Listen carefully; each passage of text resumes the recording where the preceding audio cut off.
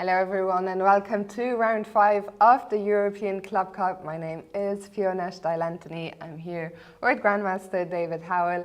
And David, today, round 5, things are really heating up. Yeah, we're approaching the end now. Only 3 rounds remain, including today's action. And we are seeing those leaders face off against each other. We're waiting for Magnus Carlsen on the picture there, but he'll be facing Vincent Keymer. We've got some other huge games for you. And this is where things will be decided eventually, Fiona. Absolutely. I think we'll wait for Magnus to arrive to see the handshake there before we bring up the slides with the results, the standings. We see Arian in discussion there with one of the arbiters. I do believe there's a rule, I'm not sure if it's in place in this tournament, that a certain number of players have to be present as part of your team, or a certain percentage in order to even make your first move. So perhaps saying to Arian Tari here, he's not allowed to move despite being at the board because his teammates aren't there right now. Yeah, as we can see, only 2 players have arrived so far, Arian Tari and Eric Hansen. You are right that probably 2 players is not enough. So despite Arian being white and his clock running, he has to wait for his teammates to arrive. So maybe, okay, now we're looking at the other side of the playing hall, where actually that's where the players arrive from. So is that Vachier-Lagrave? Is that Magnus actually? In the background? No, I don't think so. Someone with big hair. Someone with big hair, but plenty of chess players have big hair, Fiona. And in the foreground, I think we see French Grandmaster Sébastien Mazet just there. But yeah, either way, it's not mind games. It's not part of the strategy. It's just a habit that Magnus Carlsen and co and all his colleagues seem to have. Just to dodge the press, dodge the cues at the... Magnus, a bad influence on his teammates? No comment. But it's understandable. Often there are long queues at security where they go through these anti-cheating checks, and that can cause delays, that can make players not want to arrive necessarily on time. And there is, I believe, a 15-minute default time, so they will be here soon. One match that has started on all boards, we can see there now. We'll be paying plenty of attention to it today. On the right-hand side of your screen, the top seeds, Super Chess, they are taking on the 3rd seeds, Agnières from France. So on the top board there, we have a big clash, they all the way in the back, between Richard Rapport and Maxime Vachier-Lagrave, and there is Magnus in the background arriving with his team in tow, Vachier-Lagrave, Prav and Sadani. Yeah, so we will see action on board too, but Super Chess, I mean, now is when they really need to up their game, play even more Super Chess than they have been doing so far. Actually, we've seen some close matches in recent days, Fiona, and yeah, right now, is it about winning at all costs? Is it about being solid? So many different match strategies, and we're going to learn a lot from the opening phases of each game. Absolutely. Before we jump into the game, let's quickly bring up the results from yesterday to keep you guys up to speed in case you missed it. So we saw the 4 favorites winning, all of them by the smallest of margins, which is a sign that things are heating up. Super Chess winning Offerspiel, Novibor and Agnières. If we take a quick look at the standings, you'll see that these 4 teams are now the only ones on a perfect score, and right behind them, Chartres, the only team on 7 points. We'll also take a look there later on today. And just now, before we jump into the action, let's take a quick look at today's pairings. And we do see the pairings there, as you mentioned a bit earlier, Fiona. Super Chess face off against French team Agnières, Offerspiel against reigning champions Novibor. Those are the 2 matches we will be focusing the most on. The teams slightly below them have dropped a few points and will really need to keep winning in order to keep the pressure on. It's tight at the top and no room for error anymore. Absolutely. You know what? I suggest that we start today with the top board, Super Chess, against Agnières, if only for the reason that they have probably made more moves because they started on time. So let's jump into Richard Rapport against Maxime Vachier-Lagrave. That's right. Big clash here. Yesterday we saw both of these 2 players make solid draws. Richard Rapport held Shakurov Mamedyarov to a draw, I believe, and Vachier-Lagrave did eventually hold a tough game against Nihal Sarin, but he was on the defensive for a long time, and he has black again, Vachier-Lagrave. It's interesting, the colours here, I was actually expecting different pairings, but a lot of the top teams, they have been faced with these double colours, and Vachier-Lagrave is the unlucky player to take 2 blacks in a row, and it's the Sicilian defence in this game. Just move 5, not too much action to report on, but if we do a quick rewind, we see the Sicilian, and it's the bishop b5 check variation, which Maxime usually does block with his bishop. He's one of the kind of top players who's very consistent with his opening repertoire. A lot of top players recently have been blocking with their knight instead, but Maxime is true to form. Maybe walking in some preparation here, but Richard Rapport known for trying to play creative chess. And watch out for white to push the pawn to d4 soon, and we'll see a Maroczy bind pawn structure. You'd say watch out for d4. MVL has certainly done that, responding here with e5, making sure that d4 does not appear on the board anytime soon. And Richard, the first player to go into the tank. So now that d4 has been put a stop to, is that pawn just going to step 1 square forward? Yeah, and just as you say it, he plays it. We saw Richard Rapport make the move there on the camera. He reaches out, he plays d3. He's very flexible here, still pawn breaks available despite the closed structure. And later on, white may play for a3, b4. Maybe white will move the knight out of the way and push a pawn to f4.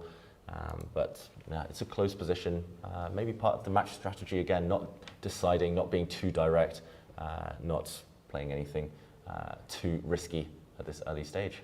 Yeah, in this match, we'll get to that in a second, but I think the 2 bottom boards is where the biggest rating gap is, so maybe Super Chess betting on those 2 players. But for now, let's go to former world champion Vishy Anand, who is black against Martirosyan, a very informed player.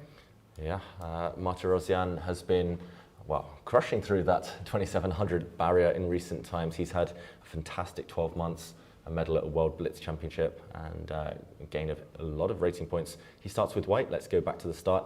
It was the Queen's Gambit accepted, which nearly every top player has switched towards recently. It's just crazy, the trend of this opening. The theory has been progressing really fast there, and okay, this pawn has been captured. It will be retaken, as we see now, and this is the kind of the beginning of the Queen's Gambit accepted, the main position where white has various tries. White can bring a knight out, white can take a pawn, white can even sacrifice by pushing forward in the center. Lots of potential moves here. Bishop to e2, dropping back, maybe aiming to utilize this diagonal a bit later, and after a trade of pawns, queen to c2. I'm not sure I've seen this maneuver before. Usually white players, they kind of fianchetto their bishop. This is more traditional, but now big threat on the board. Some tension against the black queen. Anand, he's usually the one launching the surprises these days. He relies heavily on opening preparation, but against his younger colleague, he's the first one to pause. Yeah, we see that Hayek has gone up. He's blitzed out all his moves. Let's try to understand what queen c2 might be about. Yeah, queen c2, I guess it was just to clear the d1 square for white's rook. Staring down at the black queen, I'm expecting the black queen to either move.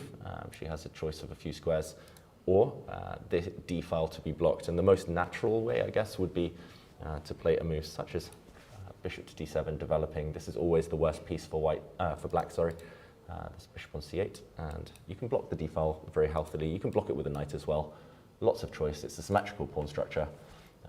In this game, it seems to me as if Martirosyan, he's prepared something where he'll test Anand a little bit. He has a small lead in development with white, but even if things go wrong, white should always be relatively safe here. So again, we'll see that kind of theme throughout team matches, especially at the top where you simply cannot afford to lose with white. And yeah, right now, a solid start for both players in this game. Absolutely. Do you think white will... Oh, actually we see a move there by Vishy, who does decide to block with the bishop. Do you think white will still fianchetto the dark squared bishop to b2? Yeah, I think very likely in the next few moves, maybe he'll fianchetto the other bishop as well. I say fianchetto, but at least put it on a long diagonal. And yeah, pressure on Anand.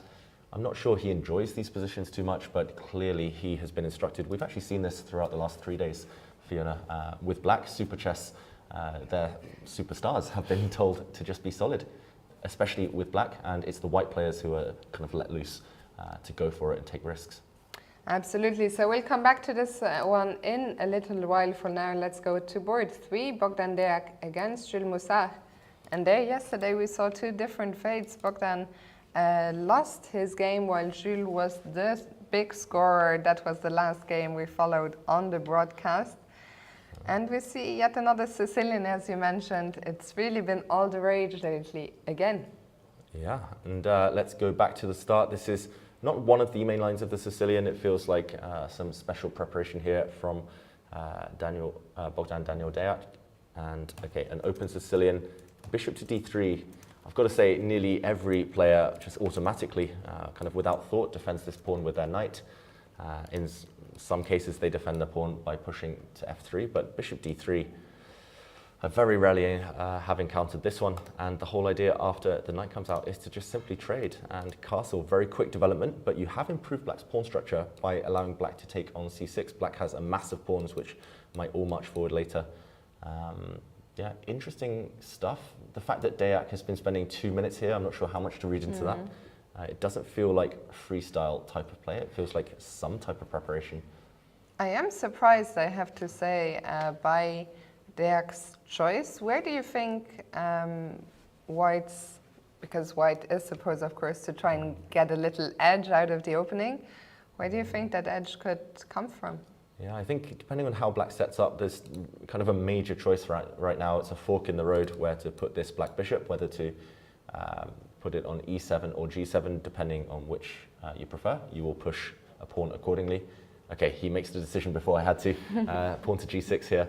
I was going to say one idea for white in the near future will be to play a move such as e5 to support that one. Okay, he actually fianchettos his bishop, Bogdan Daniel Deac here, and if white ever does get the move e5, I was going to say, then black's pawn structure will be ruined. There will be a capture of pawns. Black will be left with some isolated pawns there. And yeah, meanwhile, black just has kind of nice, solid structure. And I think black is happy to see pieces come off the board in the near future, if possible. So Moussard, I just expect him to castle, maybe even play a move such as knight d7, just to trade off dark squared bishops. And we'll see a slow maneuvering game. But yeah, very level at this stage. Yeah, the moves are still coming in fast, with Jules now being the first to pause. So we're going to move on to board 4, Grigory Oparin against Mel van Foreest. Okay, and this one, very recognizable opening, Fiona. It is the Italian game. Let's just go back very quickly from the start. We began with the typical Italian, and here pawn to d3, very slow system. I notice, just to mention, this bishop e7 move, it kind of isn't as trendy as bringing the bishop out all the way to c5, but Mel van Foreest, Magnus, Carlsen, Daniel Dubov, those close friends, that close-knit group, that team who study together, they all seem to be playing bishop to e7, and they have some very specific ideas here for black. And if we continue further down, white gaining space, computers love this type of idea these days, just clamping down on the queen side. And by playing a6 himself, black is saying, okay, you have more space on that side of the board, but I am solid. And it might be a fight for who can get a central break first. I expect black to just play a move like bishop e6, and it's very, very solid stuff. Slow maneuvering game ahead. Absolutely. So we'll move on now to board 5 here. I expect the action to come much later. Let's check in with the bottom two boards. As I mentioned, this is where Super Chess have a big rating advantage. On board 5, Vladimir Fedoseev against Sergei Movsesian.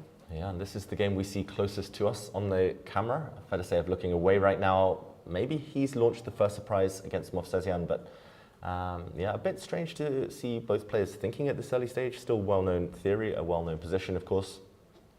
Movsesian tends to have quite a, well, I was going to say quite a set repertoire, but occasionally he ducks and dodges and dives around his opponent's preparation.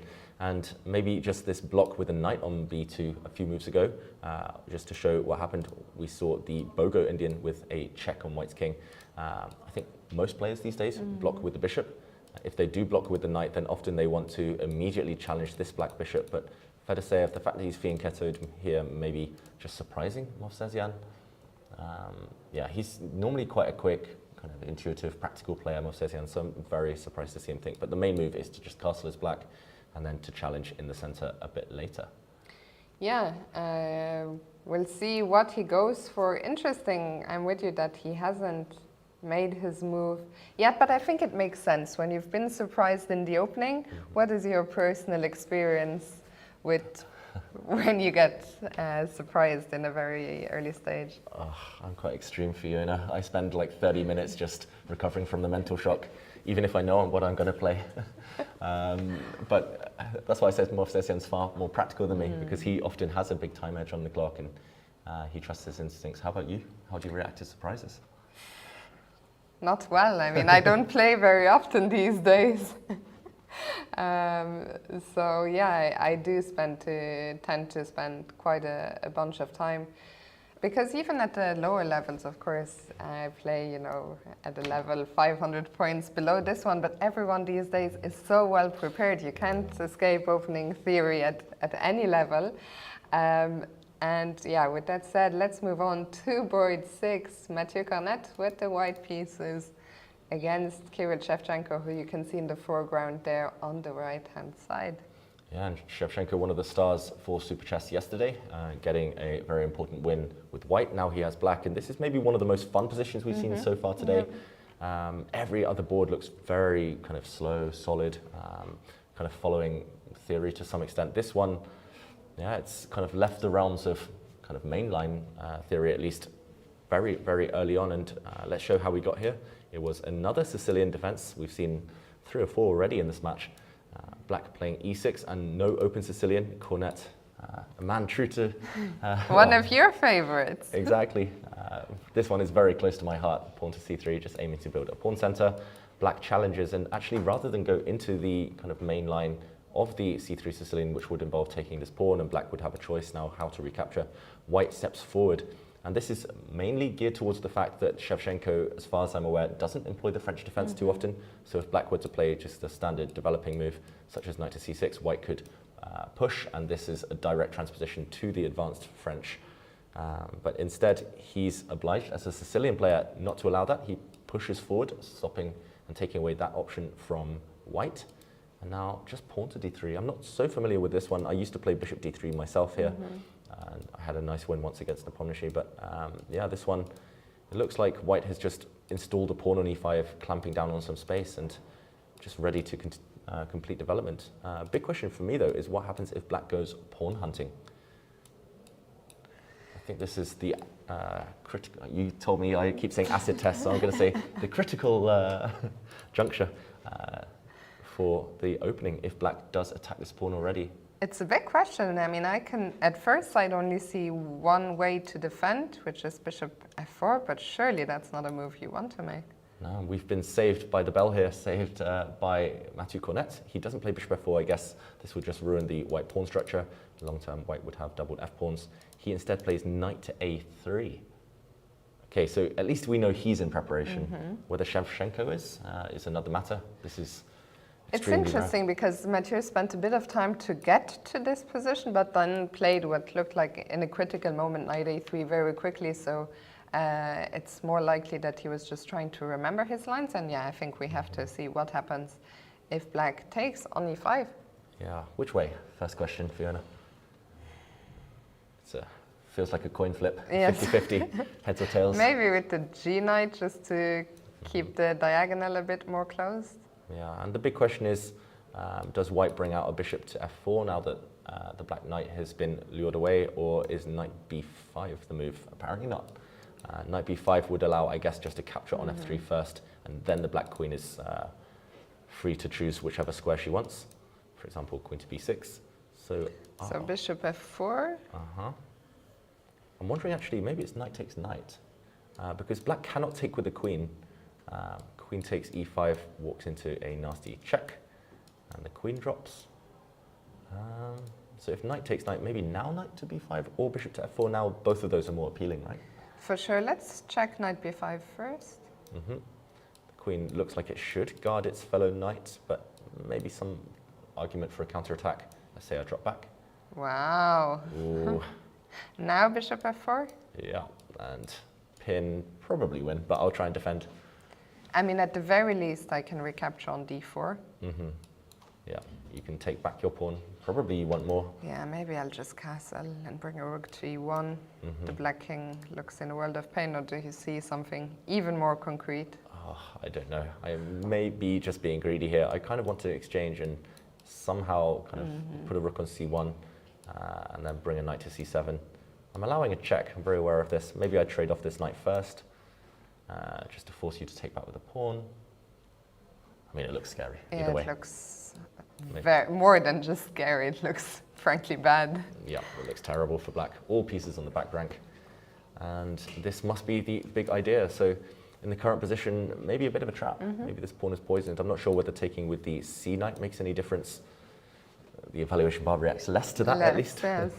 But maybe it would be just pragmatic here, walking into some preparation to develop, get castled, and only later start to think about greed. And the difference, of course, of taking with the c knight first is that after knight takes, you can now recapture with the queen because there's no more bishop takes c6.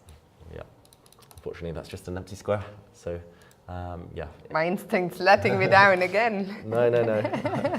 It was my instinct too, Fiona. So we're in it together. But knight takes e5. I think if he might take a long think here, Kirill Shevchenko. If he's feeling brave, if he feels he wants to win for the team, then he might take this pawn. If he wants to be solid, he might just move his bishop. And remember the match instructions. We are theorizing here, but we think Ivan Sokolov, the team captain, has told the players with black to just kind of play with a straight bat, just keep things tight at the end. Yeah, I would be shocked if he took that pawn, but we will find out. I think for now it is time. We have let you guys wait have made you wait long enough. Let's go to the board 2 match between Offerspiel and Novi Bor, where on top board we see Carlsen against Keymer. And David, maybe for the people who are not aware, you can tell us a bit about the match that the two had in the recently concluded World Cup. Yeah, so Vincent Keymer, he's still young. He's a teenage talent from Germany, and in the recent World Cup that Magnus Carlsen went on to win, Vincent was the closest to stopping him. Vincent, I can't remember exactly which round. I'm not sure. I think it was just before the quarterfinals. It was a while ago. Vincent did take the first game off Magnus. Vincent, when he had white, beat Magnus, and Magnus, on demand, had to strike back with the white pieces himself. And Magnus got very lucky. Vincent actually had a winning move there. He could have pretty much clinched it on the spot, knocked out Magnus, but he missed the opportunity, went into an equal endgame. But we all know Magnus Carlsen's endgame skills, and eventually Magnus was able to grind it out and win later in the tie breaks. So there's a score to settle for Vincent, but he will surely have taken confidence from the fact that he got closest out of everyone to stopping the world number one. And Magnus himself admitted in interviews afterwards that he was on the brink of elimination. He was kind of really not confident at all about making it past his younger rival. Yeah, and it was such an important tournament for Magnus Carlsen. The World Cup was one of the only events he hadn't won yet, so he went on to win another feather in his cap, and he's looking very relaxed today. Let's go back to the beginning here and see what we missed. Yeah, another Sicilian. It's strange. Normally at the top level we see kind of these massive trends. For a while everyone was playing the Berlin as black, then everyone switched to the Marshall, now everyone's kind of switched back to the Sicilian.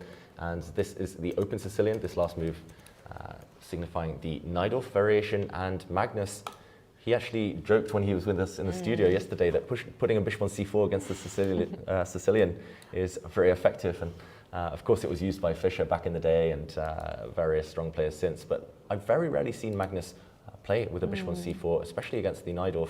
Usually he goes for other lines, and Vincent, in the World Cup, we should mention, played e5 on move 1 against Magnus. He's been known to play Caro-Khans, he plays lots of kind of Roy Lopez as black, but this main nice Sicilian, maybe Magnus trying to target an a4, signifying a positional approach rather than kind of those kind of crazy attacks with throwing pawns forward in the center.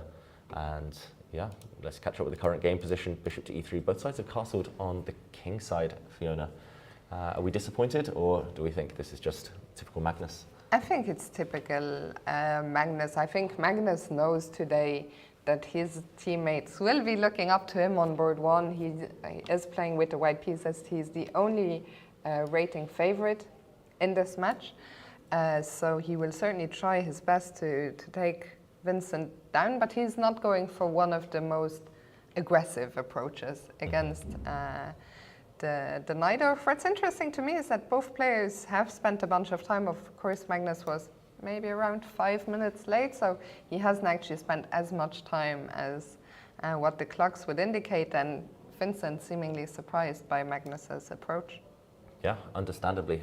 Vincent could not have predicted this. It's pretty much impossible to predict Magnus Carlsen's openings. I played him back in March, and I looked at the database for about 20 minutes, and I was like, okay, let's just turn it off. Let's turn off the computer. Magnus literally plays every opening under the sun, and he plays them really well. Yes. So you just have to prepare your own stuff and hope that he walks into your prep. But bishop c4 combined with a4, a really rare setup as far as I know, and that has forced Vincent to think. A few options for black. You can play in hedgehog fashion. You can kind of push a pawn forward to b6 and fianchetto the bishop here. You can try to challenge white's knight, similar to what we saw in that game between Deac and Musad. I'm not sure black should be trying to strike out in the center yet. That would come at the cost of an isolated pawn. And you can also just bring the knight out, bring the queen out, the typical knight-off maneuvers. But Vincent will spend a bit of time getting accustomed to this exact position. Absolutely. We'll see which plan he decides on. For now, let's move to board 2. Nils Grandelius against Raunak Sadani.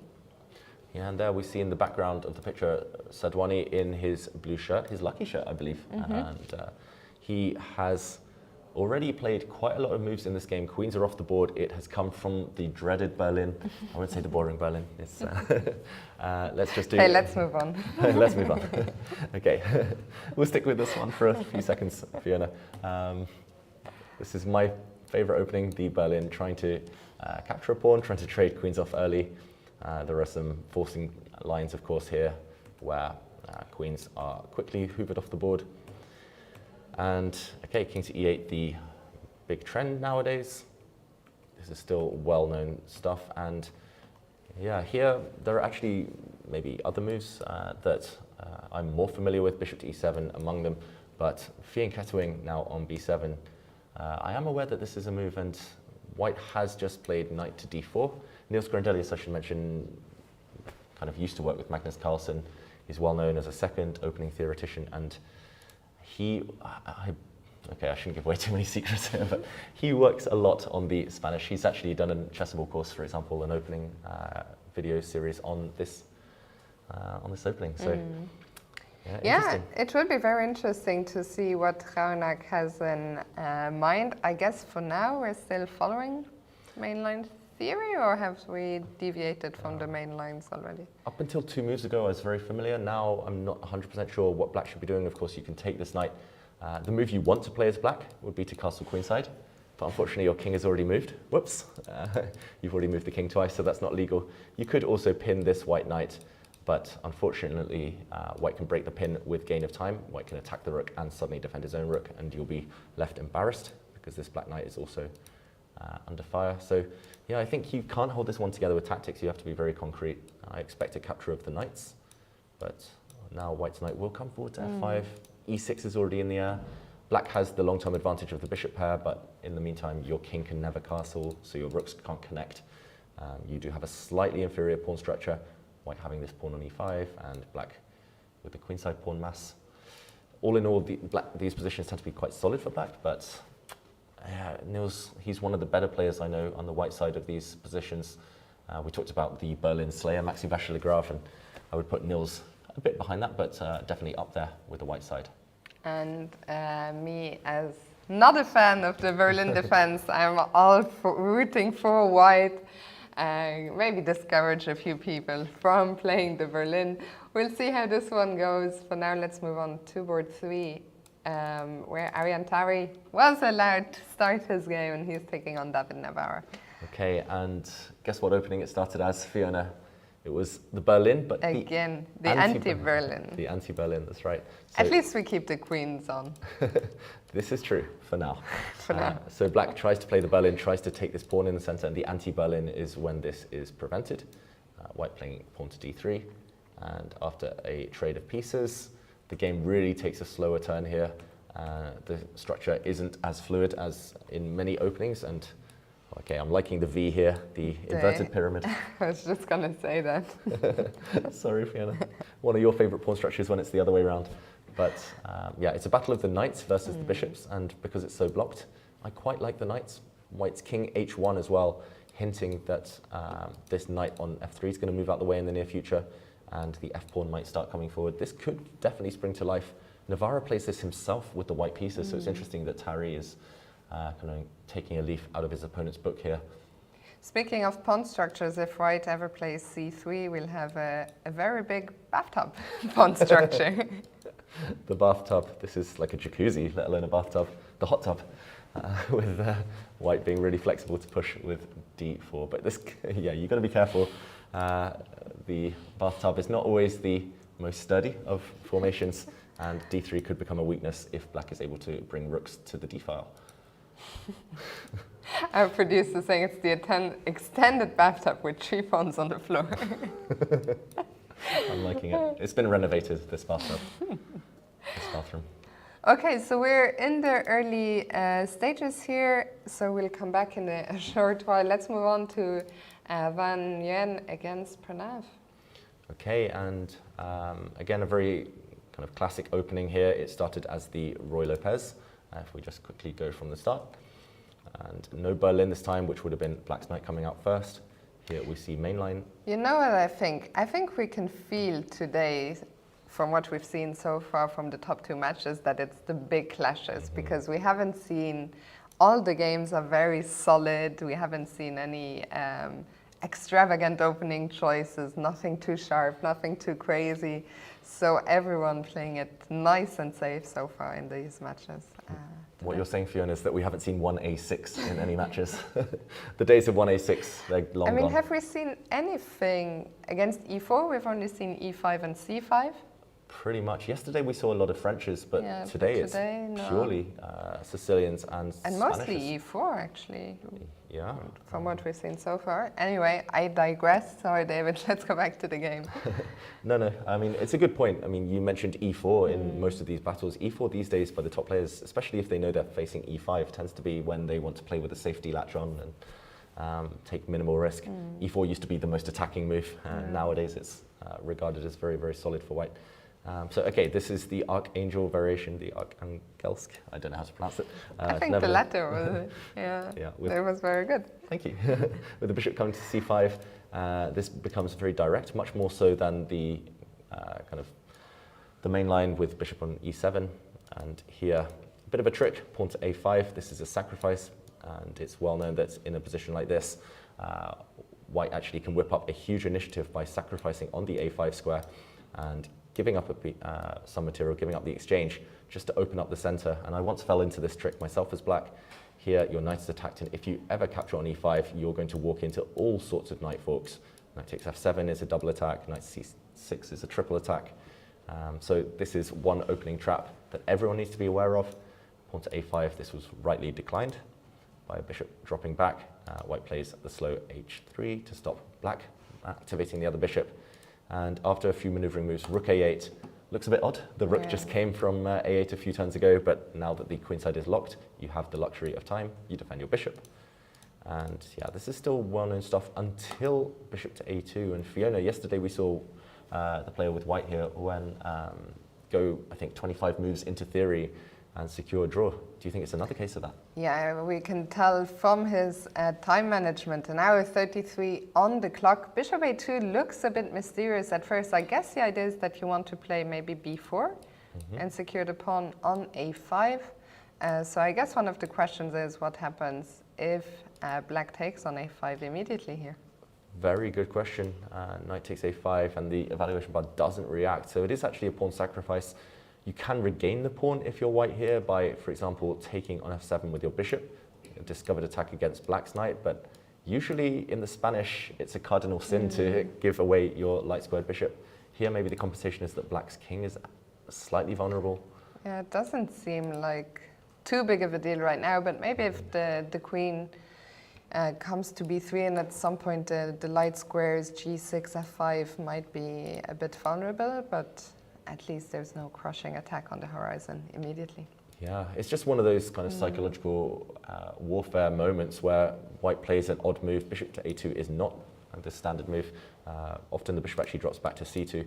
But yeah, it feels like a big shock by Wen here. And Prav, he's doing the right thing. He's just composing himself, maybe calculating a bit. And he'll either decide to go a bit risky, walk into his opponent's preparation by taking a pawn, the most ambitious move, or he might just slow play it, just continue developing as black.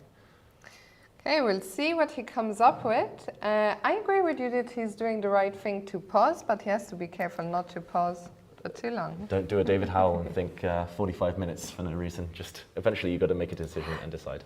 Would you take the pawn on a5? I think I would. Intuitively? Intuitively, yes. I think I would certainly at least dedicate most of my thinking time towards it. It's definitely the critical move, the acid test of White's opening concept. And yeah, if you take this pawn, you just have to be 100% sure you're not losing immediately. But once you work that out, then it's a matter of taste. The lazy part of me wants to just play bishop b7 though. And Prav will shortly make that decision. Hopefully for him anyway. For now, we're going to move on to board 4. Erik Hansen against David Anton. Yeah, and the clock times for Offerspill, the Norwegian team in this match, not looking too positive. Bit worrisome, yes. This is still a relatively well-known position, and Erik Hansen has invested 25 minutes. David Anton choosing the Caro-Kann, the first, or one of the first non-Sicilians or non-Spanish openings we've seen so far today. And this variation with d3, again, very trendy, often employed by players who want to play safe with white, hoping for maybe a slightly more favorable endgame if the queens come off early. But David Anton, that's not his style. He never chooses the boring way out, the quiet way out. Instead, he keeps pieces on the board with queen to c7. This is a bit of a waiting move. You want to put a pawn on e5 if you're given time. So white trades off in the center and starts chipping away at black's central pawn.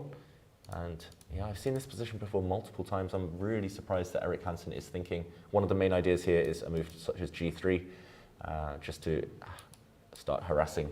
Do you know if the Caro-Kann is part of that? Is that one of David Anton's main openings? He's played it before. He plays a lot of different stuff. According to the opponent, he tends to tailor his opening strategy, the Spaniard here. But yeah, either way, I've seen Erik play against the Caro-Kann multiple times. Maybe he's trying to dodge his opponent's preparation, but if it comes at the cost of kind of surprising yourself and not being aware of the typical moves, then yeah, just really surprising. I don't really know what else other than g3, to be honest. It often makes sense. The bishop's ideal home is on this diagonal anyway, so multi-purpose move. But I mean, if he ever kind of captures on d5, it feels like he's never going to get an advantage. We'll just see symmetrical pawn structure almost, and white actually maybe even fighting for equality. What else? Do you play a sad, slow move like bishop e2 where the bishop has no real future? Erik needs to move. He needs to hurry up, I think, by his own admission. A bit rusty. Erik, of course, plays a lot online, plays a bunch of blitz, but over the board he hasn't been so active, and I think it's been showing. He was rested here for the first 3 days, so this is only his second game in the tournament, and I think that is showing a bit right now. Let's move down to the bottom board here. Markus Raga against Frode Orkedal. Okay, and another very classical opening, another very predictable opening when Markus Raga has the white pieces. The Austrian Grandmaster nearly always employs the Catalan opening, which is signaled by this move, pawn to g3. And if we fast forward a check, the black bishop drops back. This is the ultimate main line, essentially. This has been debated for decades already at the top level. And here, just before white is able to gain space in the center, to break in the center, black starts trying to disturb this bishop. And again, trendy move, pawn to e3, allowing the bishop pair to drop. But after a trade here, we see that white has a nice grip on the dark squares with pawns instead. I'm not sure. We talked about bathtubs, Fiona. What's this one called? One isolated pawn. Double pawns. An IQP, David. IQP, yeah. Thanks. You got me there. Isolated queen's pawn for white, but a very solid version of one. Yeah, the rooks will come to the c-file. Maybe a lot of rooks will be traded off. Knights may be slightly superior to bishops because it's so blocked in the center, but roughly level here. Absolutely. So this match, I think the positions all in the balance, of course, very early doors, but On the clock, there's a couple of boards where Offerspiel needs to be a little bit careful. We're going to move on to the... What were you going to say? I realised what I should have called the pawn structure. I should have called it a ragged pawn structure. No? I didn't get it. No? No? Anyone? Okay, let's move on, please, Fiona. You'll explain it to me during the break. We are going to move on to the women's section. Just before we do, if you're watching us at home, you are watching this on YouTube, there is a poll in the chat going on to predict which team is going to win, so you can join in on that. Also make sure to subscribe to the European Chess Union channel so that you can get involved in the chat, and there will be many more broadcasts to come in the future, notably in November this year, the European Team Championship, where you will be playing. So that's right. Go England. Make sure to subscribe to follow all that action. And David, before we jump into the games, let's bring up yesterday's results in the women's section to see what happened there. And here we see some of the results. The local team from Albania, Teuta, they are fixed on board one yesterday. Unfortunately, however, they lost their second match against Centaur. Very close one there. We did follow some of the games, eventually decided in the 5th hour of play.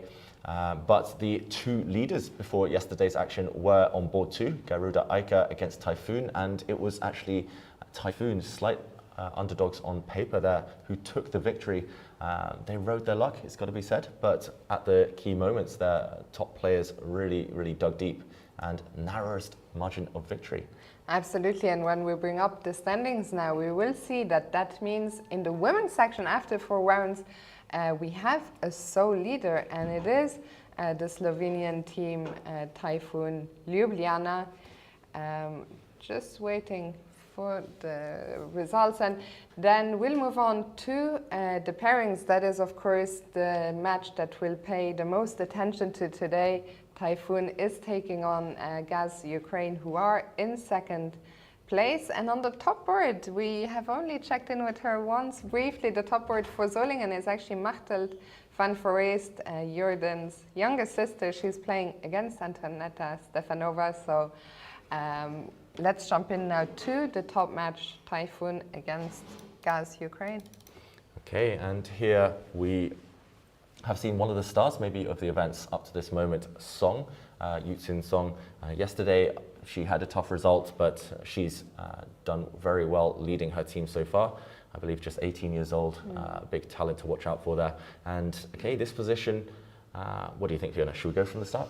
I think very quickly, I think in the top match we can look at all the games from the start, and we see yet another bishop e5 Sicilian. Another bishop b5 Sicilian. The knight was actually captured, damaging black's pawn structure, and after some very natural developing moves, we saw white set up this nice pawn structure in the center, but she wasn't content to just solidify that. She was in the mood to attack, and Song now attacking this black knight after a trade. Okay, her queen is attacked. I was about to say, if the black knight moves, firstly, no tempting squares, but I mean, for example, if you land on the edge of the board, you'll get trapped. Even if you go back to a safe square, white's knight is about to leap forward, and suddenly some huge threats. So when we jumped to this game, I thought, woof, black in some deep trouble. But a nice cunning move here, counterattack by Ushenina, former women's world champion, and okay, where's the queen go? At least now when she moves, the black knight will be able to get to a much more active square and start to trade off. Black has the two bishops, so despite the pawn structure, good prospects long term. I think any piece trades will help her. You love the bishop pair. Would you prefer being black here? Tough question. I like white's activity. I love the fact that this white e-pawn kind of clamps down on the black position. But yes, I'll take black. How about you, Fiona? I'd take white. Okay, we'll see. We can play it out later on. We'll analyse deeply this opening later. And there we see Song in the move. Her queen is attacked. This is the current position. Black has just played rook to d8. And yeah, she's been in time trouble in a lot of games. That's the one thing I will mention though about Song. A few mistakes around the move 40 mark. So maybe her captain has had a word about that. But in the meantime, a lot of choice with where to put the queen. So we'll leave her to make that decision. Absolutely. Meanwhile, we'll move on to board 2, where Aloia Yankovich is playing against Natalia Buksa. Natalia Buksa yesterday, who played, for me, one of the games of the tournament, winning in beautiful attacking style, giving up a full piece to get to the enemy king. Yeah, Buksa, maybe because she's such a feared attacker, Yavakishvili here has chosen one of the most strategic positions imaginable. This has come from the English opening. I don't think we'll go the whole way back here. We're already at move 14, 15. But essentially, white has grip on this beautiful outpost on d5, not just with one knight, not just with the bishop, but it's also the other knight coming around to e3. And this square is going to be glorious for any white piece. She's also the first one to break out on the queen side. I really fear for black's position long-term. Big trouble because this is such a bad bishop. I think we finally found a position with the bishop pair where you would take the other side. Oh, it's been 25 years of playing chess, but I finally will go against the bishops here, and we see the evaluation bar already heading up in white's favor. Black here, yeah, just this, I'm going to keep going to say ragged now, this horrible pawn structure, this kind of M, this inverted W shape now means that black has no grip over any light squares, and white's just simply going to land a knight on d5 with a big advantage, a long-term advantage as well, as Buksa leaves the board. Can Buksa hope to get some counterplay maybe on the king side, push f5 and try to move those pawns forward? Yeah, it's definitely possible, even likely. At some stage she will need some active counterplay. It's been very passive from black so far. I mean, firstly, a decision what to do with the pawn tension on the queen side, but for example, a move like knight e5 might be the trigger, might be the signal, as you mentioned, Fiona, for black to start pushing pawns. But yeah, I would take white here any day. It's all about the light squares. Yeah, the computer didn't like f5, but if not f5, it's just very tricky to find a plan for black. Yeah, I think maybe f5 is not preferred because it wants to take a couple of pawns off first. But either way, it's very tempting as well to take on a5 just to give some potential infiltration squares even on the b file. Still early days, but I think a big success this opening, especially in view of the fact that Buksa is such an attacking player. Absolutely. We'll leave her to it today. She's not going to have as much fun as she did yesterday. Let's move on to board 3, Laura Unuk against Steil-Antoni Cornette. Wow, and okay, a lot of tension in the center in this one, Fiona. Let's maybe rewind to the beginning here. Okay, so we've seen a few Catalans today already, and yet another Catalan, white about to fianchetto the bishop. And a few moves down the line, black plays a5, a really trendy move. I've noticed this being suggested in various places recently, a lot of top players playing this a5 move early days. Knight to c3, this isn't a pawn sacrifice. If black ever takes on c4, white will automatically regain the pawn in the next few moves and unleash this Catalan bishop in the meantime. So black keeps things solid with pawn to c6, allowing white's knight into the center, and after e4 we see a quick trade of pieces and knight back to d7, allowing the center to explode. Okay, let me take that pawn and see. How do you react as black? Oof. Can I take white? Black's position, yeah, firstly, you can take this pawn, you can take the d pawn in two different ways. I'll take this one, I'll take this way. Okay, I'll take again. And this time I will not take on d5, I guess, because you can keep your extra pawn. I will take on e5 instead. Do your worst. Okay, let me... Okay, maybe at the very least, can I just take on e6? And are you forced to recapture with the pawn here? Yeah, taking with the pawn is really ugly long term because this will be a weakness anyway. I think black's idea might be to just sacrifice a pawn to take, and if white takes on b7 to play for compensation, but it definitely it's black who's got the pressure to equalize. Maybe I'll just attack your bishop and next move try to get active. White's slightly behind in development because you have two pieces still asleep. So let's go back. There must be better for white than to capture on e6. Maybe you start with attacking the black knight. I'm not sure whether with the rook or with the bishop. Bishop, it looks tempting. I'm just trying to trick black here. If knight back to g6, maybe you can even flick in the move pawn to d6, hitting this bishop. Now no time to take white's piece because white would take, attacking two pieces, and next move I take your knight. And if you have to move away now, I could save my bishop. And what a pawn this is on d6. This looks very convincing, actually. So what happened in the game? Yeah, in the game, this is still the position. It is still okay. I don't really see what she's debating right now. This is Natalia Buksa we see on the camera, but Laura Unuk in this game, who also won a very nice victory yesterday, it must be said. A nice attacking effort there. I don't think there's much choice. You just take on e5 and you try to go from there. If you defend your pawn, for example, with f4, then this will actually backfire. Black can play the move d4 already. Maybe that's even better. And queen takes d4. This is the trap. Okay, well, I'm a little bit surprised that Laura is still thinking, but we'll come back to this one. And is she at the board, or is she just not at the board? Maybe she... I can't tell if she's being obscured or if she's not there. She might not be at the board. I think she's just hiding very well. Oh, she's hiding very well. There she is. I think there are 3 players on the left there in our picture, but... With a camouflage-like top. Very tricky. And Natalia Buksa there helping her teammates' privacy by blocking our camera. Taking the pressure off her teammate. I like that team spirit. Let's move on to board. For Natalia Zukova, who got a big win yesterday for Gaz Ukraine against on their way to upset Monte Carlo. She took down Elizabeth Pates. Today she's white against Aloia. Yeah, and this position is relatively simplified compared to those tense kind of pawn structures, kind of central fights that we've been seeing so far. We've seen bishops, dark square bishops off the board, a couple of pawns each, and it's a battle of majorities. Black has 3 versus 2 on the queen side, which in the endgame may be preferable, but such a hard question, Fiona. White, probably. Probably, but I don't know if black gets 2 moves. If black gets, for example, to play c6, maybe rook e8 and try to trade off the queens, then I would start taking black. How about you? Yeah, white. I like the look of the bishop on g2. I like the open files for the rook. The d file is completely open, the c file semi-open. I just feel white is a little bit more active, but as you mentioned, black is incredibly solid, so this one I think will come to life. Yeah. Later on. You've been hanging out with Keith Arkle, even if his king side is burning. As long as he has an extra central pawn, he is loving life. That might be true. And with that, we're going to leave this top match. We're board 1. We'll be on board 1 throughout the tournament.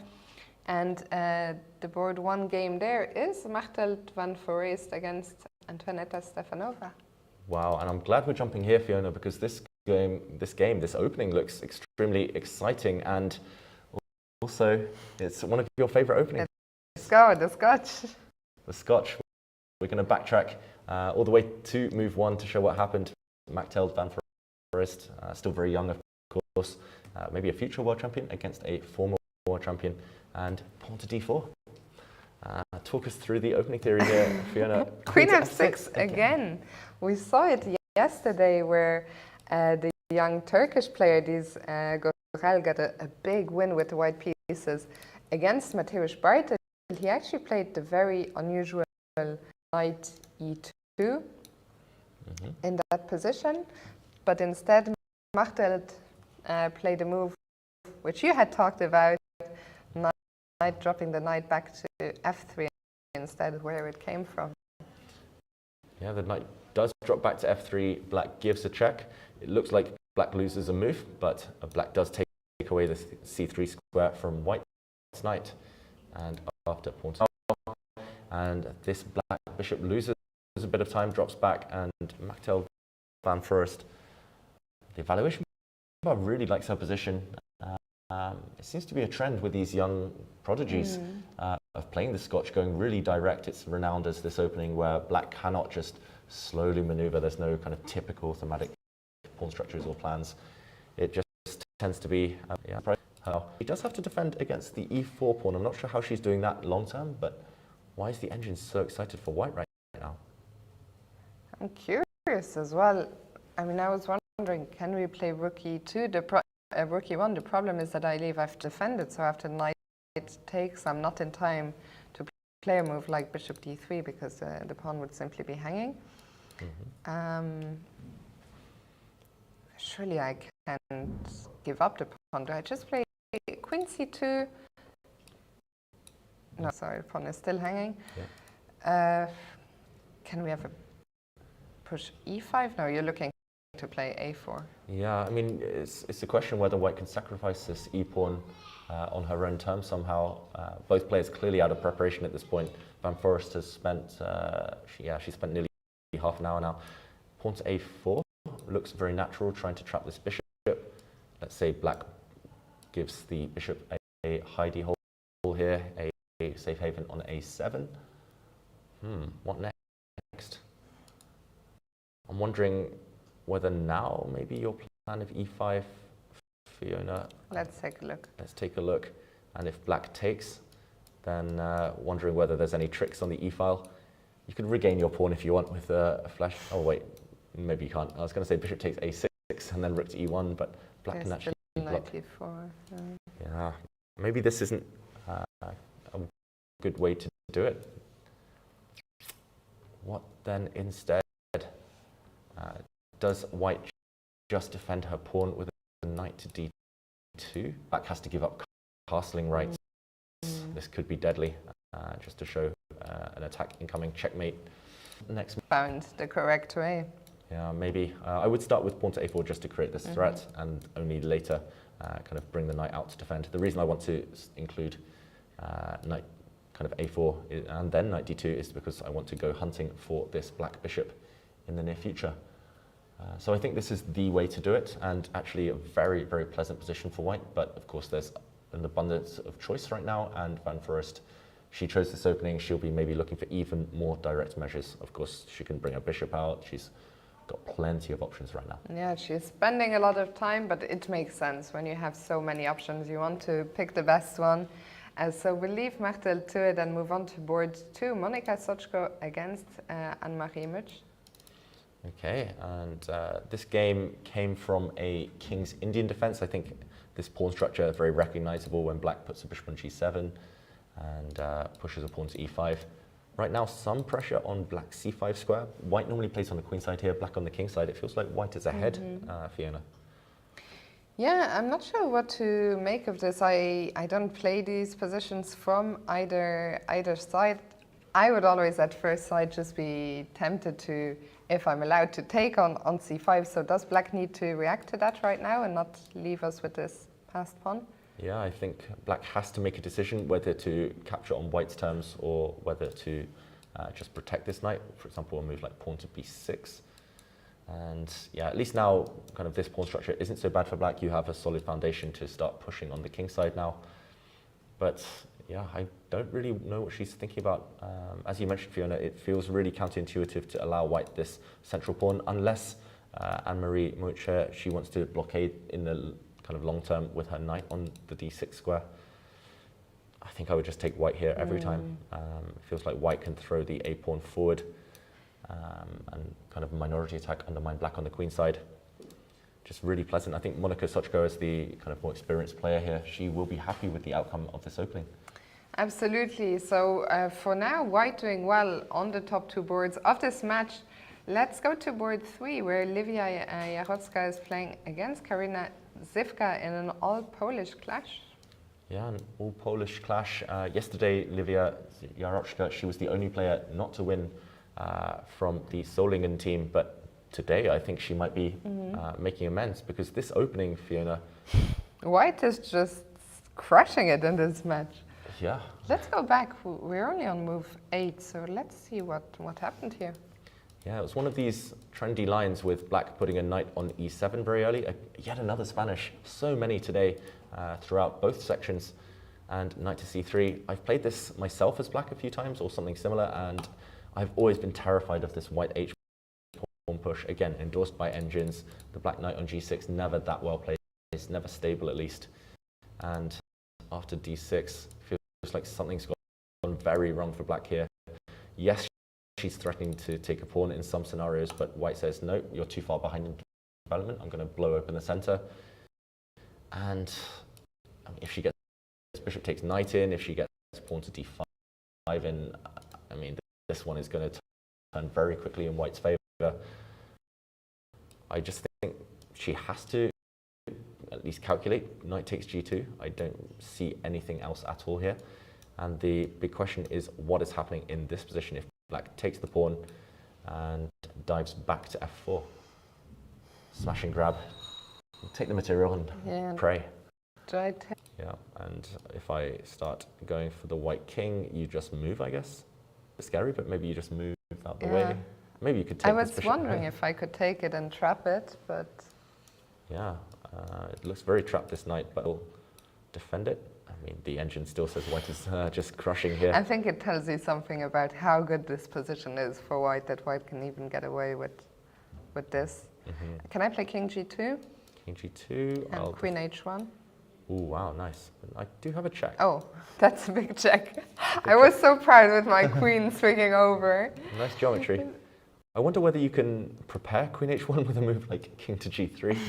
Okay, the computer says no, but... Taking a bit too many liberties. Taking too many liberties. Yeah, maybe this move is slightly annoying. It might be time to move the white knight out of the way just to cover this check. Yeah, this is one tempting option. The critical moment is here, and pawn takes pawn looks so tempting. Home pawn to d5, also use this pin. Black can block right now, and it's not clear who this favors. If we're humans, if we're engines, we know that it favors white, but of course this has to be well evaluated. For Sivka though, I think if she doesn't take this pawn, her whole opening just makes zero sense at all. So she has to take on g2 to be consistent here, the only logical reply. And she has to hope that in that position we were showing knight takes pawn check, and then knight back, that white doesn't find a knockout blow. Which there might be, let's quickly turn on the engine. I'm very curious to see what the best move is. Okay, and wow, actually none of the moves, well, one of the moves we suggested here, Fiona, two of white's best options actually transpose to each other. One of them is just eliminating the knight. I think we showed as well that taking on e5 is strong, and it did look so indeed, but a bit more kind of complicated, irrational for humans. Taking this knight, now attacking this knight which is pinned, forcing black's reply yet again, pawn to b5, and okay, this is where I think as a human it will be easy to go wrong. It will be easy to maybe kind of get tempted to take this pawn or move back, but just taking black's knight and planting your own powerful knight on d5, yeah, this does look very strong actually with queen to d4 in mind, pawn to h6 in mind. Black's king is actually never ever going to castle. It's far weaker than the white king, which is kind of safer than it looks. Okay, well, we'll see. First of all, will Karina take on g2? We'll come back to this one a bit later. For now, let's check in with one of the star players of the Toyota team, the local player Claire Chaco, and she's playing white against Luisa Bachelina. Yeah, it was fantastic to see Claire win yesterday. A really nice effort there, finished off with an instructive king and pawn endgame. We saw her win in style in that one, and this time she gets white again. Second time in a row here, and still early days here. You know me, Fiona, bishop pair. The bishop pair, you know me, f4 is my favorite move. I think if I was white, I would be very happy, and then I'd come to my room after the game and think, what? How could I possibly be worse here? Okay, the bishops, I guess, are working well together well. But why exactly is black better in light than us all? Yeah, I'm surprised, I must say, that the computer's quite a bit in black's favor here. I think it's just due to the weakness of the light squares. If black can ever form this battery on kind of the long diagonal with a queen and bishop, then black is just going to crack through, break through on those light squares. e4 is really tender. I'm wondering whether actually a key move might be to even fix this e4 pawn. Okay, there are options, of course, but if you fix this pawn as a target, even if white gets this really attractive pawn push, kind of the buddings of a kingside attack, then black might just be able to ignore it and kind of come across and target this pawn. I mean, just to show an idea, I don't think this is the most accurate move order. Yeah, but I think it's deceptive, the bar in this one. It's definitely the type of position that the kind of stronger player or the more informed player will win. Either white will get a big attack, pushing forward some pawns, or black will kind of strategically be able to nibble away at white's loose light squares. Either way, Claire once again showing she is an attacking player for sure. She is up against it again. 500 rating 500 rating points between her and her opponent. We'll see what she can do today. We are gonna go now on our first break of the day, and when we return, we'll come back with Magnus, Carlsen, Vishy, Anand, Rapport, MVL, all of the top guys. So don't go anywhere, and we'll see you on the other side of this. See you soon.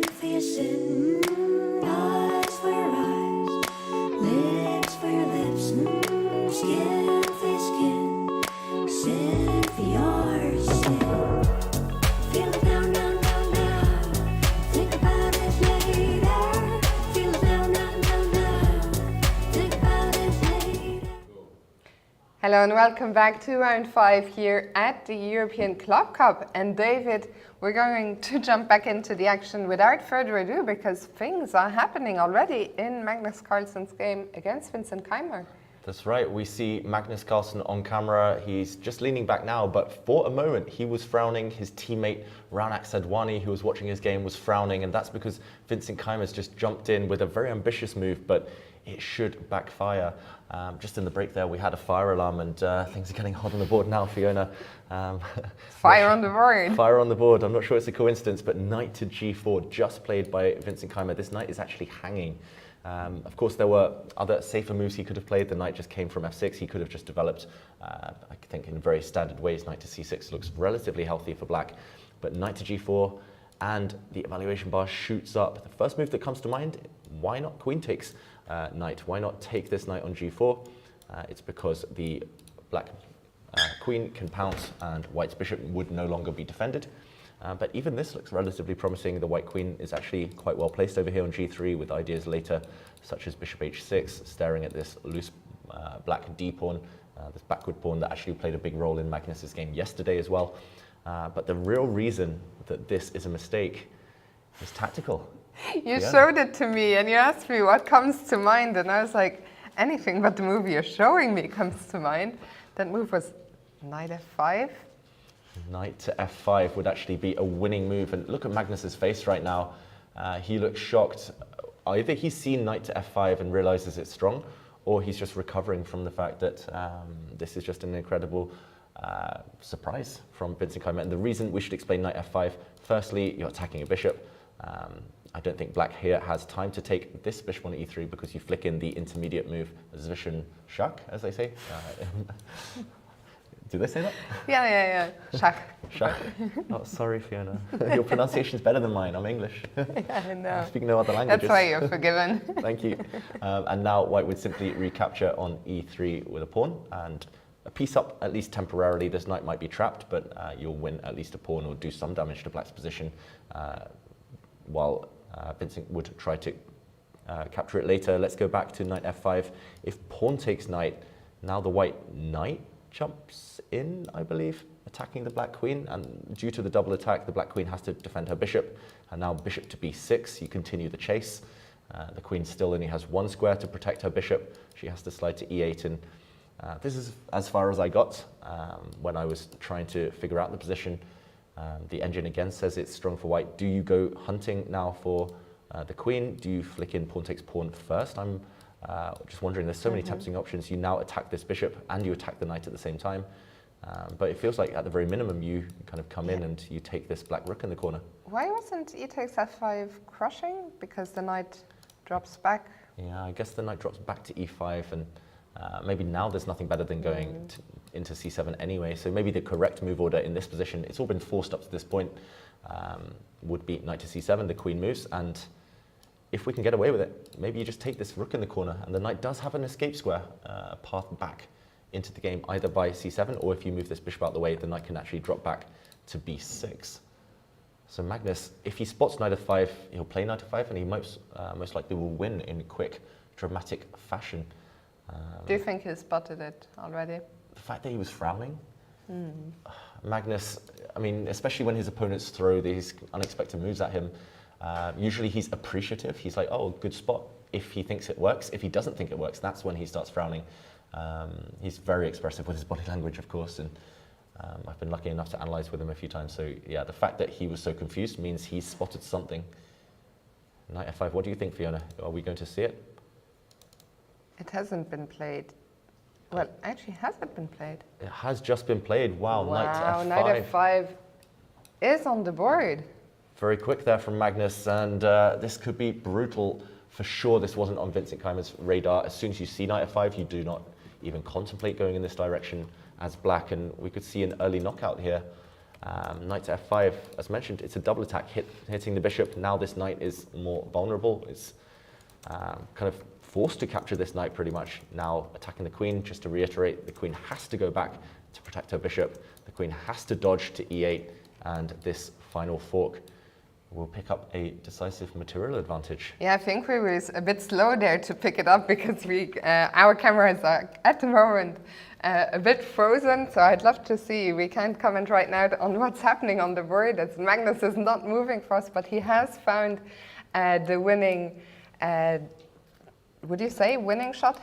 I think psychologically, as well as the fact it's objectively strong, this move is crushing. Vincent will have to overcome the shock now, the disappointment of missing this trick. I mean, it's not obvious knight to f5 if you just look at the position in a void here, but in a Sicilian in general, it is a well-known theme to sacrifice knights on d5, on f5. And yeah, there are various rhymes, various sayings about knights on f5, how they'll thrive and everything like that. And yeah, Magnus, of course, spots it, so tactically alert. Magnus potentially on his way to a very important victory. Remember, he is the only player higher rated in this match between Offerspiel and Novibor. So let's continue down the ranks. Let's go to board 2, Nils Grandelius against Raunak Sadani. Yeah, and Sadani was one of the players we saw on the camera, kind of really interested in Magnus's board, of course invested in the result there. It will affect the way he plays, but he's going solid right now. This was the Berlin defense, the Berlin endgame, and this will be broken down? That's the big question. Let's backtrack just to the moment we left it. Knight to d4, we saw a trade of pieces, bishop to e7, and knight to f5. Another knight landing on this square, met by the very calm bishop to c8 here, Fiona, just trying to set a trap. White is not in time to take the pawn on g7 because after king f8 we see that the knight is trapped, has nowhere to go. So white will need to react to the knight being attacked in a different way. After bishop c8, do you want to potentially defend? No. Defend the knight, I was wondering, is g4 crazy? I don't think g4 is that crazy, but I think there might be more tempting options. We should point out that knight takes bishop here. Firstly, black can maybe trade rooks first. And just to avoid walking into any nasty knight kind of bishop checks, I think opposite color bishops, this should be a draw, despite white's slightly superior structure. g4, your move there. The one downside is that black's rook suddenly breathes some life. Maybe we'd see, for example, bishop takes knight and the rook coming to try and target some pawns. So a bit risky for white, still playable, of course. And I think the third option, maybe the strongest option for white, at least to my eyes here, is to play the move e6, and this is very typical in the Berlin. If white can ever get e6, then firstly it's a tactical shot, secondly it often ruins the opponent's coordination, and this is based on the fact that the c7 pawn will be loose in a lot of variations. If you take with the bishop now, you're going to really suffer long term in an endgame, a check, and now white's knight no longer trapped because you can take on e6, and at the very end you've regained the pawn. Actually, regain the pawn, you've even won a pawn in the process. Yeah. Took on g7 and c7. I was going to say black has these horrible pawns, this disastrous structure, but okay, material up. This is unthinkable. And after pawn takes pawn, now you can maybe just capture this bishop on e7. Black would have to flick in rook takes rook, not walking into this skewer. And at the very end, we see a slightly better endgame for white. I just don't know how much of an advantage this is, whether it's convertible. Opposite color bishops, of course, makes it a lot trickier. What's your gut feeling? Draw with best play, but opposite color bishops with rooks on the board is much less straightforward.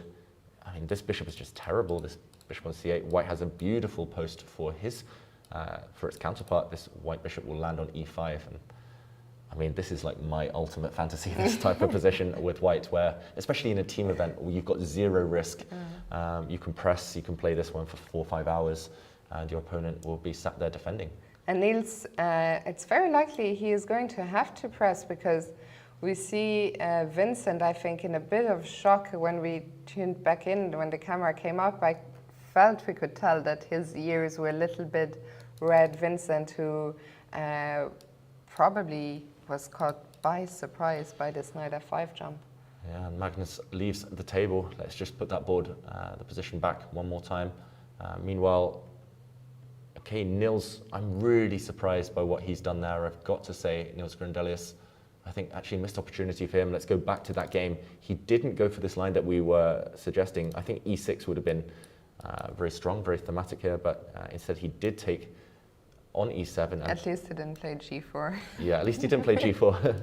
But now this position is far less promising for white because actually your bishop is not so strong anymore. If you ever play e6 now, it would be taken by a bishop, not by a pawn, of course. And do you think this is just very even now, or do you think white still has a little something because the black king is a bit awkward? I've got to be honest, I would even take black maybe, just because it's so easy to attack white's pawns. Yeah, I think it's going to end up in a draw, this one, like most likely. Okay, then let's move down to board 3, Tari against David Navara. Okay, let's jump there. Let's not tarry. Let's hurry forward to that game. And it's still the same pawn structure, Fiona. Still no pawn breaks here. Still looking very blocked, very level. Hugh has left the room. he was probably telling himself, one more pawn and I'm out of here. And then he was like, that's it. I've had enough. That was ponderful. What are you talking about? Bye, Hugh. Yeah, okay, moving on. It's a level position here, Fiona. Next. Okay, so let's jump in. Bishop e6. Maybe we can rewind a few moves. So we last left this one a few moves back, about 5 moves ago. White had just played pawn to b3. We saw some very natural moves here. White's knight trying to come into f5. We've seen knights land on f5 in every game of this match so far. And now black attacks the white rook, which shifts, and now a trade of bishops. And this makes a lot of sense strategically for white. You've got rid of the bishop pair, and after knight comes back to f3, okay, the game's going to go on a long time with this maneuvering phase. Black has a rock-solid pawn structure, but white is the one who's flexible. At some point, black might try to break on the queen side with b5, but white will try and get this knight out of the way, maybe eventually build for f4. This one, in terms of style, I'm not really sure who it suits. I would say maybe slightly more David Navara, who's a very universal player and who won a really nice long grind yesterday. But Tari, who's been in kind of a rough kind of patch of form, I think he'll like the fact that he's not taking too many risks and it can't go that wrong for white unless you kind of go all in.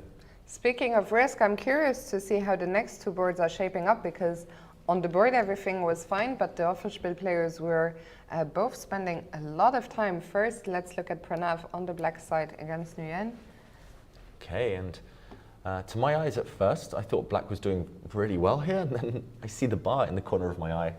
What could be the issue here, Fiona? Let's just do a quick recap of the last 4 moves since we left it. We saw bishop to a2.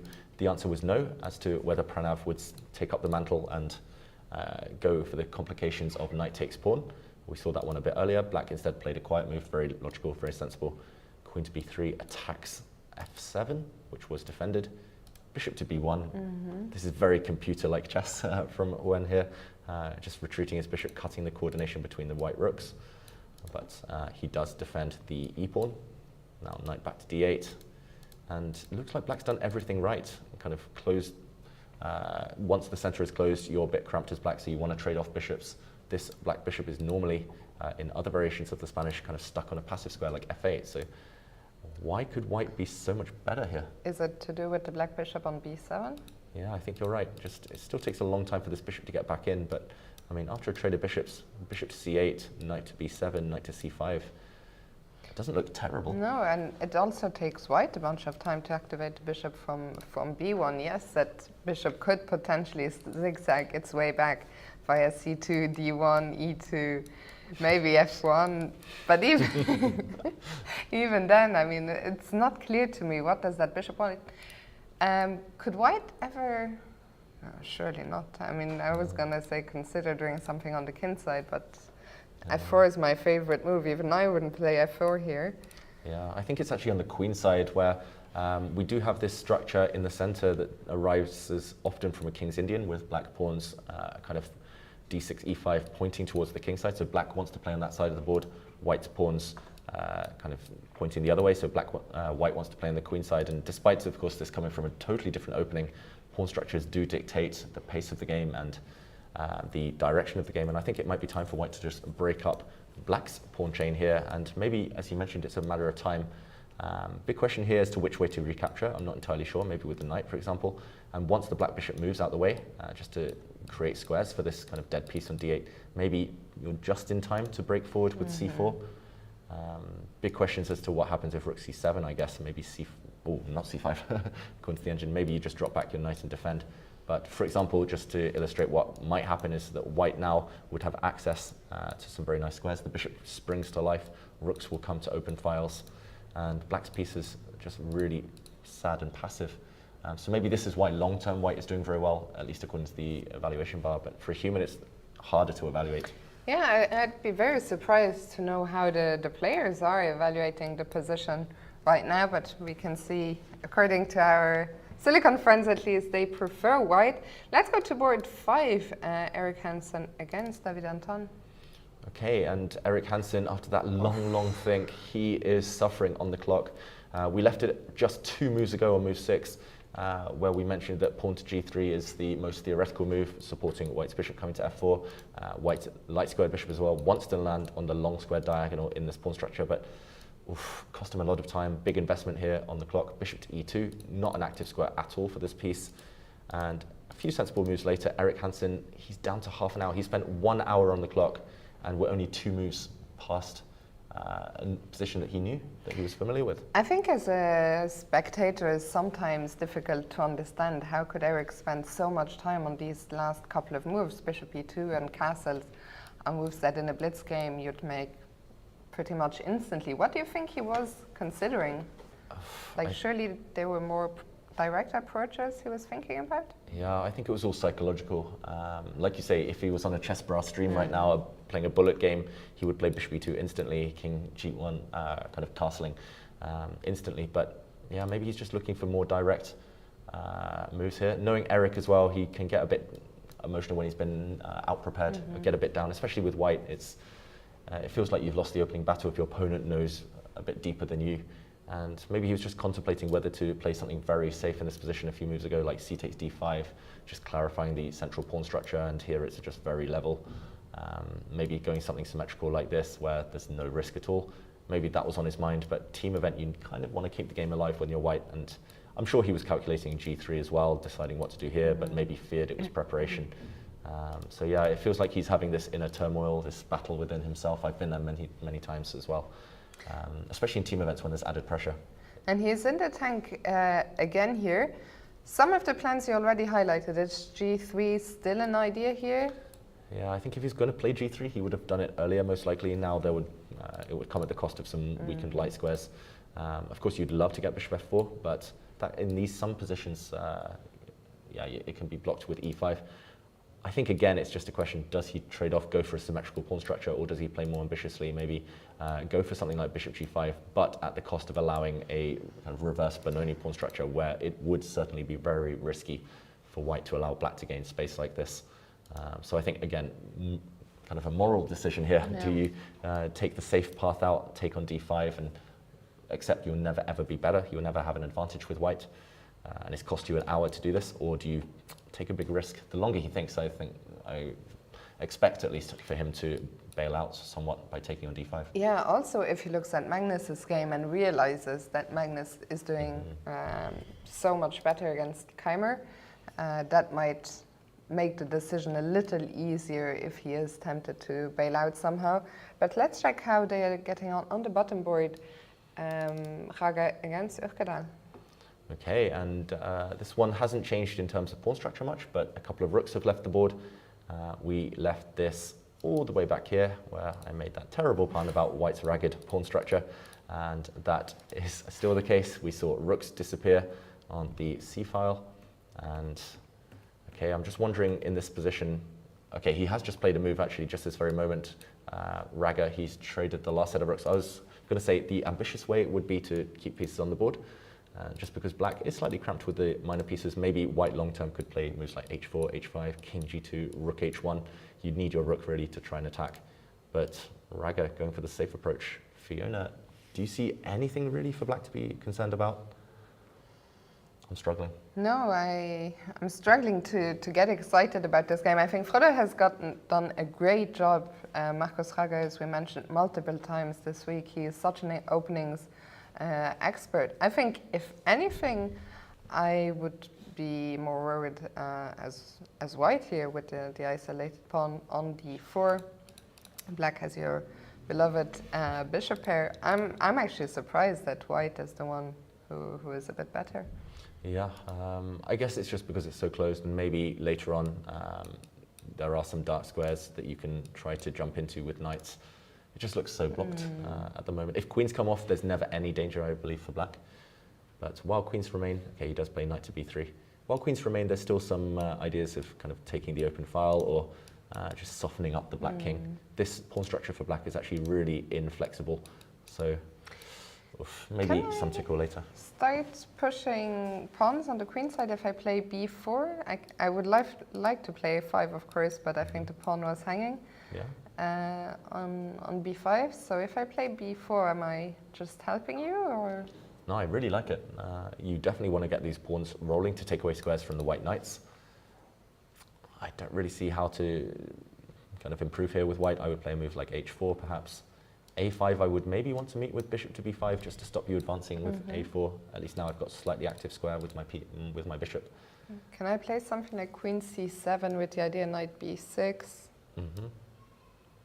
Yeah, and the big question is whether white ever takes. Two knights against two bishops don't normally hold up that well, but here there are some outposts. Yeah, I'd be shocked if this game didn't end in a draw. Marcus will try a little bit. He might have to try a lot because this match quite in the balance apart from Magnus's game. Yeah, and just talking of Magnus's game, wow, that was cool. We just saw someone block the camera and then someone else push him out the way. I think making him aware that he was spoiling the view for all of us at home. And there has been a move in this clash. Vincent Keymer, talking of time travel, he's really balancing on the precipice here. He's made only 12 moves and he's got 28 minutes left. So 28 moves to make in 28 minutes, essentially one move a minute against Magnus Carlsen. Not a nice spot to be in. And after knight to f5, attacking this bishop, we mentioned pawn takes knight would run foul of knight to d5 and some ensuing tactics. He instead played bishop to f6. So we didn't look at bishop f6 earlier, did we? Yeah, I think we just caught up with the free knight that was on offer. But now pawn takes knight, certainly a threat. How does Magnus proceed? The first move that comes to mind is bishop to b6, attacking the black queen, gaining time, also taking away the option of knight takes bishop in any funny variations. The queen, I think, has to use the c6 square. If she drops back, then at the very minimum, white can pocket a pawn. So queen c6, and this is the position. Almost looks like the queen is trapped here, Fiona. Yeah, the queen right now doesn't really have any squares. Well, it has c8, but I'm wondering, okay, I might be blundering something here, but bishop d5? Wow. Does this trap the queen? Pawn takes, bishop, I recapture, and you don't have any safe squares other than c8, and suddenly I've trapped you. That's really, really nice. Yeah, and Magnus will spot this. This is not too difficult. It's basically threat, threat. Okay, sacrifice, but threat. Is this just game over? How much material can black get? That's the question. Okay, I'll take here. I'm wondering whether the intention is to give up the queen in this move, just to take the white knight next. So which one would you rather? Would you rather take this bishop or this knight? This is such a weird position. You're giving up your queen just for a piece, but you will get a second piece, and you'll slightly ruin white's pawn structure in the process. Maybe for the bishop, but I'd rather not give up my queen at all. But as you can see, this from the bar barely moving. It's the best that black can do. Now, what's the material count? Black has the two bishops, Fiona. Two bishops, it must be winning. But this time, yeah, queen surely is going to outweigh those pieces. White has a queen and pawn for the two bishops. That's let's do the quick counting. 4-point advantage. I mean, I'd be shocked if Vincent even played this position. Yeah, I mean, it still will take a while. Black's good to come out and be relatively active, but the one thing I will say is Magnus as well, he likes to give up his queen himself. He wants the compensation. The number of times I've heard him analysing, he's like, oh, this is a cool sacrifice. Yes, it's not enough material, but it's at least easier to play with the pieces rather than the queen. Because otherwise, why hesitate? Bishop b6 looks so tempting. Yeah, I think we'll see. I don't think this game is going to last that much longer. I think Magnus is probably just double-checking some lines, but bishop e6 looks so convincing, and as you mentioned, the line is forced, which always makes calculation easier, of course. Yeah, I'm just wondering what other options Magnus has. I'm very much expecting bishop b6 as well to try and trap that black queen, but I'm wondering queen takes knight, is this tempting him? Now pawn takes on f5 I think would backfire. Well, maybe I didn't even take back. Wow, thank you to the evaluation bar for making me pause, but knight d5 would be a nice counter threat. If the white queen drops, then look at this rook in the corner, trapped. And if you take on c4? Yeah, if you take on c4, this is why I originally didn't suggest this. I guess I will take with a check. The pawn on g7 is pinned, so the king has to move to h8. And now I'll threaten checkmate. If you take my knight, I'll happily come into g7 in a few moves' time. So, yeah, I mean, this is, again, quite straightforward calculation. It's every move is forcing. It's a check, capture, or a threat. It's very, very direct. But yeah, you can see why he gets tempted actually with queen takes knight right now. If e takes f5 is not possible, but queen takes bishop is possible, however. White could win a pawn. I don't know, I would not, I mean, the black queen's still on the board. The other line looks a lot more appealing. Yeah, it's like worlds apart at this point. Yes, you're a pawn up here with white. Yes, you probably have an advantage, but just to repeat that one line, bishop b6 pretty much forces queen to c6 if you want to maintain some balance, and this traps the black queen. We'll see what Magnus goes for. I'd be shocked if it wasn't this. We'll come back to this game as soon as there's some major developments. For now, we'll move back to the top match, Super Chess against Anier, and the top board report against MVL, where, David, things are heating up majorly. Yeah, things are really getting dramatic on the top board. I'll just quickly mention that, unfortunately for Chess, no longer in action today. He had a very, very solid draw. Again, it feels like instructions from his team captain. He locked things down in that Queen's Gambit accepted against the in-form hike Martirosyan. I think a very logical result for Black, for Super Chess here, as it kind of from a team standpoint, but obviously disappointing not to see Anand unleashed going for his opponents. For Martirosyan, that's the first half point he is dropping in this tournament. He was on an astonishing 4 out of 4, taking out 3 strong GMs and former British champion Harry Grave. Yeah, before today, Martirosyan was performing at 3384. 3,384. Wow, okay. So he has been stopped in his tracks by Anand, but yeah, we'll see whether that team decision pays off a bit later on. This final position just totally deadlocked with bishops cancelling each other out, symmetrical pawn structure. So back to the top board. Rapport against Maxime Vachier-Lagrave, and Rapport's really seeking the maximum from this position. Knight d2, he's trying to occupy an outpost. What do you think here, Fiona? First instincts? I don't know. I would like to rewind a few moves to see how we got here and give me a bit more time to wrap my head around this position.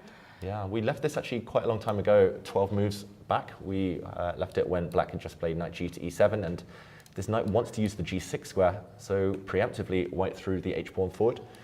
If the knight ever lands on g6, it will simply get hit by an advancing pawn. Black blocked off that advance, and a bit of guessing game here with the white bishop, just provoking what he hopes will be a weakness with f6 at the cost of a tempo. And we have the bathtub over here. I was thinking it too. Queen d2 and Rapport preparing to castle queenside. He did indeed. He castled queenside here after a trade of bishops, and that was the red flag to the bull here, red rag to the bull, even pawn to b5, going for the white king, Vachier-Lagrave, and after a trade on b5, oh wow, he's throwing everything forward, d5, queen c2, and it just feels like the white king is a huge target. Black's king far more flexible to hide maybe on the other flank. The bishop was kicked back, and the black knight has come around. I like the fact that he's stopped White installing a piece on this outpost on c4, Vachier-Lagrave, but I'm wondering at some point, maybe your favorite move, Fiona, White will break on the other side of the board. I'm not sure whether you start now or whether you have to prepare that. Well, let's play f4 and see what happens. I'll probably take that. And now the big question is, does White move the knight out the way and then recapture that pawn? You can kind of forcibly take it back. I'm not sure you want to do this, actually. I was thinking you take back next, but black can hold you up with queen to b8. Peter disapproves of all of my moves here, but... it's an incredibly difficult position to play accurately. Yeah, I just wanted to say black's king not entirely safe either. White's queen actually has some big, big threats, and lo and behold, f4 is on the board. We managed to get inside Rapport's mind here. What I wonder, that line, especially the very last position we had on the board, I was very worried about the black king, so I wonder, can black also just look to castle queenside soon? Yeah, that's a good point. Actually, I was thinking Vachier-Lagrave would try to attack on that flank, but he can certainly castle queenside. I'm not sure whether you do this immediately. Maybe, for example, you take this pawn first. And in a position like this, yeah, maybe you castle queenside. The king will feel safe-ish in the corner, but if white's able to take back on f4... That's a monster bishop. It is a monster bishop. I mean, I'm surprised the bar's still in the middle. It just looks really nice for white, I've got to say, this position suddenly. It still feels like the black king, a bit airy. White's king has some shelter. Vachier-Lagrave's about to reveal the mystery to us. What is he going to play now? He was reaching out with his hand a second ago. He's retracted it. Okay, and deep into thought yet again. Maybe he'll just react by aiming to recapture on e5 with a piece. Bishop to d6 looks solid as well. If bishop d6? Yeah, I was wondering about f5 actually. Yeah, because long-term black's bishop is pretty bad. You can keep it locked in on the dart squares. You're trying to fashion a nice hole, nice outpost for the white knight on e4. I mean, strategically, this is complicated. Dynamically, it's complicated.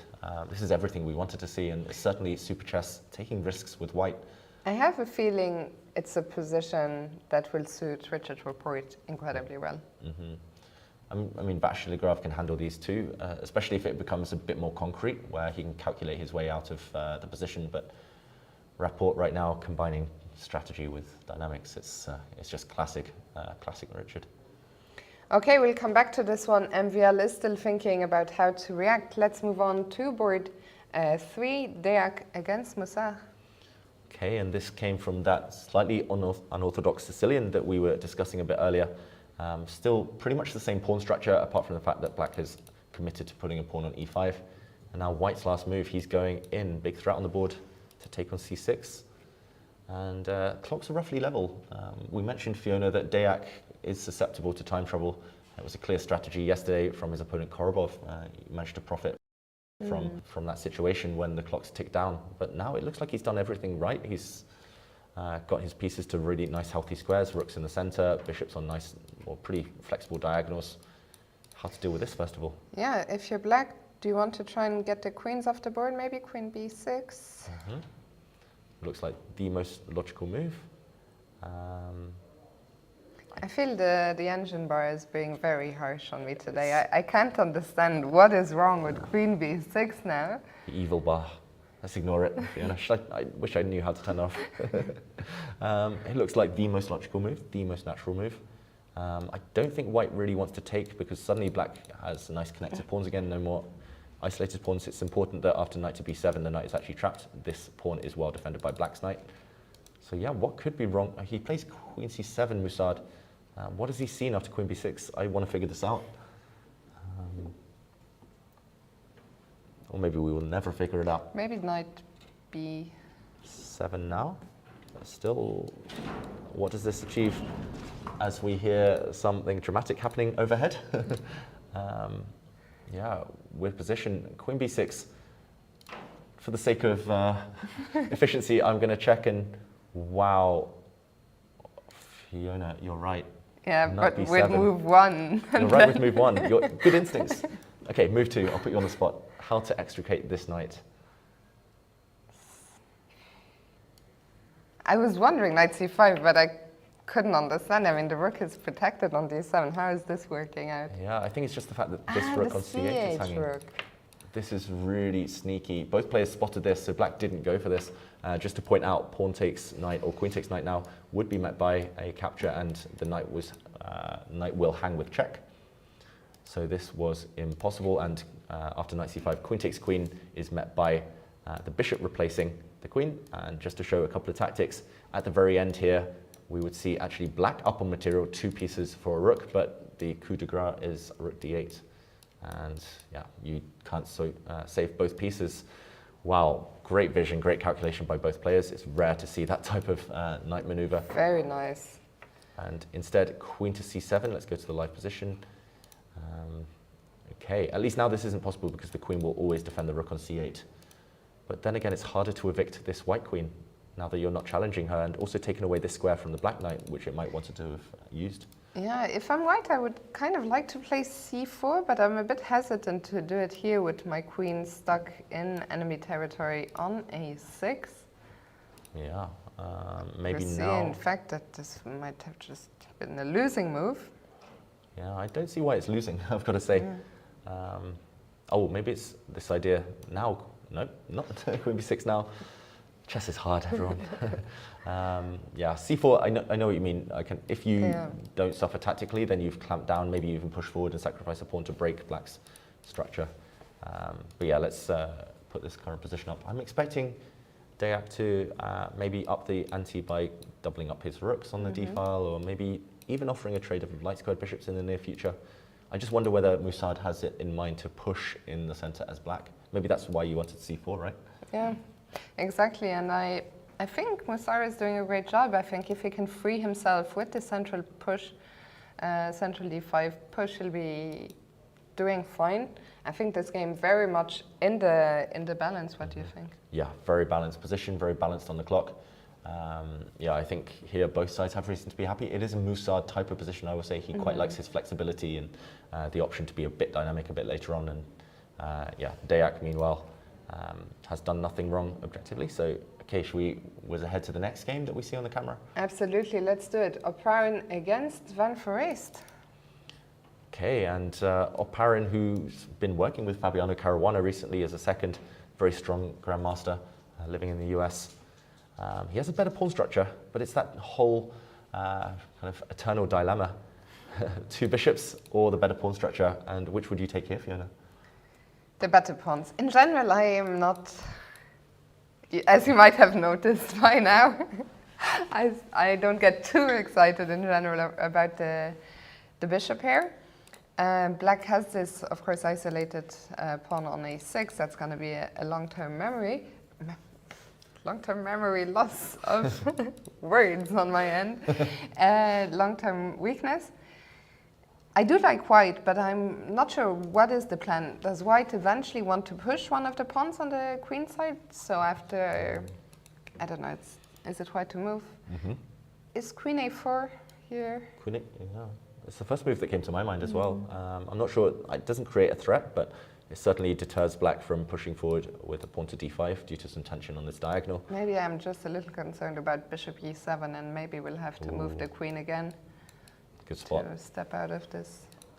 We saw a rook nearly trapped on h5 yesterday, and now a rook maybe trapped on a5. Another way would be to, for example, play a move like bishop to c3, and then just at least hint that you might play a move like c5, undermining black's pawn chain in the center here, or that you might play a move like d4. Often they do say when you're facing the bishop pair, you need to accelerate the play before the bishops come to life while there's still heavy pieces left on the board. If the queens and rooks all disappeared here, then only black could ever be better. The more pieces that disappear, the stronger those bishops become. At the moment, they don't make a great impression, so I'm just wondering whether he can prepare a move like d4, or whether, even in the current position, whether he might even consider playing it now. Let's put it on the board. See what happens. Ooh, 4-pawn attack, not approved of by Mr. Stockfish here. What would happen? Pawn takes pawn, I'm expecting. Too much pressure in the center. Why could this be bad for white or favorable for black? I don't really see it at the moment. It looks like quite a nice transition for white. Again, heading towards the f5 square. You freed up your queen. Could it be a c5? Yeah, it must be c5, right? Just opening lines, and this time maybe they do favor the bishops. I just wish I could teleport the knight into d5. The pin on the d file might be annoying as well, with rook d8 coming on the next move. Yeah, nice spot. This type of thing really unpleasant. So, okay, he's not ready to play it yet, and he does actually play the other move I suggested, bishop c3. So he's saying, I will play this at some point, push d4, at least hint at it, so you have to calculate. Yeah, it feels like a very balanced position, all these kind of factors, and it will just depend on who breaks out more successfully in the near future. I have a feeling, David, that today, around an hour and a half from now, it's going to be crazy. I think a lot of these games in the top matches likely to be decided in a time scramble. What are you eyeing at? Wow, just at the foreground of our picture here, I saw Fedoseev make a move, and he played it with a flourish. He looked very proud of himself, and wow, White's last move was a sacrifice. Knight takes a pawn on g7, just action replay. Sometimes you can tell, right, players' body language, that they're really excited. And look at the reaction by Movsesian, yeah, who clearly did not, I think, see this one coming. Yeah, it's always such a terrible surprise when you come to the board, especially when you see your opponent's face when he plays it very confidently, and you just always get this sinking feeling in your heart. Yeah, and will he get that sinking feeling? Now Movsesian, he has to calculate. You can't trust your opponent. Let's just backtrack a couple of moves, because it was very quiet, this position, looked very symmetrical until this moment. Knight to f5. Every game actually today we see a knight land on this square. This is really clever, utilizing the fact that black is a bit vulnerable on this diagonal. Pawn takes knight now would allow a recapture, and black's structure has been damaged quite significantly. And white is super active. Super chess here with a super advantage. But instead knight f6, and after kicking back the bishop, he plays instantly, and I think his move was forced actually, Movsesian. Knight takes pawn, he takes the bait. He's saying, okay, prove it. And Fedoseev. Let's see how quickly Fedoseev can prove it, or will he make us prove it? No, he is ready. Thank you. He's like, guys, I got you back. e4 is on the board. And where is that knight from d5 gonna go? Yeah. Not too many squares, you've got to say. Only 2 safe squares for this knight to retreat. I really don't want to go to e7 instinctively to not break the connection between the queen and the knight. But maybe he has to? Maybe he has to. If you go the other way, I see real danger. Firstly, I can give a check due to the fact the black knight is pinned along this diagonal, so you have to hide out in the corner. And now you just need to tip black over the edge here. It's hanging by a thread with the queen defending the knight. Is it a move such as rook to d1, and when the queen moves, rook to d7? Oh my god, David, that's so... Ooh, the bar says so yes. Sexy. Thank you, Fiona. Maybe that was better. That is beautiful. Okay, maybe there is better, but this one is, I think, a crusher, no? Yeah, and at the very least, you'll win some material, or you'll deliver checkmate. I'm curious what the computer thought was better than that. I was super proud of this move.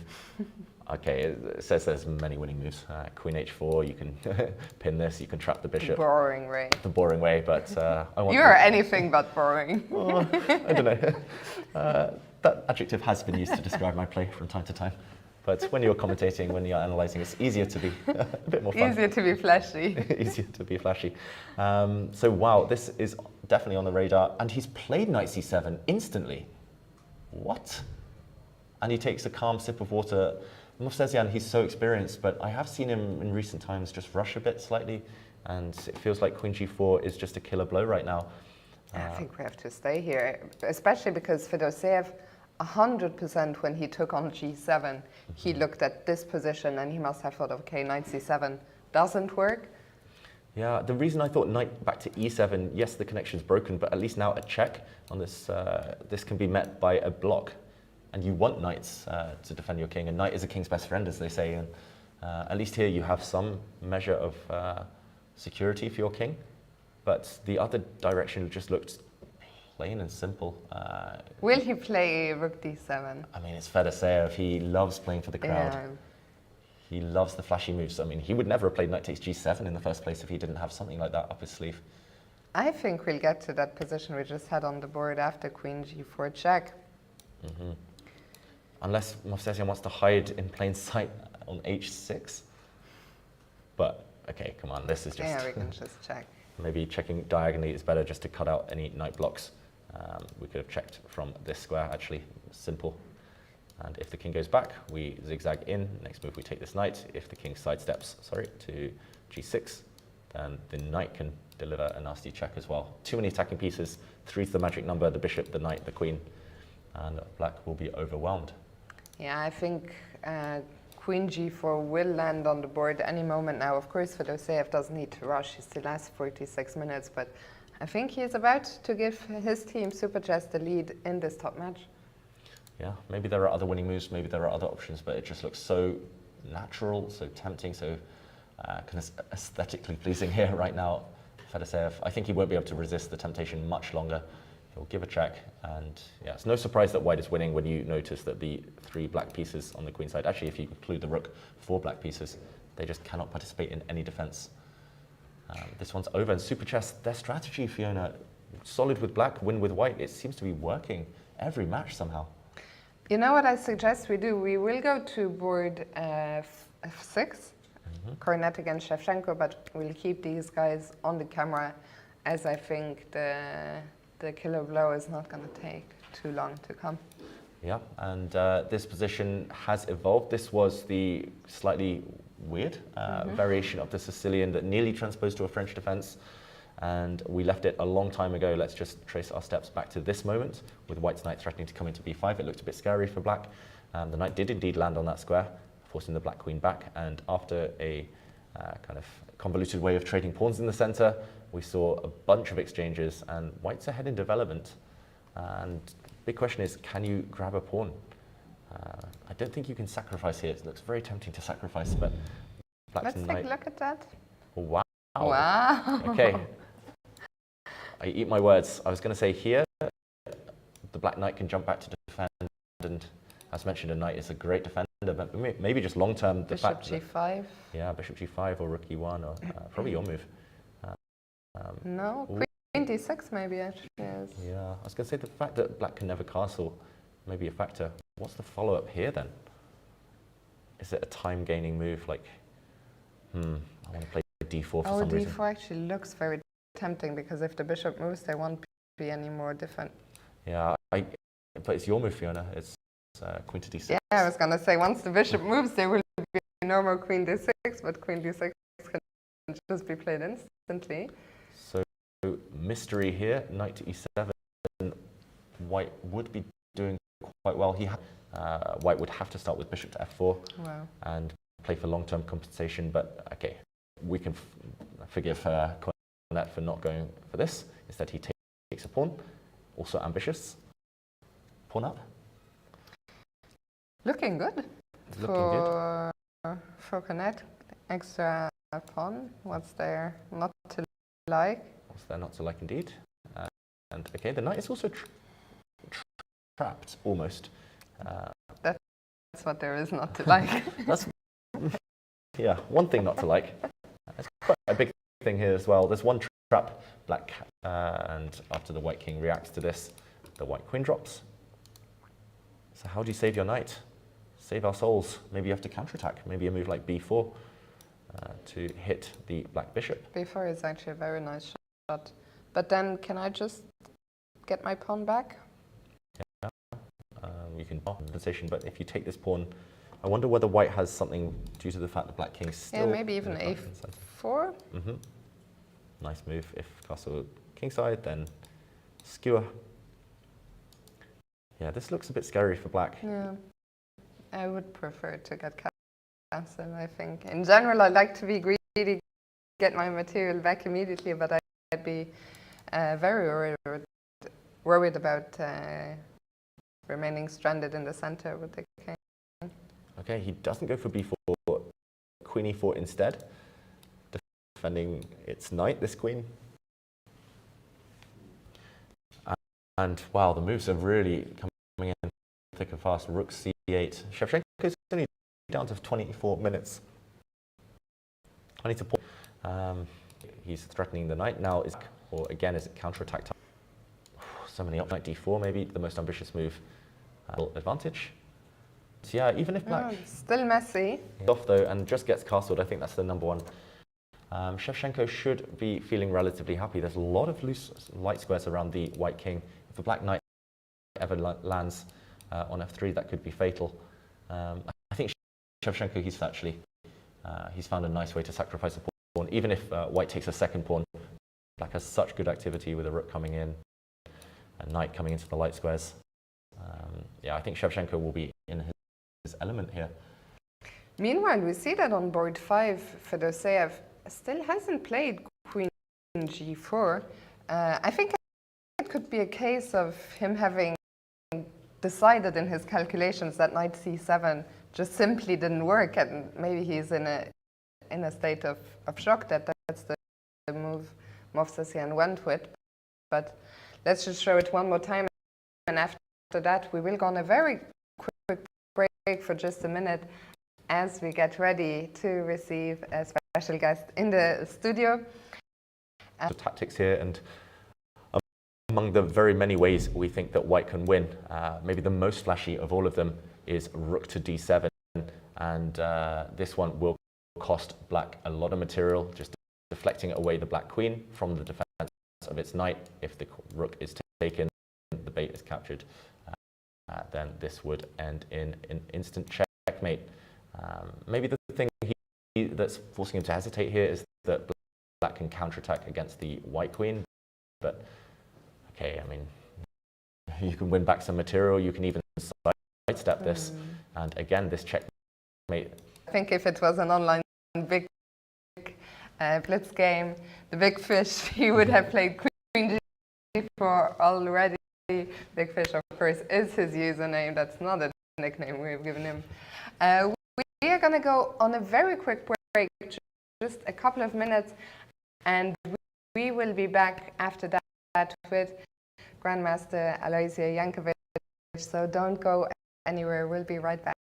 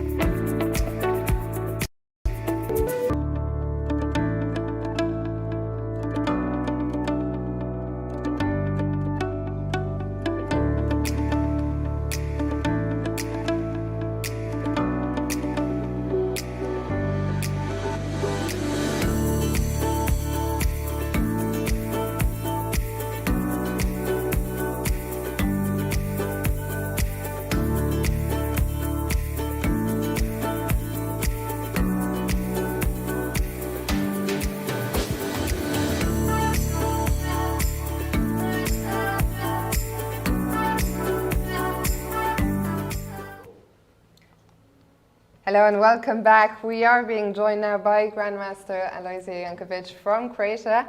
Aloia, thank you so much for being here with us. You're not just a Grandmaster, you're also ECU Vice President. Let me first ask you, before we talk about chess in Croatia, about your experience of being here at this European Club Cup. You are not playing, but you seem to be having a good time anyway. Yeah, so hello Fiona, hello David. I'm pretty glad to be here. Greetings to all the viewers. Yeah, it's a special event, some combination of many amateurs, many chess fans, plus top players, so it's always nice to be around. Now the things are heating up, so we all do expect some drama. As you know, that last few rounds can be really tricky. I'm waiting for some kind of ups and downs. But anyway, I'm so happy to be here. I think the event is a huge success for ECU. So many teams, record number, and actually all of us, not all of us, but mainly most of us are for the first time in Albania. I don't know about you guys, also. But it's yeah, some nice experience to visit a new country and to get some new memories, nice memories from this place. I'm sure you're meeting a lot of new people, also maybe some networking going on behind the scenes. Can you tell us a bit? Croatia has a big event coming up this December. Yeah, Croatia has this rich tradition. We have a chessboard in the coat of arms, and you know, somehow chess is very well connected with Croatia. But recently we do improved a lot. Grand Chess Tour is now some kind of regular tournament in Croatia. Top players are coming to Zagreb in July.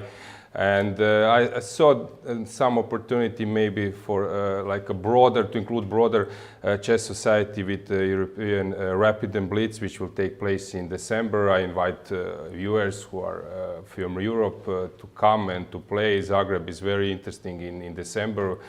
For last few years was awarded as the best advent fair in December in Europe. So it's a very cool place to be. Rapid will take 2 days from 14th till 15th, and Blitz is reserved for 16th. Not so many days. I expect like 600 players from all the around the Europe. So really, yeah, some event. I think I would love that people come and see. It will be played in Zagreb Fair. You might see now some photos. Hotels are close to the venue. And yeah, I think the conditions will be very good, and it will be nice to combine some kind of tourist visit plus playing in the event. We increased a bit prize fund as well. So yeah, a lot of special prizes, so fun for everyone. Absolutely, I'm sure many people will be happy to come to Zagreb for that tournament. Aloia, you're not so active any longer as a player. How does it feel to be sitting here? I'm sure you're keeping a close eye on the games. Yeah, I was never a top player. I was 25, 90 something. It was my career high, but I did play for a national team, so I experienced this like top level events. It's tricky when you, let's say, sort of finish career. I finished economics and sports management, so I was always a bit not fully involved in chess activities. But in general, it's a bit tough to handle this situation, because you want to sit there, you want to feel this perspective from a player, as a player. But it's also interesting to follow. You don't have this pressure of preparation, but you still can feel the moment and somehow be involved. So I'm here as a appeals member. So at the moment there were no appeals, so we are all looking forward that it stays this way. Also, Icelandic Chess Federation, Gunnar Bronsson is chairman, and we have Jean-Michel Repair from Monaco. So we are 3 of us in appeals committee. The first time I'm doing this role. It must sound there is no job to do, but believe me, it's always something around. Yeah. So far, no appeals? Yeah, so far no appeals. There were some slight issues. I'm not involved in let's say, part besides chess games. But at the moment it looks that from the playing perspective, player's perspective, everything is running smoothly. Yeah. We see actually on the camera there that unfortunately Fedoseev did not play the beautiful move Rook d7, but queen f4 probably just as strong. Have you been looking at the games today? Yeah, I was following a bit. So this match is, of course, very important for Super Chess. They are pressing, what I've noticed, and at the same time, this knight f5 beautiful landed in the two games, very important games, Fedoseev's game and Magnus game. So it's, as Gasparov has said, when knight comes on f5, the game is over. I was thinking that it might actually be the case, but suddenly, yeah, it's not so clear, or am I missing something? Is it just an easy win for Fedoseev, or Movsesian can resist? I don't know, David. Yeah, I think it should be over. This last move, he's defending f6. I don't see a knockout blow. I guess he can maybe win some material back by trapping this bishop. Yeah, it's pretty desperate position for black, but Movsesian can be tricky. And okay, Fedoseev, I think, is now trying to, yeah, just not to get overexcited, because yeah, it seems that everything is winning. Yeah, this rook d7 is like a classical blow when you just end up in a book as a black. Yeah, but okay, so many interesting players. Since there are interesting games, since there are more teams than usual, somehow I think that like these important matches were postponed for one round. What was before second round, now is third. So yeah, but now things will be very tense, and one win in a match is very important. Yeah, I was speaking with Markus Rager yesterday. Novi Bor has won the match, right? But they lost one game, but 2 wins with white saved them. So now it will be very, very important that you push with white. So Fedoseev is the right guy to have him in the team also. Van Foreest, if I'm not mistaken, they are newcomers for Super Chess. Yeah, so it's in the Club Cup. I think it's very important to have that type of players. Your style, David. Yeah, that you can win, that you can, if you are in good shape, that you can win convincingly some games in a row. Yeah. Yeah, and we see there the despair on Movsesian's face. I imagine as DC Vice President and member of the Appeals Committee, you have to be quite partial, but do you have any teams in the competition close to your heart? Yeah, okay, I'm a friend of, captain of Super Chess, so I'm a friend of Ivan Sokolov, so let's say that we are sometimes commenting a few things. I think now he's maybe somehow established as one of the best coaches in the world. So I think this is a huge asset for their team. I'm spending some time with Norwegian team, since they are staying in the same hotel. I like how they hang on. This is like this club cup style, playing some football on the beach, and it's cool. Yeah. So somehow I have also this few. I would say I'm sort of rooting also. Of course, I need to be objective, but I'm rooting a bit. I like this atmosphere, and there are so many teams. Also, you can find some teams, very interesting teams in the women's section.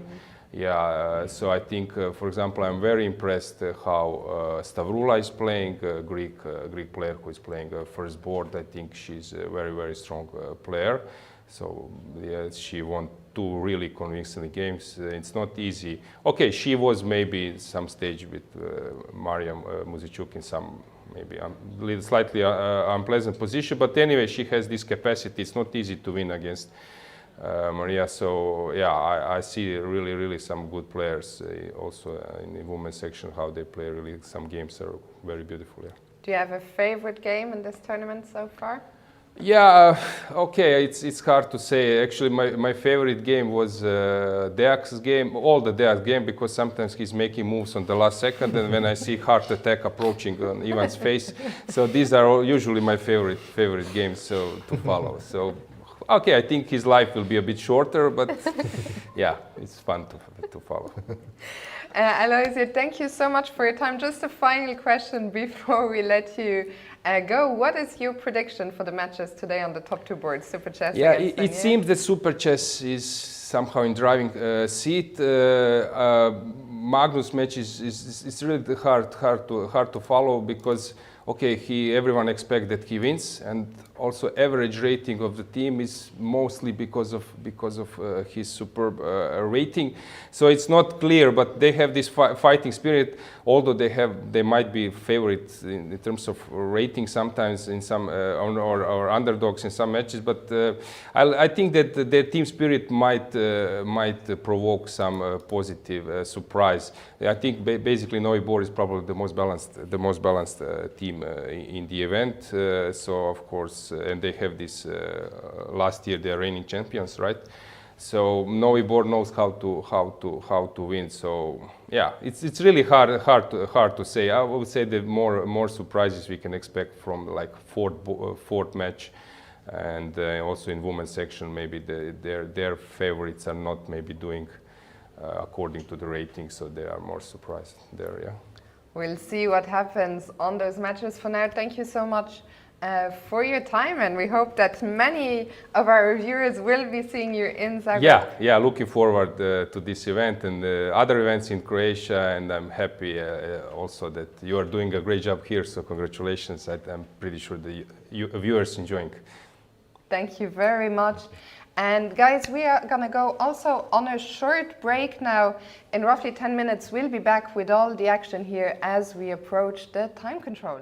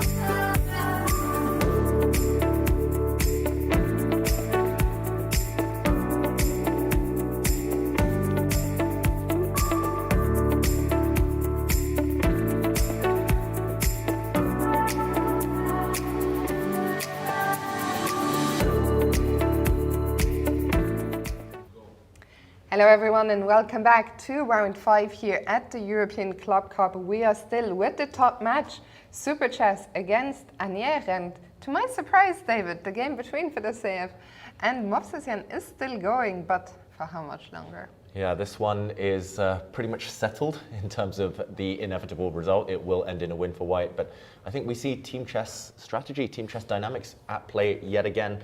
Rather than going for anything spectacular but risky, Fedoseev has taken all the sting out of the position. He's about to be 3 whole pawns up, and this one is guaranteed. I think he's just kind of giving his teammates a bit of certainty. He's letting them calmly know that he's about to wrap up the victory without letting his teammates have to calculate to evaluate this board. This is the current position. White, I think, can pretty safely grab this pawn on a6. The white king is the only thing you need to watch out for, so in the near future as well. White will play a move such as pawn to h3. There'll be no tricks, no traps anymore, and this will soon signal resignation. You say he's about to wrap it up, but what about report? Thank you, Fiona. I feel better about life now. Let's wrap this game up and move over to Rapport. Let's see whether his pieces are building a good rapport with each other here. Right now, wow, look at the evaluation bar. Maxime really squeezing the maximum after this one. I was just thinking, hopefully our viewers are not playing drinking games. Take a shot at every terrible pun. If you are, our apologies. So shall we rewind a few moves here?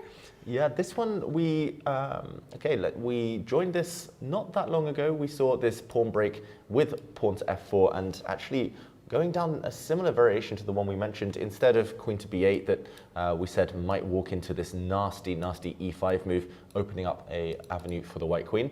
I think a much more accurate move from Vachier-Lagrave. He dropped his queen back, meaning that pawn to e5 could simply be captured due to protection now of g6.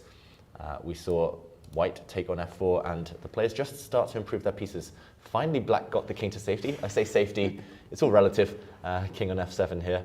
And after a few more moves, the reason black is so dominant, I think, is just that white is utterly tied down. The white's pieces are going to be passive for the rest of the game, clinging onto this e4 square.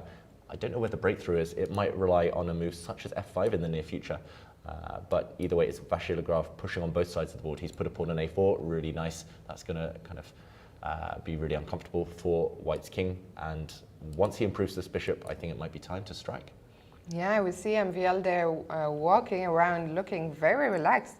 I think there's much in the balance from what we've seen so far. Close to winning, or at least a very big advantage for MVL. A winning advantage for Fedoseev for Super Chess on board 4. We saw a draw on board 2. Let's very quickly take a look at all the live positions in the remaining games. Yeah, quick review over the remaining games. This one is still level material, but again, every game seems to end up in this this dilemma between bishop pair and pawn structure. Right now, it's white with the shattered pawn structure. You could argue that actually one or two of them might drop off in the near future, but even if they do, white's bishops will provide some measure of compensation. I'm guessing that Deac here will just defend this pawn and cling on for a while, but black's knight will start to activate, and yeah, this one I think is just roughly level. I think all of those factors eventually will balance out. So let's check in with board 4 next, Oparin against Van Foreest.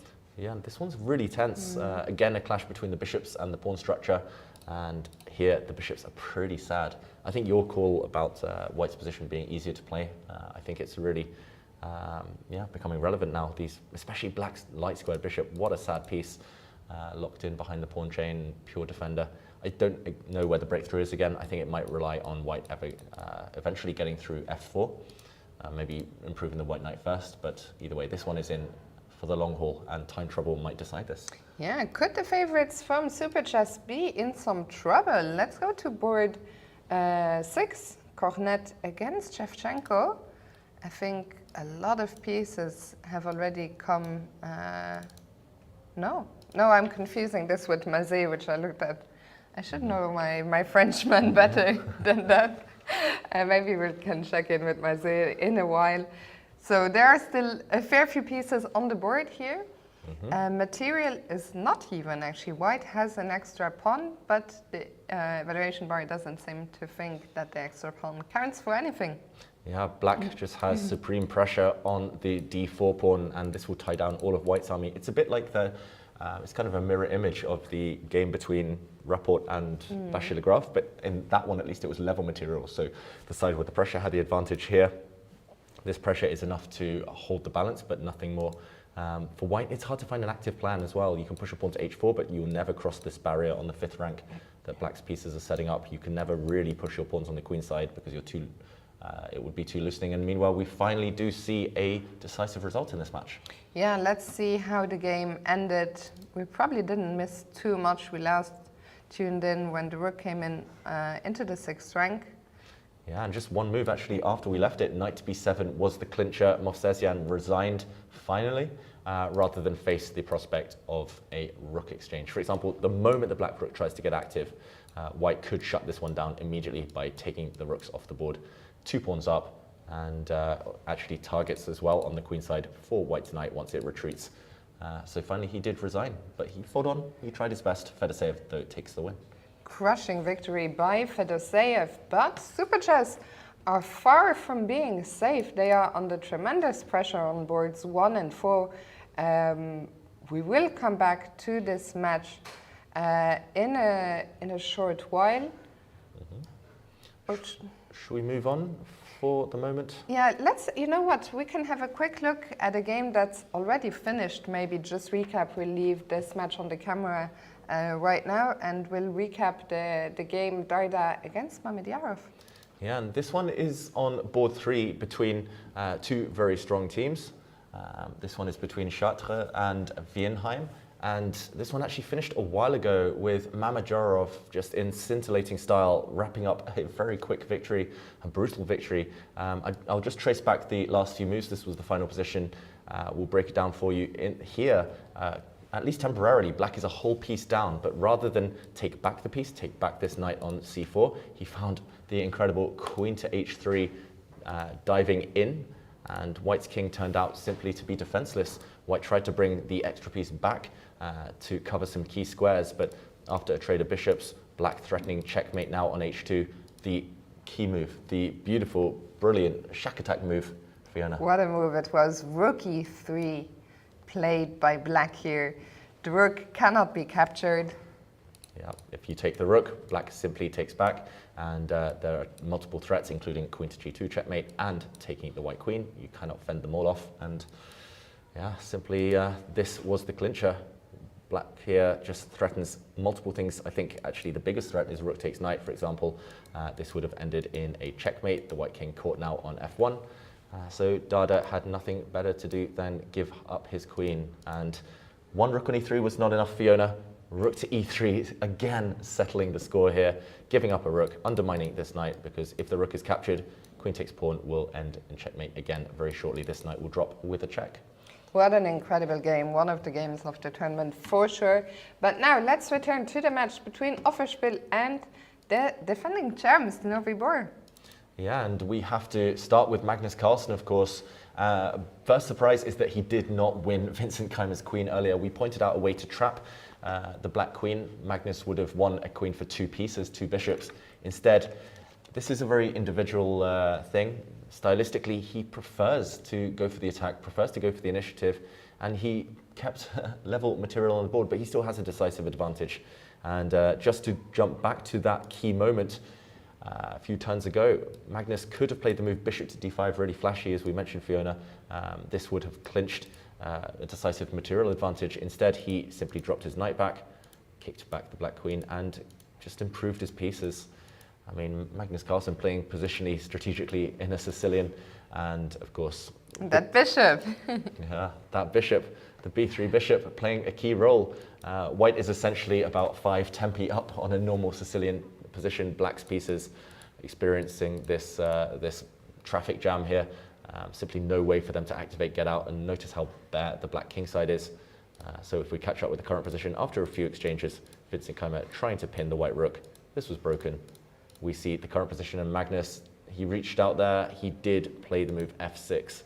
Again, it's this bishop, it's the superiority of the white knight as well, which is about to jump in, and maybe just the direct attack against the black king.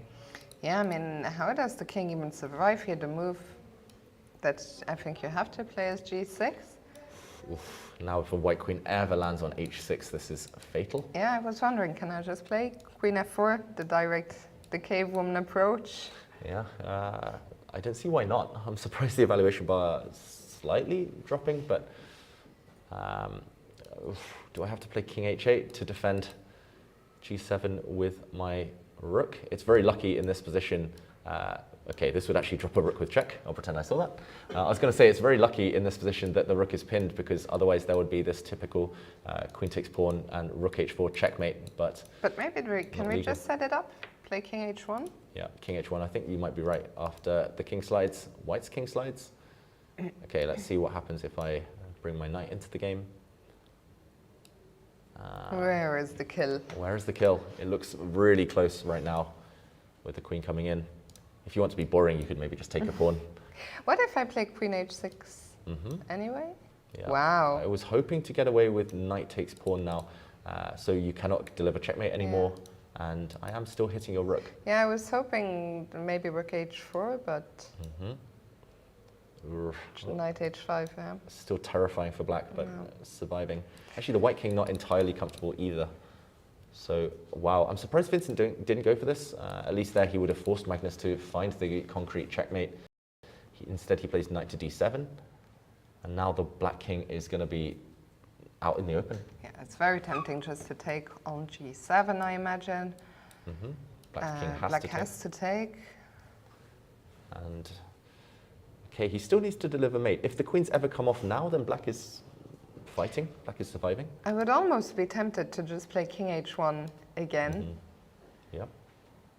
I'm struggling to see how, well, I'm not sure what concretely my threat is yet, but I want to activate both the rook and the queen, and I can't do that while my king is on g1. Yeah, this still looks super scary. But they're stronger, so let's go back. Go back. I think he will start with taking this pawn, Magnus Carlsen. He has a sizable time advantage as well, 26 minutes against 6 minutes. What is the key to this position? I was going to say, but it's Vincent Keymer, so it's not quite acceptable, that pun. Pawn What's takes the pawn. K to this position? And, okay, king takes g7. Let's try to find the breakthrough for white. I was going to ask what happens if I get greedy and just take on f7. Bishop takes pawn. Yeah, I'm wondering whether I can... Ooh, nope, not allow a checkmate in one. Whoops. Okay, that was not good, Dave. But, I mean, I'm shocked that bishop f7 was, again, not so good. So there must be something more concrete. Maybe the black king hides and it's a bit uncomfortable, this pin, this pin. Still looks very good for white, I've got to say. Pawn up now this time, but... something with knight. He's reaching out. Magnus, save us. Reveal to us. What is the move? I think he was By reaching the for that way, pawn. we haven't mentioned it yet, but in this match, the game between Erik Hansen and David Anton has ended in a draw where Erik, after spending a lot of time on the opening, did pull the safety brakes a bit and guided the game to a draw. Let's just very briefly show the ending of this one.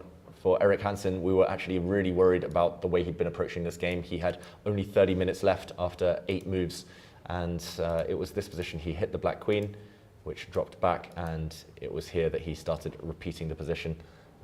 Yeah, I think good team strategy. He only had 2 minutes left actually after about 12 moves, which is incredibly risky. He here just kept threatening this knight c7 break, and yeah, the players just danced around with a knight, with a rook, and a repetition ended it. So good for the team who don't have to worry about his clock handling anymore. But for Magnus, let's go back there. He has just taken on g7. We're still lacking the killer blow. Maybe it's time to check in with the computer. Check with our Silicon friends. We found some decent moves, but nothing game-ending. And okay, actually, there's a few moves here that came to mind, but I was reluctant to suggest them because they take the game not towards a checkmate, towards a more strategic advantage. Which is right up Magnus Carlsen's alley. It is up his alley, but considering he could have been a whole queen up a bit earlier in the game. Did he just play bishop d5? He did, yeah? Of course he plays bishop d5. Of course he plays the best move. Of course, he doesn't go for checkmate and let things backfire like we were trying to predict.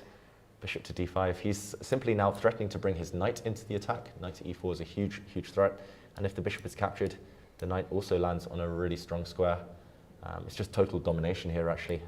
Rook checks in the air. This white knight is just all powerful. Vincent also down to just 6 minutes. This is only move 25. Still 16 moves for Vincent to make. I'd be shocked if he managed to make the time control here. Yeah. How impressed are you, Fiona, that he resisted the temptation to win material, to win a queen, and just kind of slow playing at Magnus with his advantage? Very impressed. I'm shocked actually by that move we saw. Maybe we can very quickly go back to the moment that Vincent lost control of this game when he played knight g4. It's a move that takes some courage to play. It feels so loose, and the response wasn't obvious by Magnus, but it was incredibly strong. Knight f5, and white gets a close to winning advantage already. Yeah, knight f5, and we're live, as they say. And yeah, this blow clearly missed by Vincent Keymer. The bishop attacked. He moved this bishop, but if he had taken, then this hit on the black queen would have been fatal. She would have been chased all the way back, and a nasty knight fork would have ended this game. So Magnus did get a decisive advantage. The biggest shock to me was that he didn't play this move bishop to d5, just trapping the black queen on c8, as we showed a bit earlier. Instead, he kept the material balance, just pushed a strategic advantage, and this is the game position. Vincent Keymer down under 5 minutes now. Maybe we check in with the other games in this match quickly, starting with board 2, Grandelius against Sadani. Okay, and this one we predicted would end in a draw. It looks very, very balanced. Black has a beautiful bishop cemented on d5, but it's just the presence of opposite color bishops makes me skeptical either side can break through. The black king looks really active. Yeah. White can give a couple of checks if desired, but ultimately Fiona should, with best play, be a draw. Okay, so let's move on now to board 3, Tari against Navara. Okay, and wow, Tari really fighting for his life here with white. It should be holdable. Actually, okay, rook to f8, last move. Black's Can got he active just pieces. exchange everything? Well, he takes on f8, that is going to be recaptured, and now, if you're happy to make a draw, do you just swap queens? Quite likely. You have to be a bit careful because black's rook is much more active than white's rook. Black's king also, if the queens disappear, has a route into the position. Still a long way to go before dreaming of winning this one as black, but it's only black who can win. White is the one trying to prevent, for example, black's rook coming down to the second rank. Yeah, Tari, he's just been trying to force draws. He's had 4 whites out of 5 games so far. He's been struggling on all of them, just not in form right now. And I think this would be a board that Navara and Novi Bor would have been trying to target. Yeah, it looks like he is holding it, but as you say, only black can win. Let's see the last game that we haven't caught up with, board 6, Raga against Urkedal. Yeah, and when we were on a break just a few minutes ago, I was wandering around and I saw Urkedal kind of head in hands, but Raga was shaking back and forth in his seat. And I didn't see the clocks, but it does appear that Raga only has 4 minutes left. He actually sacrificed a piece not that long ago. Let's just show that moment. It was here where white had just pushed a pawn to f5, and this was ignored and allowed this capture on g6. Urkedal, having calculated that he could block with his bishop, and I mean, to me, this looks mightily scary with all sorts of checks in the air. But he'd worked out that a knight on f8 does not allow checkmate. And okay, it looks like he's clinging on. White does have a draw up his sleeve. He throws a knight into c5 first, though. He also might feel that he has to play when looking at the match situation. They are lost on board 1, and the other games are in the balance. Yeah, do you think Raga, with his remaining 4 minutes, is just going to be just purely walking around, looking at his teammates, wondering how much risk to take? It's tough because it is move 36 already, so he's not that far from the time control, but you are going to have to, they have repeated twice already, right? Oh wow, maybe this is the moment where, do you see them on the camera? No, can we get the camera from? I just want to do a quick count. So Maybe, do you think it might already be? On move 32, Black played his bishop back to c8. It's 3 times repeating the position rather than 3-time move repetition. I don't see Raga at the back there. Maybe we just don't have the result confirmed yet. If this is a draw, that's fantastic news for Team Offerspiel. Yeah, fantastic defense there from Ökedal, who we thought was maybe under a bit of pressure. So this is the first time White gave a check. This is the second time we see the position. And the third time, it looks like the game has ended here. Ökedal probably claimed 3-fold repetition before playing the move king to h8. That's how you should do it. Stop the clock, write down the move, call the arbiter, and it looks like a draw. Great news for Offerspiel. Absolutely. We'll come back to this match. I think somewhere we haven't checked in for a while.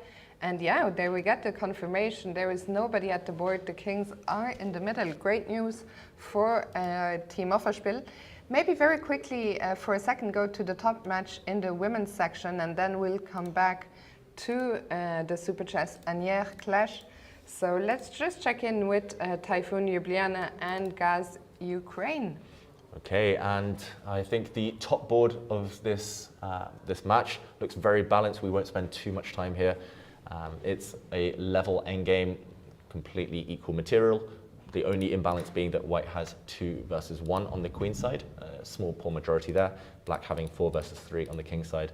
So Fiona, which side, probably ending in draw, but which side would you take? Probably White because of the pawn majority on the queen side. Also because Black has only under a minute on the clock. But I think Anna Orshanina will hold this one. So I think we can come back to this one in a while. Let's check in with Lila Vakishvili. We loved her position earlier on against Natalia Buksa, and it looks like the position has only further improved. Yeah, it looked like she had this big strategic advantage. She's transformed that into a material advantage as well. Bishop g6, Black's last move, but all of the remaining Black pawns isolated. They look ripe for picking, and I wouldn't be surprised if White just goes hunting for those pawns right now. Rook to c6 looks very healthy. Bishop to h3 looks very healthy. This is just a disaster for Black. No real counterplay as long as the c-pawn is kept under watchful gaze. So advantage to Ukraine definitely. On board 2. Let's go to board 3. Unuk against Aulite. Okay, and this time advantage Ukraine as well. I was just looking at the standings again to remind myself, if Ukraine win this match, they are going to leapfrog Typhoon into first place. Wow, and right now, I'm just doing a quick count, but Black has an extra knight, only for a White b-pawn. Stepping back there, Daulite Cornette. Wondering how she won this piece. Laura Unuk's been in great form recently, and if we just backtrack to a position earlier, I had an eye on this during one of the earlier breaks, and I thought, okay, White's got a nice advantage. White's queen reactive, the knight in the center, White's rook coming to the middle of the board, but it looks like there was a blunder, a clear blunder in just a moment. Okay, bishop takes a5, just really, yeah, unfortunately, just walking into some crazy geometry after a trade, missing the move queen to a8. That's pinning. an incredible move. Yeah, incredible blow here, a one-move trick, and due to the fact that this bishop is pinned, due to the fact that b6 is a discovered check, White had to lose a piece. Yeah, heartbreak there, and if we catch up with the current position, the Black Knight's going to win this game. Absolutely. So let's go to board 4, Zukova against Ur. But this match so far looking fantastic for Gaz Ukraine. Yeah, and I think we've jumped into a critical moment here. White with 6 minutes, Black with 14. But White's central majority has mobilized. We mentioned earlier it was the clash between pawn structures. And Black's knight, if it has to retreat, momentum will flow in White's favor. If there's some tricks here for Black, then maybe Black can hold the balance. Okay, she jumps into the center. I think this was the key move. Going back would not have cut the mustard. And okay, a force of this knight trade, I'm assuming. There we go, knight takes knight, just been played. Black has an isolated pawn now, but there are still some threats against the slightly loose White king. Fiona, again, I'm going to ask the question, who would you take intuitively here? White, I'd probably play g4 and get those pawns moving. g4, of course, not just attacking the queen, but making sure the pawn on h3 is safe. I don't know. Yeah, it looks very logical. And unless Black can be a bit flashy and play a move like d4, I'll just move my queen. well, I'll move Zala Urs queen here, and yeah, you can blockade, but also can you even get greedy and take on a7? Yeah, that wasn't even on my radar. Queen takes pawn there. The one downside is that you're really far offside, and maybe the d pawn will start rolling. This is a bit scary. It is scary. You can not block the pawn now from d2 because the queen would come into e1 with a devastating check. I wanted to try taking the pawn on a7, but I don't think I would take it during a game. Yeah, I mean, for example, you could still kind of put some pressure on the black rook. The black rook is defended, however. I was just wondering what happens in a situation like this. Just trying to break the connection. Yeah, it gets really messy. So depending on the match situation, if white really needs to win, then we might see this move, queen takes a7. Doesn't look, I think she'll look over and she will keep things safe as they have a big lead, a big advantage on boards 2 and 3. So looking very good for Gaz Ukraine. We'll come back here in a while. For now, let's go back to the Open and to the top match between Super Chess and Anier. Let's jump there, and right now the score is 2-1 in Super Chess's favour, but the top clash. So Deac against Musar actually ended in a draw. Had we seen that? Okay, I don't think we'd seen that, no. We saw it a bit earlier where it's roughly in the balance, but just to show the final position of that one, Deac with white here. Looks like he did just offer a draw on move 33, both players with just around 15 and 18 minutes, and yeah, just no material remaining pretty much. This one, fair result. And yeah, board one of the critical games in this match where Maxime, is he making more progress? We've seen a couple of minor pieces come off. Let's rewind a few moves. Yeah, let's rewind back here. White had been dancing around with the king, maybe feeling d1 is a safer square than b1, and black was the one, Vachier-Lagrave, to force the trade of bishops. It makes sense if you compare the two pieces. This bishop looks quite prospectless compared to white's piece, and if we catch up with the current position, still lacking a breakthrough. The e4 pawn is a target, but what next? I guess you have to maybe combine attacks against, for example, c4 and e4, and maybe hint that eventually, once you triple up your pieces as black, that you might break with f5. It just looks like a dream position where you can probe and look for weaknesses and force white to come up with really difficult defensive moves. I would be absolutely shocked if Maxime doesn't convert this one. Also, if you look at the white position, it is white to move right now. What do you even do? You are condemned to passivity unless you can play g4. Yeah, g4, the one downside is that black, for example, could play a double attacking move here. Maybe that's even better, but queen e6 would hit both pawns simultaneously. And yeah, once a pawn drops with check, I think this one will be, well, should be hopeless. Rook takes pawn to come next. So this is the live position. If white can't do anything active, it's going to be so tough to force yourself to make a decision. We see in the background there, Richard Rapport on the right, Vachier-Lagrave away from the board. Vachier-Lagrave actually standing behind him. And yeah, this one clearly in black's favour. In the foreground of the camera, we have another potentially decisive game in this match. Oparin against Mel van Foreest, where it looks like Mel is fighting back. Fighting back, and I just want to show one really clever move. Van Foreest, every time I see him play chess, he sacrifices a pawn in some way or another, and here it looked like white was working the magic, a knight about to land on a beautiful outpost on c4, from where it could leap forward, and okay, we see a result there. In Magnus Carlsen's game, Magnus winning a huge game on board 1 for his team Offerspiel, taking advantage obviously by Vincent Keymer. We'll go back to that match in a second. Let's just check in with the last two games here real quick. We'll see how Magnus's game ended and how his teammates are getting on. Yeah, great win for Magnus Carlsen, who's now on 100%, still on 100% in this event.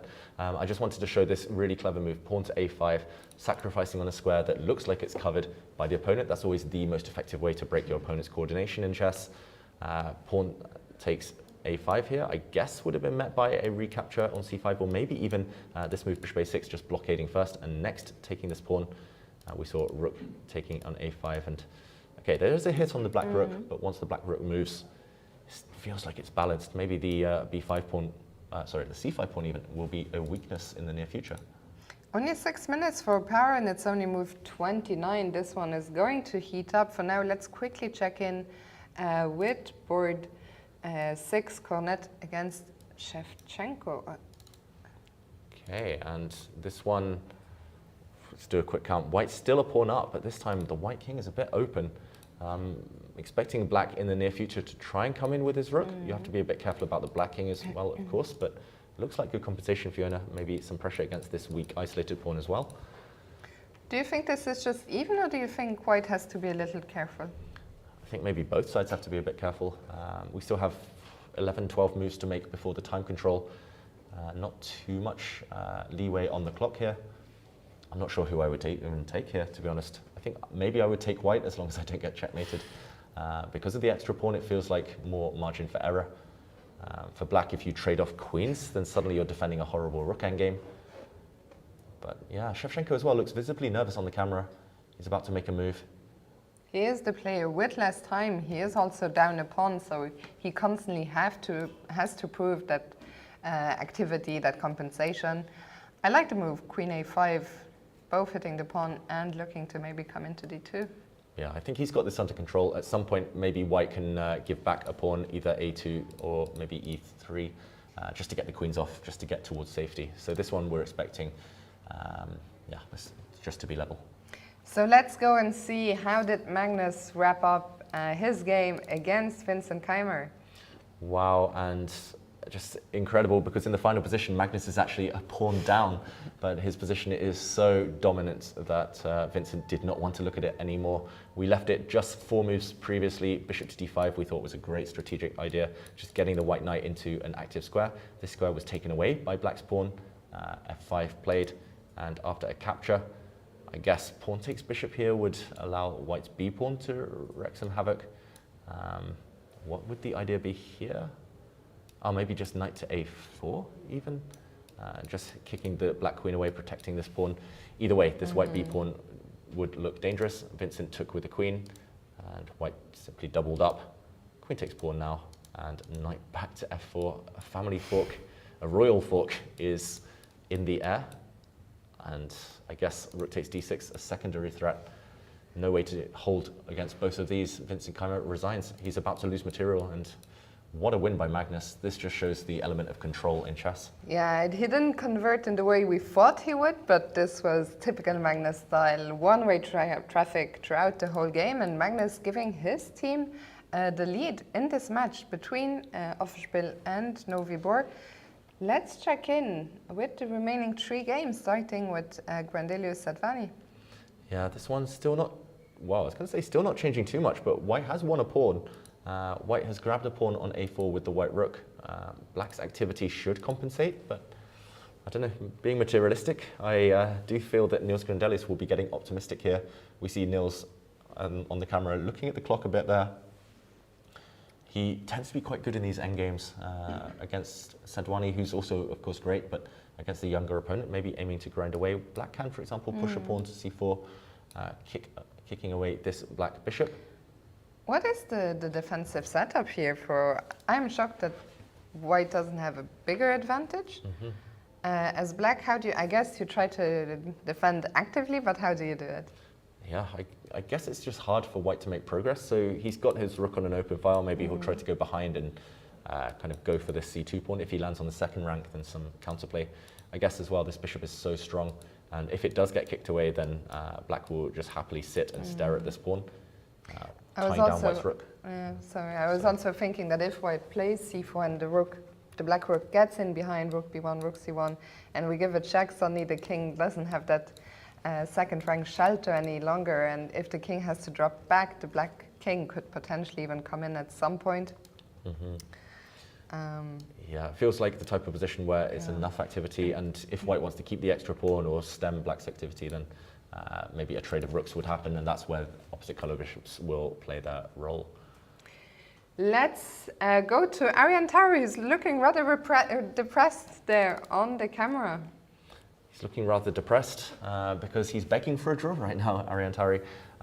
He might well get it. I think he's calculated this endgame to perfection. Black can give a check, for example. This will be blocked. And actually, we've seen the position repeat itself several times. We saw in this position earlier on move 35. One check, the white rook drops back. We saw a second check, the white rook blocks. And actually, if we see rook e2 check right now, this would repeat the position a third time after white blocks. So this is the moment of truth. Just to point out, the king and pawn endgame looks quite promising for black because black's king is so far ahead in the race to the center. But the problem is you can not quite get to this pawn in time. White will block its path. And I think this is just a case of both sides shuffling with their kings, no way forward. So this will end in a draw. Arian Tari, it's not been a pleasant game for him, but he got the job done, especially with Magnus taking that important win on board 1. Maybe this match will hinge on Pranav, who's black against Nguyen. Let's go there. Yeah, and Pranav, okay, he's a pawn up here as black, but this pawn will not be long for this world on e4. It's tying white's, oh no, I can't make puns on the names. It's tying black's pieces down if he wants to defend this pawn. Bishop f5 comes to mind. Okay, let's have a look at bishop f5. Yeah, I just wonder whether white gets greedy now, taking on a6. Oof. This is a 3-result game. This is maybe the least predictable of the remaining game so far. Yeah. Black does have ideas like knight to d3. Maybe queen to g5, getting active. No, I was hoping to play knight c4 maybe at some point as well. Attacking this pawn, I would be forced to defend. I'm not sure that's the best way. Yeah, this could go in any direction. Again, I do wonder whether white can just snap off this pawn in the near future, creating a really dangerous passed pawn of his own. The evaluation bar says slightly in white's favor in the current position, and I think if white does get time to take this pawn on e4, then a safe advantage, minimal risk, and black will be really passive with lots of weaknesses to worry about. So maybe a key moment in this one, we see Pranav in the background of your picture there with 8 minutes left. I have to say, I feel for these players. I think the Arian Tari game probably will be a draw. You can see on his body language, he's pretty certain it will be a draw. And then only 2 games will remain, which will put so much pressure on Pranav and Sadani. They know that if they can both hold, they will win a huge match here. David, I think that we should go back to MVL against Report. Maybe you know what, you're going to go there. Let's check in quickly with board 3. We haven't seen that at all. So let's check in with Chartres against Fienheim, where 4 games have already ended. Yeah, we saw earlier a win, this beautiful win with 2 rook sacrifices on e3 from Mamedyarov, giving Fienheim the lead. We saw a draw on board 2 between Maxime Lagarde and Basim Amin. Board 3, fan favourite Anton Korobov. Looks like he's doing the business. He's a pawn up currently. White's king is really bare. White can regain some material by taking the pawn on d6, but it feels like black's knight is the stronger of the 2. And actually, I'm blundering a pawn over here, but yeah, but the queen seems to be getting so active. Knight takes pawn. What would happen? There's a tactic. It feels like there's a. Oh, wow, it's an obvious one. I was going to be like knight move and then take on e4, but you're already attacking that pawn. This would be a double attack. I mean, this just looks horrible for white right now if you cannot go pawn hunting. Defending with an open king while queens remain on the board, especially with not that much time left, is not going to be easy. I think Korobov, a huge favourite there. We see him on the left of the picture. He's most likely going to take this win. Absolutely. He's in great shape so far on 2.5 out of 3. And there we saw a handshake in the picture. Let's go to this board quickly. Wow, it's actually a draw between Yuri Krivoruchko and Timothy Razafin-Ratsima. Black was winning this game out of the opening. That's why I look so confused. Let's rewind a little bit and see what happened here. Yeah, let's see what happened, because actually it was around this moment where I took a look in earlier. Black is a pawn down, but the computer says it's a winning advantage for black. For example, kicking this bishop back and then planting a queen in the center would regain the pawn with interest. Once the bishop lands on the long diagonal as well, white's king is going to be in for, it's just going to be hellish to try and defend this one. But somehow he managed to trade off all the pieces, and the final few moves, white was able to just bail out into this queen endgame, down a pawn, but delivering a perpetual check to the black king. No way to hide from these checks. We saw the disappointment there on Timothy's face. So what is the score now in the match? It's 3-2 for Fienheim with only Korobov to play. So as long as he doesn't lose, they take the win. Absolutely. It looks like a win on the horizon for the German team unless we see a big collapse by Korobov. And let's go back now to the top clash, Super Chess and Okay, we're closing in on the magical move 40 and the time control. Time trouble imminent. So in this match, Super Chess currently have a 2-1 lead. 3 games remain, one of them the top board report against MVL. Yeah, and it feels like MVL has to win this one. Still yet to find the breakthrough, but he's kind of looking for ways in. The black queen is maybe coming into b4. The white king is not a great blockader. Kings and queens are just terrible blockaders while major pieces remain on the board in general. What have reports last couple of moves, last moves been? White's last moves have been king to c2, queen landing on f3, and then king to d3. So he's trying to desperately defend his e4 pawn, but it's the theory of two weaknesses here, or two kind of attacking on two fronts, I think, Fiona. He's going to put a queen on b4, try to kind of push a pawn to a3 and break into the c3 square, while simultaneously maybe threatening f5. Do you think there's any chances for Rapport to hold this one? I think I'd already resigned, to be honest. It's so depressing. He needs Vachier-Lagrave here to get hasty. MVL looks very confident. Yeah, exactly. You see him on the camera watching other games, or watching his own game even, with a lot of interest there. Vachier-Lagrave. And the problem is, black can even just wait. Black can wait until the time control, till move 40. We're 4 moves away now. And then start calculating variations. White's position will never improve itself.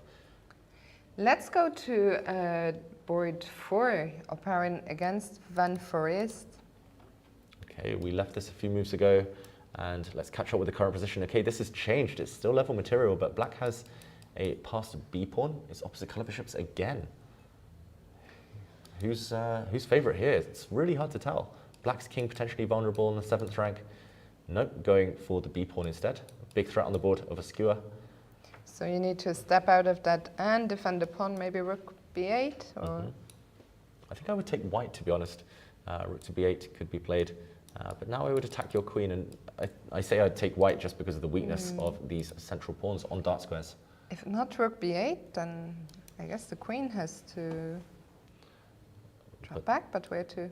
Maybe queen b8, just defending this pawn, defending this pawn. Ugh, I don't like it though. I mean, I wouldn't play it right now probably, but f3 to... Yeah, I definitely wouldn't play it now.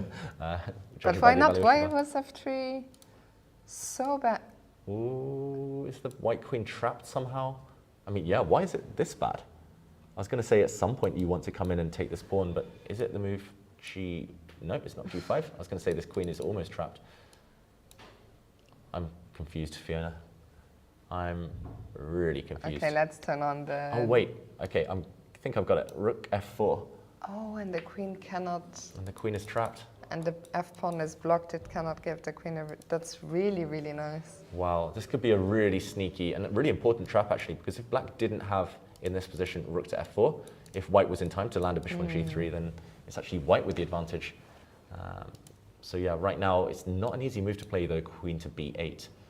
This is going to be uphill struggle. I think Jordan Van Foreest making a draw here.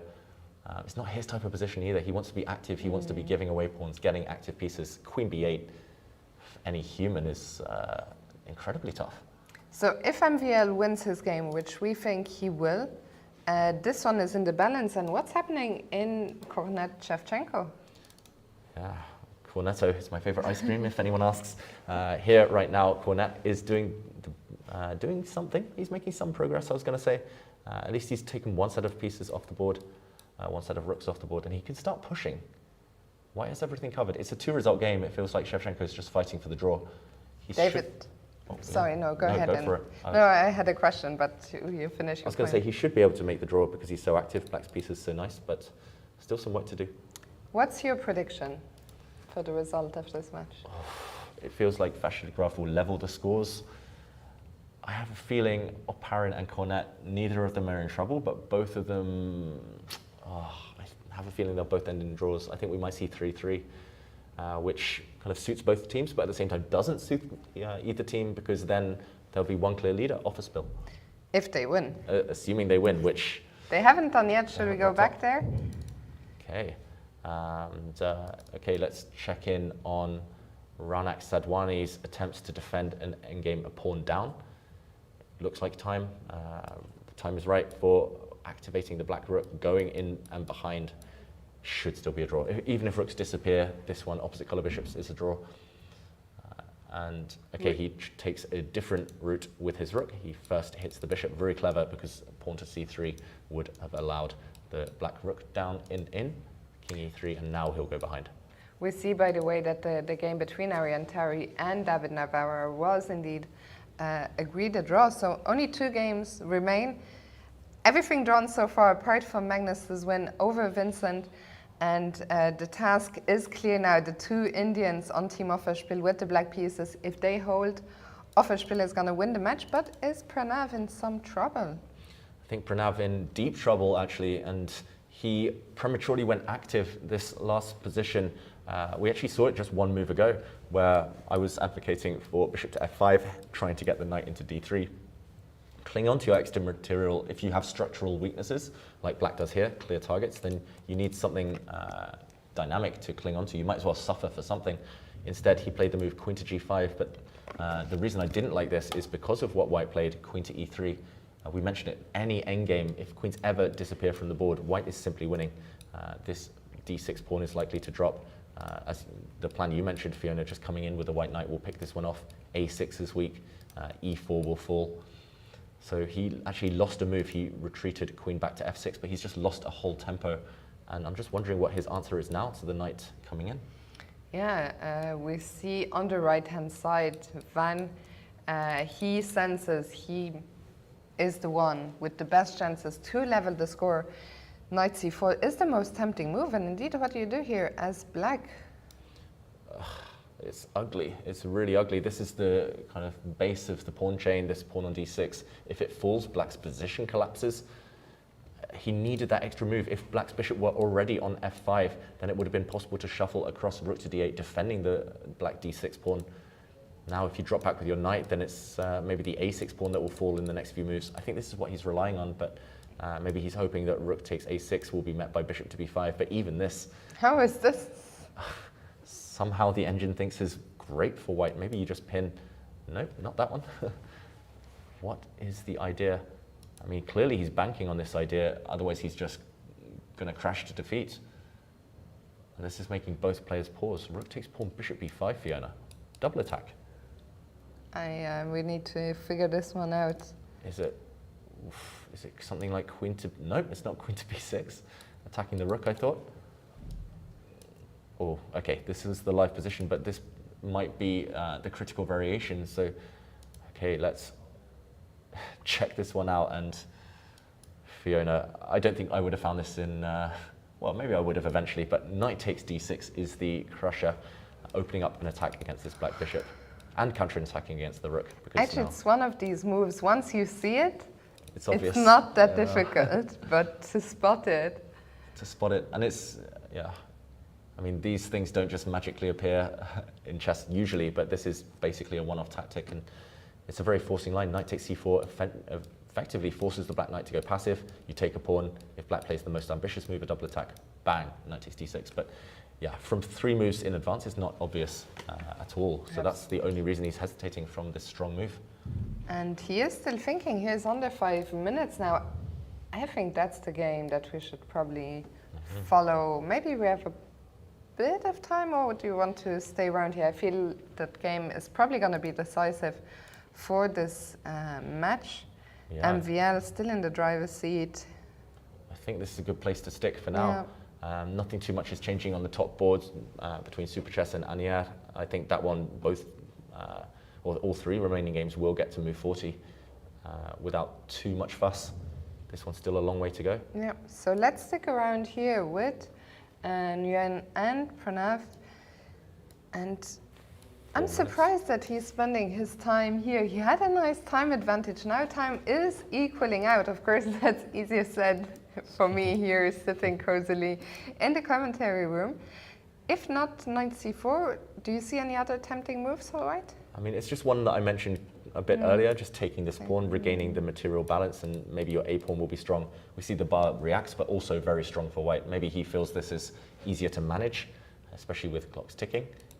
For example, this type of position, I think the A pawn eventually will cruise home. You just get the rook out the way and start pushing. Actually, in time trouble, maybe this is even better, so you don't have to calculate at all, and you have a clear plan. That's the main thing. When you only have 2-3 minutes on the clock, if you know you're going to push the pawn no matter what, just play it, go for it. And Van still in the tank, now down to 3 minutes and 10 seconds. We see the Offerspiel players, as usual, sticking around. I'm sure Magnus is not too far. Our view is being blocked there. Still to make a decision. Do you think it's going to be knight c4, bishop takes? I think I wouldn't be able to resist the temptation of knight to c4, although there is this one variation to calculate. Maybe if he didn't see that trick with knight takes d6, then you cannot go for that variation. Maybe his spidey senses are tingling and he's saying, okay, I feel there's a win here, but working it out is costing him a lot of his remaining time. I think he's not going to play knight c4. Okay, what do you think instead? Will he take the pawn? Bishop takes a6? Yes. Okay, good prediction. I think it's a 50-50. It's one of those two moves. I don't see anything else. I was going to say rook c1 played though, and maybe this is strong as well. That takes a lot of self-control though. That's a very impressive move. Just pinning, and he's now hoping that there'll be tricks against this loose, this undefended black rook. Maybe, for example, knight to b3 instead of knight to c4. Yeah, it's actually a move we should have considered. Completely logical. Activating one of your pieces that wasn't doing too much on d1, as you say, pinning this knight from c5. And I can't get away. I would love to play a move like knight e6 to offer a rook trade, but the problem is that this bishop on d7 is hanging. So white here can simply take, and after rook takes, take on d7, and that's lights out. So what does black do instead? Yeah, it's tricky to find a move. Yeah, actually, you're right. We should have looked at improving moves. It's just so tempting. I think he would have been also calculating the direct attempts, and then he realized that they were less clear or less desirable than he had hoped, and then looking to improve pieces. That's what you should fall back on if the direct lines don't work. For black, I would be looking at just protecting. I really hate having hanging pieces. Is it move 36? So 5 moves to make for black with only 2 minutes on the clock. Very tough situation for Prav. Yeah, I think I would play a move such as rook to c8. I've blundered too many pieces in time trouble throughout my career to want to leave anything undefended. So this one would at least ask some questions on the c file. At least, for example, if the white knight comes forward, it will be pinned. Black's knight can now move. I'm not sure there's actually many tempting moves, and there'll be a pin on white's rook on c1. So yeah, rook c8 I think is by far the most natural. You don't really have tempting moves with your bishop. And you can't take on a6 any longer either. Yeah, just to show that bishop takes a6 would immediately backfire because black could take, attacking this rook on c1, and would be able to recapture on c7. Wow, rook c8 not played. Not played. Okay, bishop f5, so something we mentioned earlier. Also very logical. But now the knight's still pinned. I wonder if knight to b3 is an idea. I wonder if knight to c4 is still in the air, going for this pawn. Still looks so tense right now. 2 minutes each. Let's take a look at knight c4 actually. Okay, knight to c4. Attacking this pawn, and is it something active? Is, for example, a move like knight to d3 possible suddenly? Because he's been so passive for so long, he'll want to go for something like this. Again, some tension, and knight takes pawn. What is black's idea? I still don't see it. A trade of rooks, maybe, and I'm trying to be tricky. Check this out, Fiona. Oh, okay, it doesn't work because black's bishop is hanging. I wanted to play this actually, hoping you'd take the rook, and then, whoops. Very sneaky. I control this square, so white's rook not back in time. But yeah, unfortunately, this bishop is hanging instead, and the white knight comes back to defend the promotion square. He's played knight to b3, saving us from that melee of complications.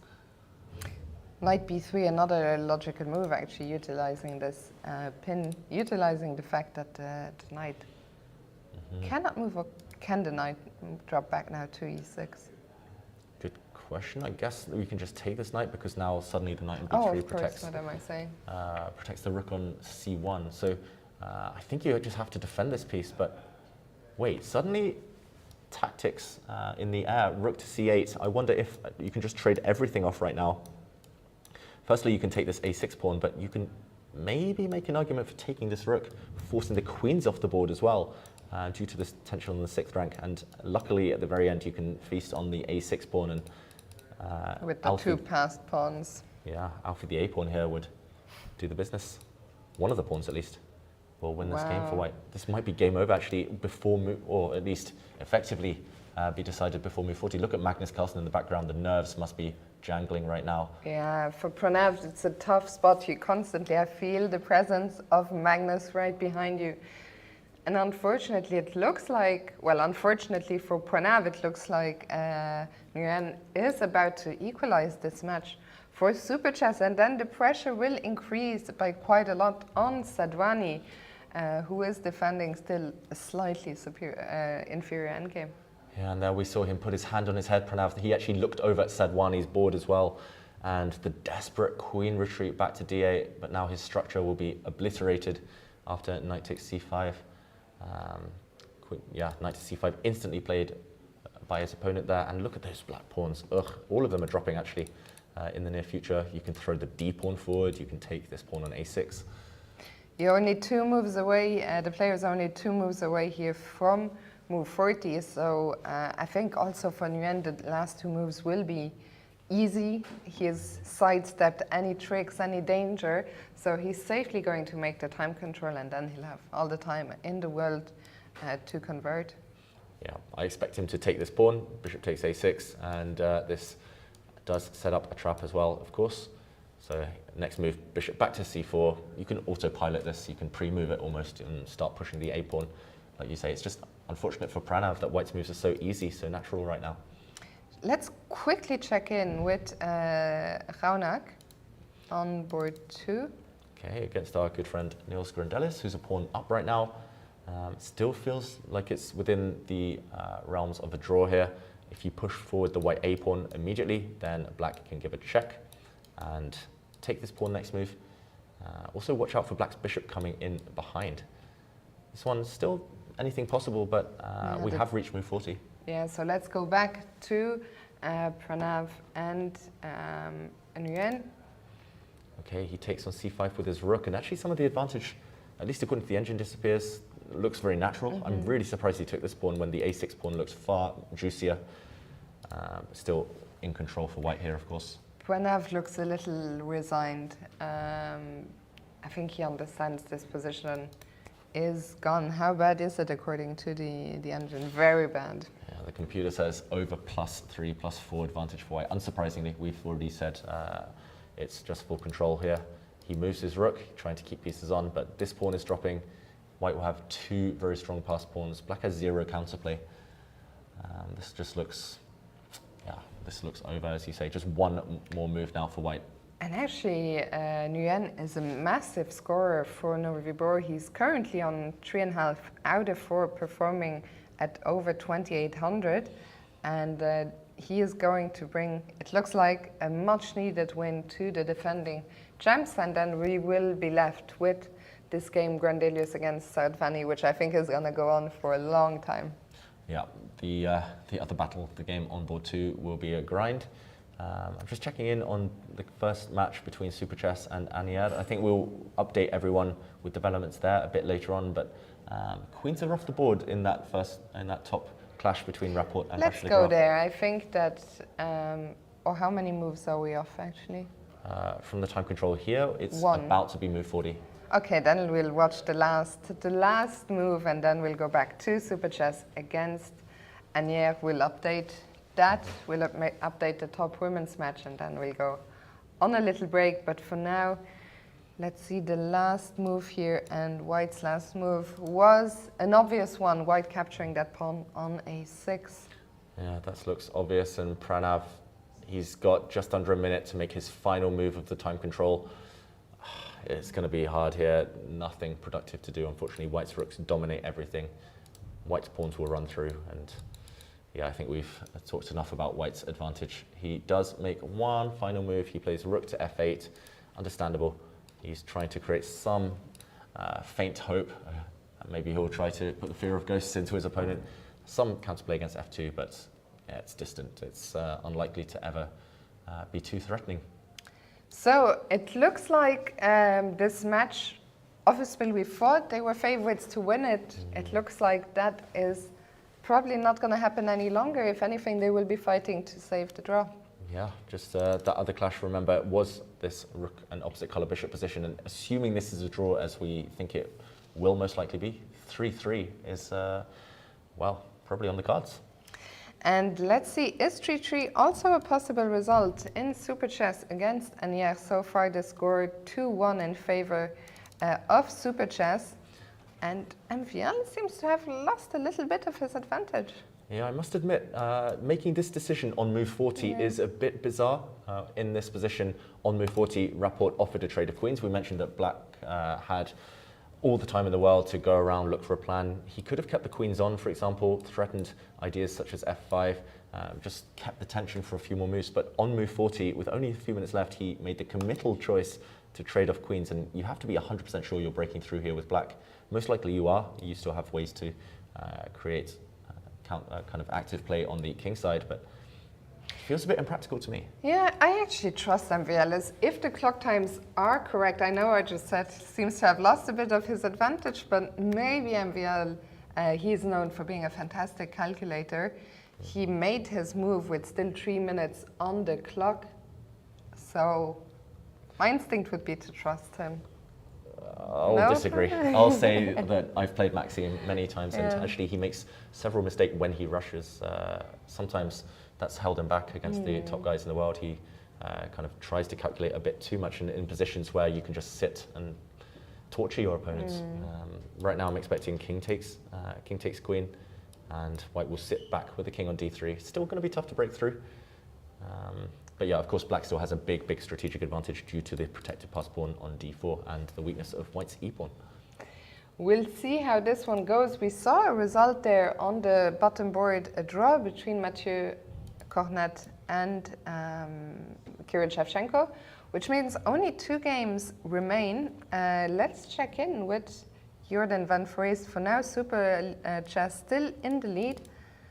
And we thought this one was very double-edged, very unclear still between Oparin and van Foreest. Yeah, we have just made the magical move 40 in this game. Let's just backtrack to one of the moments we left it at earlier. We left it actually on move 35. We thought maybe white had a little bit of pressure due to an attack on the b-pawn and due to the fact that black's pawns in the center on dark squares might be targets. Jordan came up with a really ambitious, active way of defending here, much stronger than, for example, going passive with the black rook. Now, white, for example, rook takes pawn would be met very strongly with a pin on the back rank. King to h2, getting out of any trouble there. And, okay, very active play from Jordan going for this white pawn. Rook g1. If the rook had landed on f1, then black could continue attacking this rook with gain of time. So instead, the f pawn drops. Pawns disappear, bishop takes h3, a bolt from the blue, king takes... I think Jordan must have been very happy with the development. We thought the last time we saw this position that it was rather passive, but he found a way to bring the game onto a terrain where he excels with active play. Exactly, and to do it with not that much time on his clock, very, very impressive. Bishop takes h3, allowing bishop back to e1, but he'd calculated very accurately that he could retreat his queen, keeping an eye on this rook. And if pawn takes bishop, I'm assuming he gives a check. If my mouse froze there, I panicked. This is a check. The king cannot drop back due to checkmating ideas, so white would be forced to block. And we might transition now into a queen endgame. What's the pawn count? It's up a pawn for black right now, but I think this will most likely end in perpetual check. Either side can start checking the enemy king. This might be just a logical conclusion to this game, Fiona. I think so too. I think we might see a draw in this game in the very near future. And in that case, everything will hinge on board 1. MVL, can he beat Rapport to equalize this match for Anier? Yeah, that's the big question. MVL now sitting at the board, having passed the time control, he'll enjoy his extra 30 minutes. And he'll be looking for that winning plan. I mean, to me, it looks like it will rely on a breakthrough on the king side. At some point, white's rooks will be tied down forever. Black's king can also start making a journey over to the queen side. Maybe this is kind of the sadistic way of doing things, but yeah, it's everything now, all the pressure on MVL's shoulders. We'll have plenty of time to check back in here. For now, let's very quickly update the top match in the women's section, and then we will go on a quick break. And I think after that, we might also have a guest in the studio. So yeah, let's update this match, break, and guest. Yeah, and she sang her song on board one, song making a draw against Ushanina here. We did predict that this would end peacefully. We saw a repetition of moves, very balanced throughout this whole game. Board two, there was a decisive result where it was actually Typhoon who lost this one. Yakish straight from the opening had a big advantage, positional advantage. She turned it into a material edge as well, and in the final position, simply up a knight and a couple of pawns.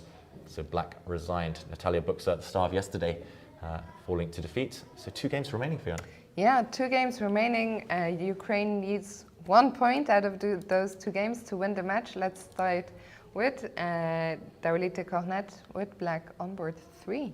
Wow, and frankly, Fiona, I'm shocked that this game is even still going. She was a piece up. She was just a piece up for pretty much nothing, Cornette. I just want to show everyone again this clever trick, this cunning trick. I've very rarely seen such beautiful geometry. It was, okay, I need to find it first. It was quite a while ago now. It was when white got a bit greedy and captured a pawn on a5 with her bishop. This backfired severely after a trade of bishops, and this crazy move, queen to a8, pinning this white bishop and creating the unstoppable threat of b6, a discovered check as well. And she won a piece, simply pinned a piece. Somehow the game continues. We left it around here with thinking that black is just going to wrap this up very shortly. But if we fast forward to the current position, somehow 2 pawns now. She lost control, yeah. And it's move 41. Maybe it was just that time scramble that tripped her up. Suddenly white has serious chances to save this game. I'm not sure how to start. You cannot, unfortunately, try to pin right now because black's knight jumps out the way with a double attack, a check, and next move rook takes d2 wins. So how does white keep the fight alive? I mean, it must feel like a win even getting here. Yeah.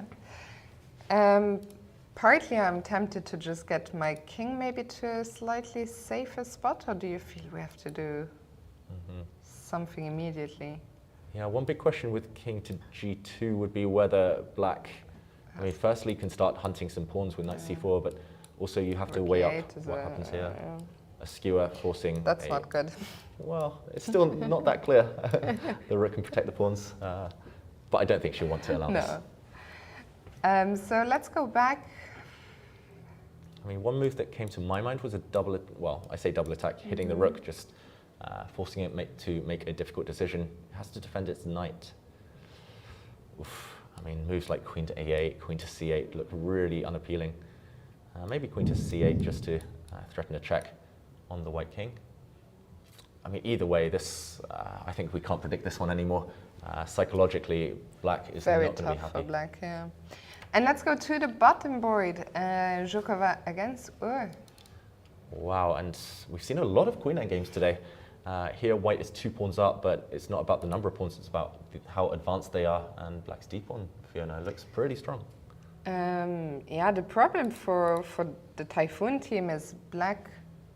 No, I mean, white maybe would just be happy to make a draw, the Ukrainian player, Zukova, in light of the match situation, or what do you think? Yeah, she has to be 100% sure that Cornette, with the extra knight in that game, doesn't lose. It might be time for both of them to just try and bail out. Yeah, I mean, you can give all the checks in the world and you'll most likely just draw this game. You still have to be a bit careful. If the black king escapes, we saw something similar yesterday in one of our games with Jules Moussard. Maybe it's not so easy to force the draw. We have to calculate. We never like that. Maybe we'll do it after the break. I think you can force a draw immediately, luckily, because if the black king ever marches too far forward, whoops, there would be a checkmate. So I think she could and should force the draw right now, Natalia Zukova. We see her deep in front there on the right-hand side. So we'll come back to this one. We are going to go on a short break now, and I think when we come back, we will be joined by one of the biggest talents on the horizon at the moment from Turkey. Ediz Gurel. So don't go anywhere, and we'll be back soon.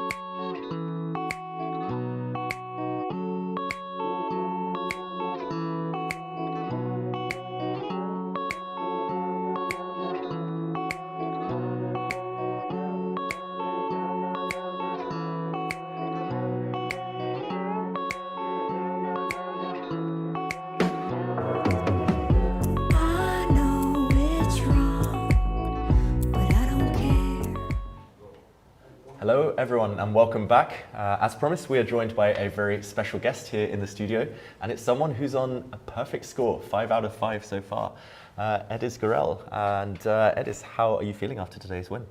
Yeah, it wasn't very clean. I wasn't feeling like I was going to win. I think I was a bit lucky, but now I'm feeling great. Okay, and you make your own luck, right? So would you like to take a look at some of the key moments of the game, maybe? Yeah, sure.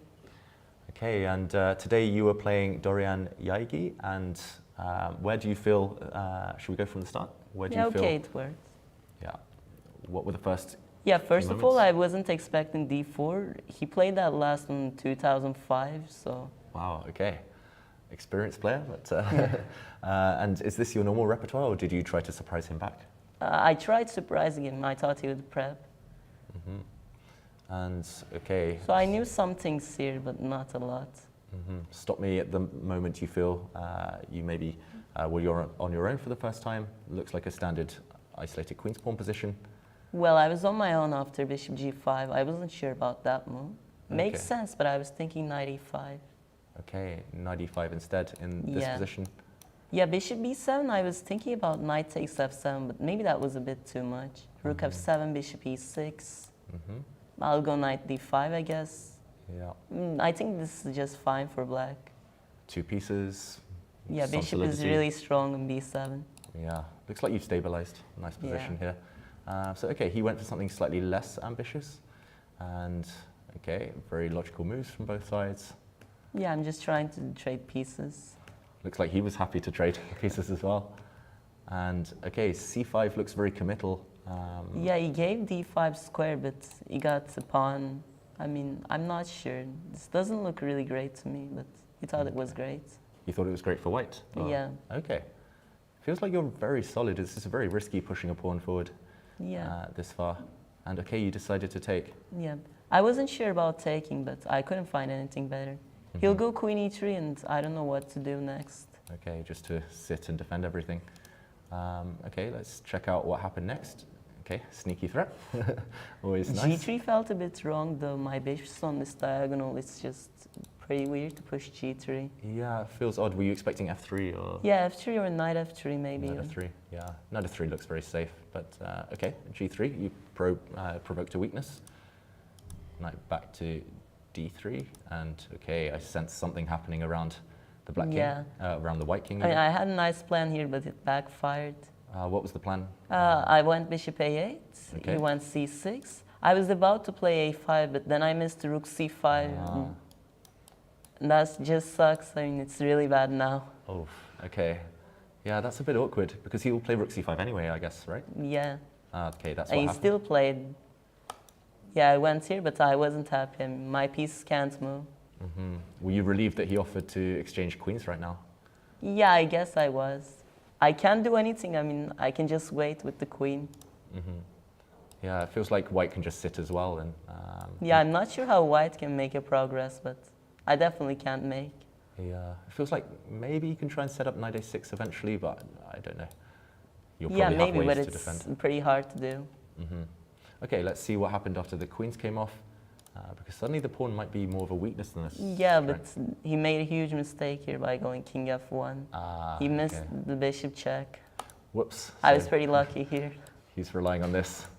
But Yeah. yeah, bishop g2 check, and which, okay, you made your own luck. You stayed strong, put pressure on the c6 pawn. Okay, you took, and Also, he didn't take. I think he should have taken. This is a clean draw. mhm. He can just trade and he'll go rook a5. I Mhm. can't win here in no way. Okay, are you? Okay, I can guess still you'll try, but Mhm. I think he should be able to hold. Okay, I don't know. I would have been confident in you here. Just still some small chances. But okay, in the game, he kept the pieces on the board. Okay, he allowed Yeah, you I to think play. that was a bit wrong. Mhm. Simply knight can't jump here. I mean, taking a7 is also something hard to do. Yeah, this is true, and some mating nuts. Okay, he ran. Oh, I like g5. Big weakness now, h2, potentially. Well, I'm not sure about the square here. Bishop g2 was a bit suspicious, but I didn't know where to go, actually. He'll go knight b5. I didn't really like it. Okay, what would have happened here after knight b5? I was thinking a6 here. And when he moves back, I'm just going to try to collect some pawns with rook b2 maybe. Yeah. Looks very active. Maybe g2 is a nice square. You can always, if you need to. Yeah, that's why I played. Okay, so let's see the finishing touches to this game. But king e2 was a bit wrong too, allowing the check. You think he could have maybe moved? Maybe king e1, king e3. I'm not sure, but... Okay, you gave a check. Bishop f1, nice. I think it was an inspired square, bishop g2. Also, I don't think he needed to push f4, because I wasn't threatening anything. Rook a7, I go e5, he goes knight c6. I mean, with check, I can't take any pieces, so... Yeah, it looks so close, but yeah. what would I you can have just done grab some pawns. Probably I would take h2. Yeah, still feels like this one's a big threat later. Yeah, now I'm threatening bishop c4. Ooh, nice. Caught in a mating net, maybe. So, okay, instead f4, understandable. And, nice. Now you just pick up a second pawn. His rook is also in a terrible square now. Yeah, okay, a second pawn falls and... No, it was a bit trying, but it was pretty over. Yeah, it looks like he did the hard work and... Okay, bishop e4 here, and he's losing a piece too. Nice, nice. And yesterday we saw you won a really beautiful game against Matus Bartel. Yeah, thanks. Do you feel you're playing some of your best chess so far in this tournament? Well, maybe. I'm not really happy with the way I played, especially this game, but I'm giving my best for my team. Yeah, and the team are doing pretty well. Before I ask you some questions about yourself, it looks like, okay, when you came in, they were leading 3-1, I believe, and they've wrapped it up, 4-1 victory. Well, still one game going, but they've clinched the victory today. Yeah. How's the spirit with the rest of the Turkish Airlines team? Well, I think it's good. I've never met them before, so I just seen them here, and we're talking sometimes. Okay. Yeah, it's a friendly, I mean. Are you asking them for some tips, some very experienced players on the team there? Yeah, we didn't talk that lot. We just met on the first day, and it was it. I mean, I didn't talk with them. Okay, and you're 14 right now? Yes. I believe you've got 2 Grandmaster noms? Yeah. What are your next tournaments, your next plans in the near future? After this tournament, I'll play Croatian League, and then after this, I'll play Grand Swiss. Ah, you'll be there? Yeah, Okay. I got a wild card. Nice, I'll see you there. I'm commentating too. I'll be checking out your games. And what are your goals for those tournaments? Well, first I'm trying to be a GM, and after I become a GM, I'll probably try to pass 26. Okay. And when I pass 26, I'll try to pass 27. Nice, and then 28? Okay, hopefully. Yeah, I mean, the way you're playing now, I think everyone thinks of you already as a 25 plus player. Heading in the right direction. Can I ask you, do you work with coaches? Does the Turkish national, do they help you out, the federation? Yeah, I mean, not with federation, but I have a special coach, Dragan Solak, who helps me a lot in these situations. We generally prepare with him about the openings. Okay. I remember studying his games in the Spanish exchange, and very wealthy, booked up player. And yeah, just, I mean, this Club Cup in Albania now, I guess you'll play the last 2 games? Yeah. Yeah, and what are your team's hopes for the rest of the event? Well, I think team is trying to get in top 3, and if we win last 2 games, we will, but it'll be really hard since we'll play good teams. Yeah, and I must admit, I'm so impressed. I think we played online, right, a few times? Yes. I can't remember the score. I just remember... I think you've beaten. Yeah, but it was close, right? I just remember thinking, like, it's too good to be this young. So, very impressed. But thank you so much for joining us today. Thanks. And 5 out of 5, keep it up. Hopefully. Go for 7. Go for 7. Everyone, this has been Ediz Gurel. Remember the name. He's going to be a star of the future. Thank you for joining us.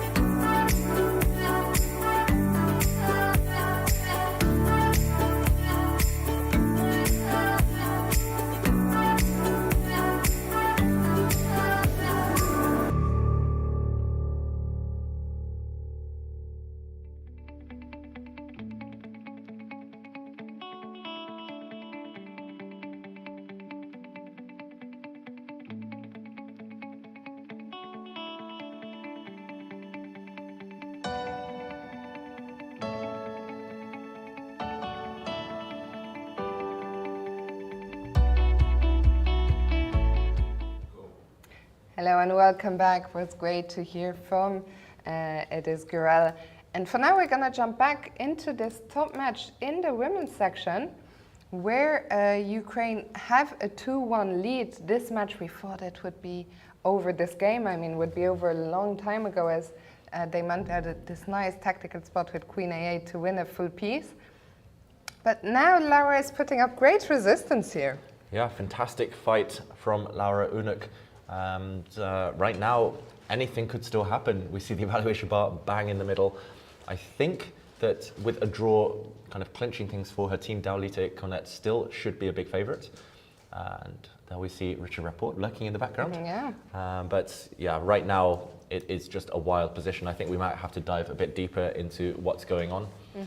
Black's last move actually gives up the Black Knight, but if you take it, you will regret it. Take this knight at your peril, because Rook takes knight right now would allow a nasty checkmating attack. It would be swift and brutal. The king caught on either e3 or on the back rank. The ladder checkmate, I believe. And yeah, right now this poses a dilemma for white, what to do. The f7 pawn is defended, and this is a massive threat, rook d2. I'm wondering whether you have to start running with the king. Yeah, and we saw actually Laura just a second ago shaking her head. To me, it almost looks like she doesn't see a way out at the moment. So let's take a closer look at king g2. Yeah, just as I said king g2, I realized actually I might get caught on the edge of the board. Let's just show this. Rook to d2 check, the king moves. Let's say, oof, I'm scared to give another check, because if the king isn't caught, then white will be the one delivering checkmate. But I'm pretty sure there should be a way to trap it now. I say pretty sure, and suddenly I see waves of the white king coming in and trapping the black king, reminiscent of Short Timon from Tilburg 91. So, okay, right now, let's go back to that line with the king on g4. Fiona, I need help. Where is the kill? Where is the kill? Yeah, pawn to h5 loses, allows the white king actually forward. Surely she's calculating this right now, Laura Unuk, and it might be a critical variation. Yeah, and I mean, we have to act with urgency, because white is also threatening to give a check on e8. There is no time to lose. Yeah, e8, f7 is under attack, so it has to be a check, but Has to be a check. there's only so many checks. There's only a few. This is a check, for example. And I think in light of the match situation, going back wouldn't be sufficient, because at the very minimum, black can repeat and go for a draw, which clinches it for her team. Let's say white blocks with a rook, though. Where is the finishing touch? Is it this check? Maybe this is... It looks like it. Because now if king h4, rook takes h2 is immediately checkmate, and if king to f4, oof, I still don't see it, but I'm assuming it's there. Again, probably What you can just happens give some after checks. g5? Yeah, g5, the white king has to come back. And now maybe just a quiet move. I say a quiet move. I mean, something, for example, like rook to d6, if you want to be safe, maybe there's something even stronger, just to kick away the white queen trying to come in. But where is the checkmate? Where is it? Oh, chess is so frustrating. You've done everything right. You've chased your opponent's king into the danger zone, into the firing line, and you just need to put the finishing touches on. Maybe we take this way, and next move, this is unstoppable. Queen to Very c1. nice. And we just saw king g2 be played by Laura Unuk.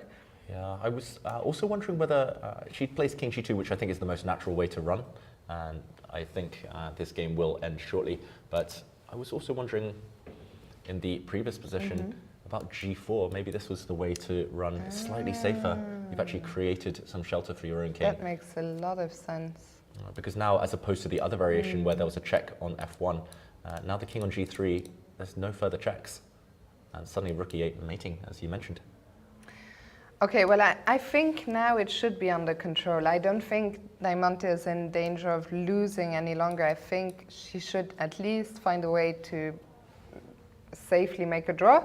I think she will look for the win. Either way, her team, SP Gaz Ukraine, huge favorites to win the match here. And David, let's go back now as we see... Oh, actually, let's go back to report. We'll come back to the women's section in a moment. But as you can see on your cameras there, MVL, now the only player remaining at the board, his team Anier are down 2-3, but with a win, he will save the match draw. Yeah, and I think we made some predictions, we made some bold statements about Vachier-Lagrave's decision to trade queens just before that break, just after or around the time control, and Fiona, I concede defeat. You were right, taking the queens off the board has paid instant dividends. I think black has a clear advantage, of course, but a clear route to victory. King is coming in, the black rook can tie down the white rook. This is kind of the definition of passive versus active right now, and black's pieces should be able to win this game. The one thing you don't want to allow is too much counterplay. For example, if white's rook comes in and behind, but I think white is always just way too slow in any of these races. Black will take this pawn, and the kind of me and my colours there, the f-pawn should win this game for black. Do you think the fact that MVL is pausing here, it's a little bit because he's spoiled for choice? So many good moves? Yeah, too many options here. I think the most natural would be either rook to g8. Maybe you could flick in rook to a8 first, and only if the white king kind of blocks you off, then you go back to g8. But yeah, I think it's that or king in to f5 and g4. And because of his background in mathematics, as has been well kind of documented, he's so good at calculation, and I think it's that type of position you can calculate your way to victory now. White will have to be desperate and go for some counterplay at some point, but move by move, if it works for black, Vachier-Lagrave will spot that. So we have faith that MVL will get this much needed full point to save the match. What is happening in Offerspiel against Novi Bor? Yeah, still 2 games ongoing in this one. The board 2 match. Whoa, okay, there's a pawn on a7. I never thought it would get that far. It is kept under lock and key. Black's bishop and black's rook control the promotion square. There we see Magnus Carlsen extremely interested in the board 4 clash. We'll come to that in a moment. But here, Fiona still feels like it should be a draw. Black does have counterplay as well. It's now level material. The f-pawn might provide some distraction. Yeah, I think just as long as you have this bishop on a long diagonal, it should be fine. But it looks slightly scary for black at first glance. It's always scary when there's a pawn just 1 square away from promotion, but we see Raunak away from the board at the moment. I think he's done a tremendous job of holding this one. And just a move coming in here with Niels dropping the king with a draw offer back to b2, which means that only 1 game remain here, and Offerspiel cannot lose the match any longer. Yeah, but we could see 3-3. Actually, the prediction at the moment is 3-3 in both of the top boards. Just to highlight why this was a draw, for example, black's rook could come back, white's king could, for example, continue chasing it forever. And I think the players have had enough fun. Also switching pressure to their teammates, where Fiona, it's maybe less clear-cut than it previously was in this game. Yeah, we need to take a dive back. I think we left this one off on move 40, where we thought the situation was pretty much hopeless for Prav after white, after Nguyen captured on a6. So what has been happening here? And suddenly Nguyen the one with only under 8 minutes for the remainder of the game. Wow, I think nerves are kicking in. He feels the pressure, the expectation of his team here, with all the white pieces needing to win, and suddenly he's lost control. This was the position we left it at. I kind of praised this move, at least trying to hint at some counterplay. White played bishop b7. I'm not sure you needed to do this. There's a clear plan to run the pawn down the board, but suddenly black's queen gets active, and okay, some threats start to appear on the board. I was really expecting white's bishop to actually just sit on f1, where it would defend everything and kind of, yeah, everything would be under control, no attack ever. But suddenly, what has happened here? Rook to f3. What a shot by Prav. Wow. The computer says no problem, white is still completely winning, but as a human playing with the white pieces here in such an important game for the match, this must have come as a shock, a bit of a shock. And we see someone with head in hands kind of in the background there. Just really surprised, I think, as surprised as we are by the twists and turns in this game. Pawn takes rook was actually possible according to the engine. I don't see what black had in mind here. I've got to say, it feels like a bluff from Prav. His position was hopeless anyway. If he doesn't play rook to f3, then simply this pawn will fall, and then no more counterplay at all. So I think he just kind of found at the last minute this bluff. And what happens if black takes with the pawn? Okay, takes with the pawn. Good question. So big threat of checkmate in a few moves. Okay, I said I didn't see it, but Looks you're right. scary at least. Still looks very scary. This is bizarre. I wonder whether it's to do with moving the bishop. Maybe you just... No, I was wondering if you can give up all the material, but surely not. Black will still remain with the queen and the bishop. Yeah, it's slightly mysterious because, I mean, unless you give up your bishop for this pawn, which the computer really doesn't like, you're still facing an attack. Unless you do that, then, whoops, queen here looks like a checkmate. Maybe it's something really cold-blooded where you move the rook somehow and start kind of running away with your king. But I don't see it yet. There's also the threat of queen takes pawn and a checkmate incoming. Yeah. Okay. Let's ask the engine. Okay, there's more than one winning move, unsurprisingly. But it's all to do with, at the right moment, taking this pawn. You delay it as long as possible, I believe. Okay, let's keep the engine switched on. The top move is one I was going to suggest because you stopped the check. But I was a bit confused how to react after queen takes pawn, and now there's only one winning move. You give a check, force the king into the corner. Okay, I retire from chess, Fiona. Okay. Only one winning move. Oh my goodness. Obviously, queen takes f3, giving away the queen because you've tricked black here with the back rank. That is beautiful. The back spank, as friend says, and yeah, this is just this is incredible. Queen takes f3. Wow. We can forgive him for not spotting this. Yeah. The bluff pays off from Pranav. The bishop can block the check here, of course, but yeah, I think white can either take this rook or even just push, promote, and the back rank checkmate continues. Okay, wow. So let's catch up with the current position. Rook to f3, allowed queen takes e4. Also strong, also winning, but feels like white starts to go a bit wrong here. King to h8, queen b4, protecting, saving the a-pawn, but losing control over some key squares. Yeah, one of them is, well, it wasn't under control, but the rook is now allowed to come into a1 to deliver a check. And maybe another shot that might have been missed by white here. Bishop takes h3. Wow, bishop takes h3. This, I think, simply has to be captured. This bishop, because black is threatening checkmate now within a few moves. For example, bishop takes g2 would just end things now. There would be a nasty checkmate, I'm assuming in many different ways, but this is just one of them. So the bishop has to be taken off the board. It cannot be allowed to live. What is the idea? I'm still to see it though, Fiona. Yeah, I'm shocked. I was just looking at the camera. Van looks Extremely nervous. Extremely nervous. So what is Pranav's idea here?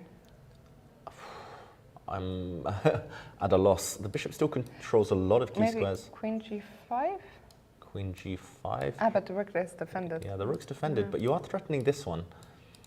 So how does white guard against this? I guess you have to retreat the bishop. Nope.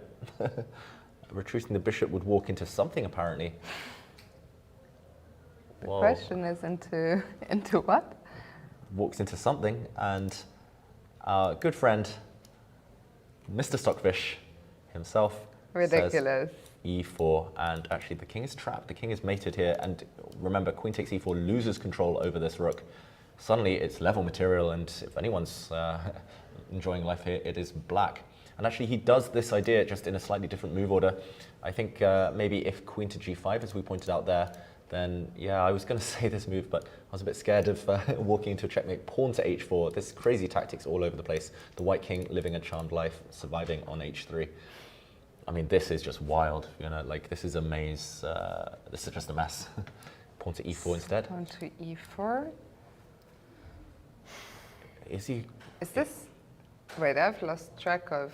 This is the game position. This is the game position. e4 from Buddy Pranav, as they call him. Looks like, I think he might get counterplay. I think actually with the clock situation, with the momentum turning, he might be a favorite to save this game and win the match for Offerspiel. Look at him, he looks relieved on the camera there on the left. Yeah, we also see one of the spectators very interested in this game, our good friend Stuart Conquest in the background. Meanwhile, Nguyen incredibly nervous. Is that a Liverpool? I was literally going to mention that, Fiona, your beloved Liverpool team. They are playing tonight. I am ready as well. Oh wow, matching shirts. Oh, I don't approve though. Hate the Scousers. I'm a Manchester United fan, big rivalry there, but yeah, he's representing that. Absolutely, he's ready. They are playing tonight in an hour and a half, so yeah, e4. This has two ideas. Firstly, the check, for example, if white is careless and ignores this, this would be decisive. A check, another check, and the checkmate that you mentioned earlier, this queen to g1. So white really has to react. And how do you stop this idea? If you play queen takes pawn right now, covering the e5 square, then I guess the idea is queen to g5. So it's basically your tactic, just in a different move order. And now you cannot defend against both of these as white. Can you play queen d4? Queen to d4, yeah, that looks like a good choice. But not good enough. Not good enough. So you're attacking the rook. Maybe queen. Is there something with rook h1? Rook No, H1. surely not. Wow, rook h1 would be crazy if it works. Fiona, wow, nice spot. That's incredible. This is a check and a perpetual check. I realized here that I don't think the white king can run too much further. If you step to e1, then I'll continue checking you from this angle. Unbelievable. And yeah, I mean this, oh sorry, mouse slip. Not queen h3 here, of course, on this last move, but queen f3, and there's no way the king can hide. This is beautiful, and I mean, if he spots this, I mean, he will have spotted that this is actually a threat to force a draw. Then he'll know that Offerspiel are on the brink. Imagine Magnus Carlsen's face right now, knowing that his team... Yeah, maybe we can zoom out. He must be not too far away. I think we might see a recreation of that picture from a few years ago. I think if Pranav holds, there'll be a big hug incoming from Magnus Carlsen. What a cast there. We saw Korobov briefly, we saw Sadani, Magnus Carlsen. Actually, on the right-hand side of your picture, you see Ulf Andersson, a legend of chess, in a blue t-shirt, just hiding there behind, I'm not sure what you call it, that metal... metal thingy. Metal thingy. And you see Niels Grandelius too. Yeah. Wow, everyone focused I on think this Niels Grandelius must be incredibly stressed right now. I think that Pranav is going to swindle when David Smurden publishes part 2 of, what's it called? The complete chess swindler. Exactly. This will be a great example. There we see Ulf, who's still trying to dodge the camera, but very recognizable in the electric blue shirt. Opposite of his strategic play, this is just chaos on the board. David, 2 minutes 20 for Nguyen. Wow, and I did check there. I was a bit naughty. Queen to d4, as you mentioned, Fiona, walks into this check and a draw. There's only one way to keep this game alive, to keep the game going. He has to find the move queen to c3, because it covers this f3 square and the h3 square, meaning that your rook sacrifice no longer works. The queen covers everything. The only way to keep Novi Bor's chances alive in this match, queen to c3, but that's so anti-intuitive somehow. You want to centralize the queen. He plays queen to b2, and is this idea playable now? Is this... Here it is. If we see rook h1, what a way that would be. I think it's on the board. Wow, we have to zoom in here. This is unbelievable. And I think it's just a forced draw now. Forced draw. He's a whole rook, bishop, and... this is perfect with Magnus in the shot. Everything is set up, and Magnus, I'm sure he had written off this game, you know, a while ago, as had we. Yeah. But what incredible finds by Pranav. Not completely sound, but I think the best he could do in that situation. Taking in the human element, all those gambles, those bluffs, and oh my God, head in hands there for Pranav's opponent. This is really unfortunate. Yeah, just incredible defense. Using the tactics at the end there, and he realizes now rook and bishop up, but no way to avoid the draw. And I think Pranav is almost struggling to control his emotions. He is going to be a hero tonight. Offerspiel. It looks like most likely they will be the sole leader tonight after 5 rounds at the European Club Cup. What a miracle save this was. Yeah, they're doing everything right. Their talisman, their leader, Magnus Carlsen, getting the wins. The rest, very solid. I'll say Pranav was solid in this one, never in doubt. But they're doing the business. They're getting the results, grinding out, kind of riding their luck. You need that in team chess. And I think we might see a hug, Fiona. I think we might see at the very minimum a high five. Magnus is there. He won't have to wait long because Nguyen only has under 2 minutes. He is clearly in shock. I think he didn't see rook h1 coming. Yeah, that was a hard move to spot. He needed to put the queen on another square just to prevent this idea. But yeah, we're going to see it any moment, this result. And so important for the team standings. 2 rounds remaining. Being in the lead now for Offerspiel means that they can adapt their match strategy in the future rounds. Yeah, we'll stick around here until it ends. And there is the handshake. And look at Magnus approaching. And no hug, but okay, wow, the arbiter gave him a pat on the back there. Talk about impartiality, staying neutral. Wow, he must be on top of the world right now, Pranav. Maybe Magnus also doesn't want to go too crazy while Nguyen is still there. He will understand. But he is delighted, clearly, as is Sadani. What, as you mentioned, great team strategy. Draws on all boards, Magnus wins, and Offerspiel. They are not yet the sole leader because I think MVL against Oparin is still going, but we'll jump back there now. And we see the big smile on Pranav's face. What an unbelievable save. Unbelievable save. He did it the hard way, but he found the moves when they mattered. And yeah, all eyes turn to that final clash between top seeds Super Chess and Anier. And wow, 2 giants of the game still left playing. It's a rook endgame. For how much longer? That's the key question, Fiona. A very different type of position to the one we just saw, where it's all about tactics, sacrifices, and checks. This is a rook ending, and still level material, still level pawns right now. But the bar has almost disappeared completely into the black camp. So, okay, there is these pawns looking at each other. I don't think you.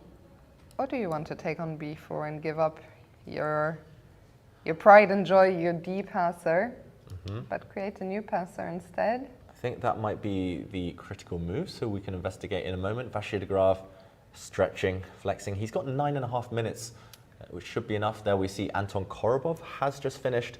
A quick check-in there. It looks like Korobov has won his game, so that does confirm the victory for Vienheim. They joined the pack in 2nd place, most likely. At the very worst, in 3rd place. Yeah, and we see this is the last remaining game on the top 3 matches. Yeah, let's dive in. Pawn takes pawn on b4. I think, Fiona, this might be one of the critical lines. And now, after rook takes d4, attacking the f-pawn, the only question is whether you defend this pawn, whether you bring your king forward, or whether you keep pushing. I think maybe black can just... Ooh, already errors. Very natural. I thought it was a very natural move. Yeah, why could this be a mistake? Maybe, nope. I was going to say white gives a check.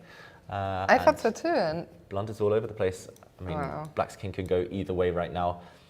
Let's try to figure out why this position is winning for black. Is it the more prosaic pawn to b3?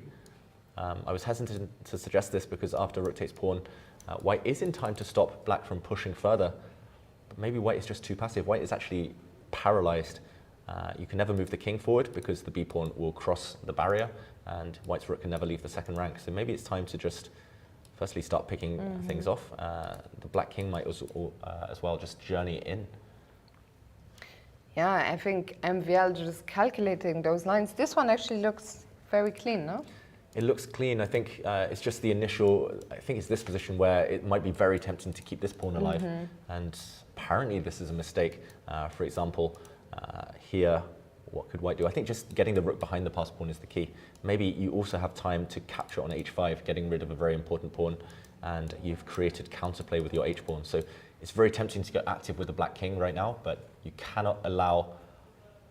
Okay, he's played something. You cannot allow white to get active, and he's taken on c4. Played something, and look at the bar, David. Wow. Oh my goodness. Maxime Vachier-Lagrave with 8 minutes left might have blown the win. We thought he could play pawn takes b4, the most obvious move, but the follow-up was not that natural. The follow-up was hard to evaluate. He's gone for a very human approach, but now the key question, if black takes this pawn, it feels like it's a winning endgame. The key question is, can you play rook to c2? I don't think you can. Rook to c2, actually, you just trade off, and black is in time to pick off the c5 pawn. Why is this a draw? Why is it a draw? Wow. I think that MVL still is a. I mean, okay, I'd be curious. I think we'll try and figure it out on our own if we're struggling. I doubt that white has too many ways to save this game. Yeah, rook to e2 check. I was about to mention the only other logical move. He played now by Rapport. He gives the check. Black's king sidesteps. And now maybe it's just the fact that the white rook goes active. I'm not sure whether you start by moving your king up the board or not. But let's say I go active. I'm going behind, trying to take some pawns. It still looks very scary, I must admit. Maybe I just wait now, or do I? Okay, let's say I go behind, attacking you. If you I'll go in, I guess. Go in, I'll block your further advance. I am harassing you with some checks. If I play rook a5, Oh, I'll give you a check. I'll go to f5. Now I go back. Oh, no. Of course not. I was going to blunder eventually. Looks like rook g5 is defending this pawn It as was well. the move I was expecting you to play, which maybe was a bad sign for you when you did play it. Yeah, a bad sign. And maybe rook a3 coming into g3 is a winning maneuver. You're right, Fiona. This looks still incredibly hard to defend. So easy to go wrong. In this position, maybe, just maybe, I go forward with my king and I take your pawn and I allow you to come in. And unfortunately, your king is a bit offside. So white will hold the draw here, 2 versus 1, no passed pawns. Wow, this is another huge game for the standings, for the tournament and its destiny. I mean, Super Chess already dodged 1 bullet in their match against Vugar-Gashimov, which was incredibly close to being a draw. Here, we thought just a moment ago, Offerspiel were going to be the sole leaders tonight, but suddenly things are not so clear. Do you think this is the last twist in this game? Do you think it'll be a draw, or do you think? I think there are twists ahead. And I think the only question is, where's Ivan Sokolov? We might have to go scouting for him, searching for him, because his heart rate will be through the roof after this last couple of moves. Maxime Vachier-Lagrave, I might go back to my initial Too late, sorry. trading queens. It did narrow the margin for error. Rook endgames have this drawish tendency. One slip and suddenly the evaluation changes completely. I think with queens on the board, he was going to win, guaranteed to win pretty much. And yeah, just a miscalculation, which is very unlike him, Vachier-Lagrave. There we see our guest earlier, Grandmaster Yankovich, just passing the camera. But where is Grandmaster Sokolov? We are yet to find him. Usually captains stand behind their players. Usually that's the rule. Giving them moral support. We're on the lookout. Whoever spots him first wins, Fiona. I don't see him. Oh, there he is. There he is. And he does not look like a happy camper right now. The thing is, of course, Ivan is an incredibly strong grandmaster, but he does also not have access to the engine bar. I think and he's off. I think if MVL didn't know what's the evaluation, the problem is Ivan might not know him. Twists and turns that are unfolding here. Yeah, but he will know that this is the best position Rapport's had pretty much all game, or at least since the opening. He'll know there's still a glimmer of hope, even if he isn't sure that white will save this. He'll see that the white rook can get active. He'll know that actually black's pawns right now will be blocked by white's king. And yeah, he looks tense. He looks tense, to say the least. He's calculating as well, Ivan Sokolov, like you said, strong player in his own right. Former world top 10, I believe. I think he got to number 10 in the world. I think actually, funnily enough, on a side note, I think it was top 12 or 13, and it actually says so. And the reason I know it is because it says so on his Twitter, aka X profile. Former world top 12. Okay, 12, 10. We'll let him off. He's not too bad. Defeated 6 world champs, as of his own bio. Yeah, and he eats, breathes, and sleeps chess, right? He's Exactly. so passionate about the game. Yes. And winning this one, or at least if Vachier-Lagrave fails to take this to victory now, yeah, Super Chess winning this match will mean the world to him. And that would guarantee a clash against Offerspiel tomorrow. As predicted, Rapport goes active with his rook, the most natural move in the position. And now the key question, does he step forward with the white king? Does he start chasing this black h-pawn first of all?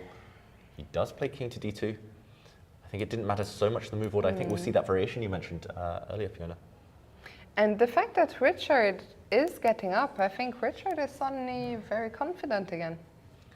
Yeah, actually, I think he might have done the hard part. Yeah. Luckily for White, there weren't too many options. Vachier-Lagrave does not look happy with himself. Yeah, for reports, I mean, what could be more natural? Move the king, improve the king, activate the white rook. And the only question is what to do after rook to a5. But here we will see a series of checks. And I think we'll see the black king driven to worse squares. And as soon as the black king moves, then the white king comes up to round up the d pawn. Actually, it's quite straightforward now, the more we think about it. The only trap to avoid was my, my horrible blunder, rook to g8, allowing black the time to cut off the white king and come over to g3. Only one trap in the position. I think Report's actually going to save it. MVL must be absolutely horrified inside. He's not showing too much right now, but he must sense that he's let this one slip, and he knows, of course, how winning his position was. Yeah, it was never easy, it was never straightforward, but it was always winning, and I think both players were aware of that, of course. But yeah, killing these top players, putting that finishing touch on, it's so difficult. And Report, he's a slippery customer. He's a very good defender, actually, and you can see on the body language, he knows now all the checks, and White's king is actually coming forward to d3. I think MVL, well, he still has 7.5 minutes, as he is going to play the move we were talking about, rook a5 on the board, but yeah, I think body language always tells a big story, and here... Oh, he looks away. I think he's trying to hide. I think he's trying to keep a poker face right now. Vachier-Lagrave, and Report still has enough time, 8 minutes for White. You don't have many options at all. Just give a bunch of checks to the black king. When in doubt, actually, rook endgames, giving checks often a good idea, especially if your opponent's king is already active and centralized. Yeah, I think it's a good idea for MVL to look confident. I'm not sure how confident it looks, but he needs to at least put that pressure on. I've still got this, so at the very least, you're going to have to be accurate. And but inside, what do you think is going through his mind right now? I think he's worried about facing his team afterwards. They would have been relying on him to strike. A lot of the games when they finished, they would have seen his board. They would have looked over and saw he was totally dominant. And yeah, it's always tough, that dynamic. Individual events, you think, okay, I blew it. C'est la vie. We move on tomorrow.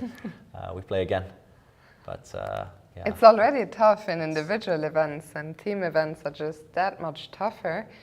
And yeah, as far as I know, they've never gotten medals in the European Club Cup. This year, I think, is the strongest team they have ever fielded. And they were so close. It's not over yet. It's not over yet, but in the current position, there is only one move to save the draw. It's the move we mentioned. It's the most natural move in the position.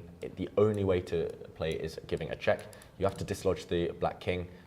For example, in this position, yeah, going pawn hunting, I think, will backfire because black can give a check. The white king will step forward, and after another check, I think it's key here that, for example, okay, I'm guessing here, not rook e3, not rook e3. Maybe it's not that easy still for Richard to hold. Yeah, maybe we start with king to e4 first, and only now if rook takes pawn, then we give a check. The idea actually is that here, after a check, black's king now goes the other way, and rook to g3 is to be on the cards. Yeah, I think I've written this one off too early as being a simple draw. I think the fact that rook d8 is the only move to save the game is already a big indicator of how tricky the defense still is here. Yeah, but you feel it's natural? I think it's most natural just because you rule out rook h8 automatically. Somehow you see that a few checks are given. I think at the very maximum, black will play king e4, which isn't a good move, but you could get this position by force this position without allowing all of black's options. It's the most forcing move. The one downside is potentially that you allow black's rook to block some checks, and this is something you mightn't be concerned about. But and there it is, rook d8 check has been played. MVL immediately goes forward to e4. We see another check. Again, the only move. You have to make sure that black's king is driven away because you want the d3 square for white's king.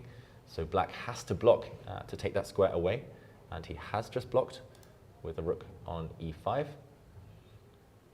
And yeah, he's unfortunately unable to improve his position here, Maxime Vachier-Lagrave. After white, for example, plays rook to h8, black's piece is actually tied down, unable to reactivate again. The black rook has to guard checks, therefore it has no time to come and deliver any checks to white's king. We saw Richard hovering there, but I think rook h8 has now been played. Yeah, I mean, can you try and bring the king around? Yeah, the problem is as soon as the king steps back, it's going to walk into all the checks. I don't think going this way is ever going to really help. You can block with your rook, but now I will go pawn hunting on the other side. One idea I did have was maybe just waiting with the black rook, hoping for rook takes pawn, for example, and then we go round with some checks from the side, because now that white's kind of taken away his checking distance. I like this idea. The bishop did not move at all there. Of course, the computer Completely says no. approved of all the moves he made.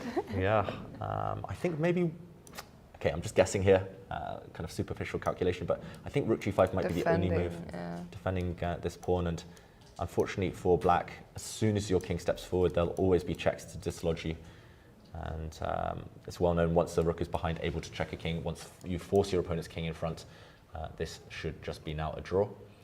So let's go to the current position. I think that's just the best bet, the best gamble. You wait, and at least you can try to improve your position. You could try to maybe sneak around with the king later, or push a pawn to d3.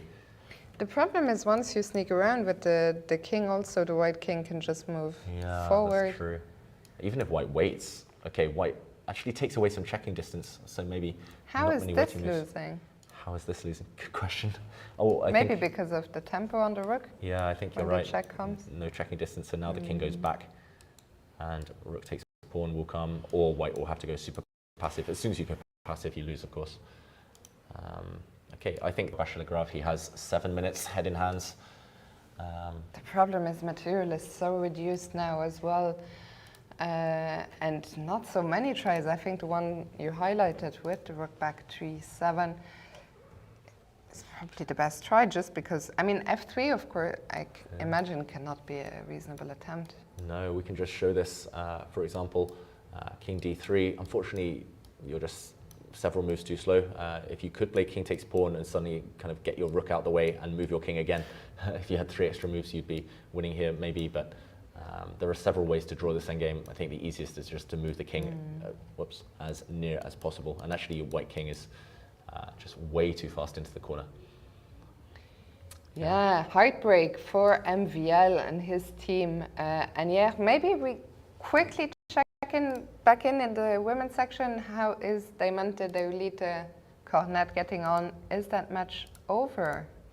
Okay, let's check. It's still ongoing, this game, but white has taken some huge risks in order to try and win. She's taking one for the team here, and unfortunately it's backfiring. Black has everything covered. The B pawn is stopped in its tracks. And look at this white king. It looks like it's about to get checkmated. There's actually a mate in 2 threat on the board right now. Yeah.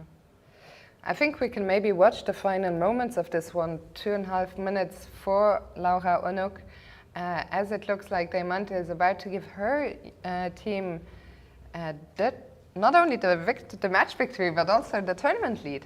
Yeah, the tournament lead. For example, if white makes a move like rook c8, this is the mating net that the white king finds itself in. f5 will be the finishing touch. I don't see any way to keep the game going. Maybe queen to f6. To block the f-pawn at least. To block the f-pawn. I'm hoping to create a square for the white king, but I mean, at the very minimum, black can give a check, forcing the white queen back. If king to g2, this will be fatal. So at the very minimum, you force the queen back, and maybe there's actually a mate here. But remember, a draw favors black, helps the Ukrainian team win. Yeah, there must be something. There probably is. I don't see it, but there must be, right? Maybe in this position after queen to f6. I wonder whether a check does the job. Maybe a check. And these positions are so hard to calculate. But this looks very tempting. Yeah. Rook h5 is a very nice idea. And g4 opens up a different angle of attack. Another checkmate. Yeah, I think this one, she's going to clinch it. She's actually, is this on the board? No, not yet. Let's go back to the current position. Now under 1 minute or around the 1 minute mark for white. She's got to move. Yeah. It's a very sad situation for Laura Unuk, who blundered a piece so early in the game, then fought back so valiantly. And I think there's a very good chance she would have made a draw if it wasn't for the match situation, which prompted her to take too much risk and now find herself in a losing situation again. It's been a really unique game. Oh, no, unique. Not bad. Oh, I tried. Not considering it. Hard. Most day to clock it. Thank you, Fiona. Did we see it? No. We see a move, indeed, Queen F6, and instantly map 2. She's been calculating here, the diamond of her team, and 5, Queen to F1. Killer threats.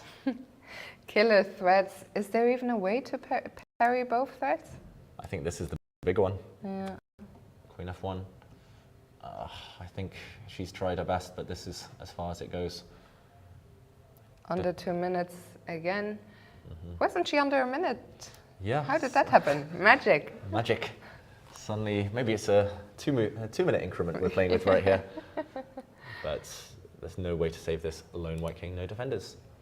Yeah, do you think we'll see a resignation here, or she'll play on. You have to keep hoping. Maybe there's a chance the opponent will forget about the clock. There's always a 0.1% chance. And we see the captain. I think he's the captain of the open team, maybe both teams. For a second, we saw Bosnian Grandmaster Vachier-Lagrave in the background. Captain for one of the Typhoon teams.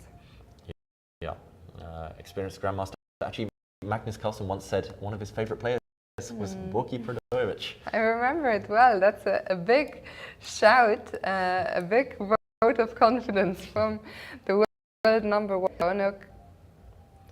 Yeah, we'll stay here just to see if she can survive the next move.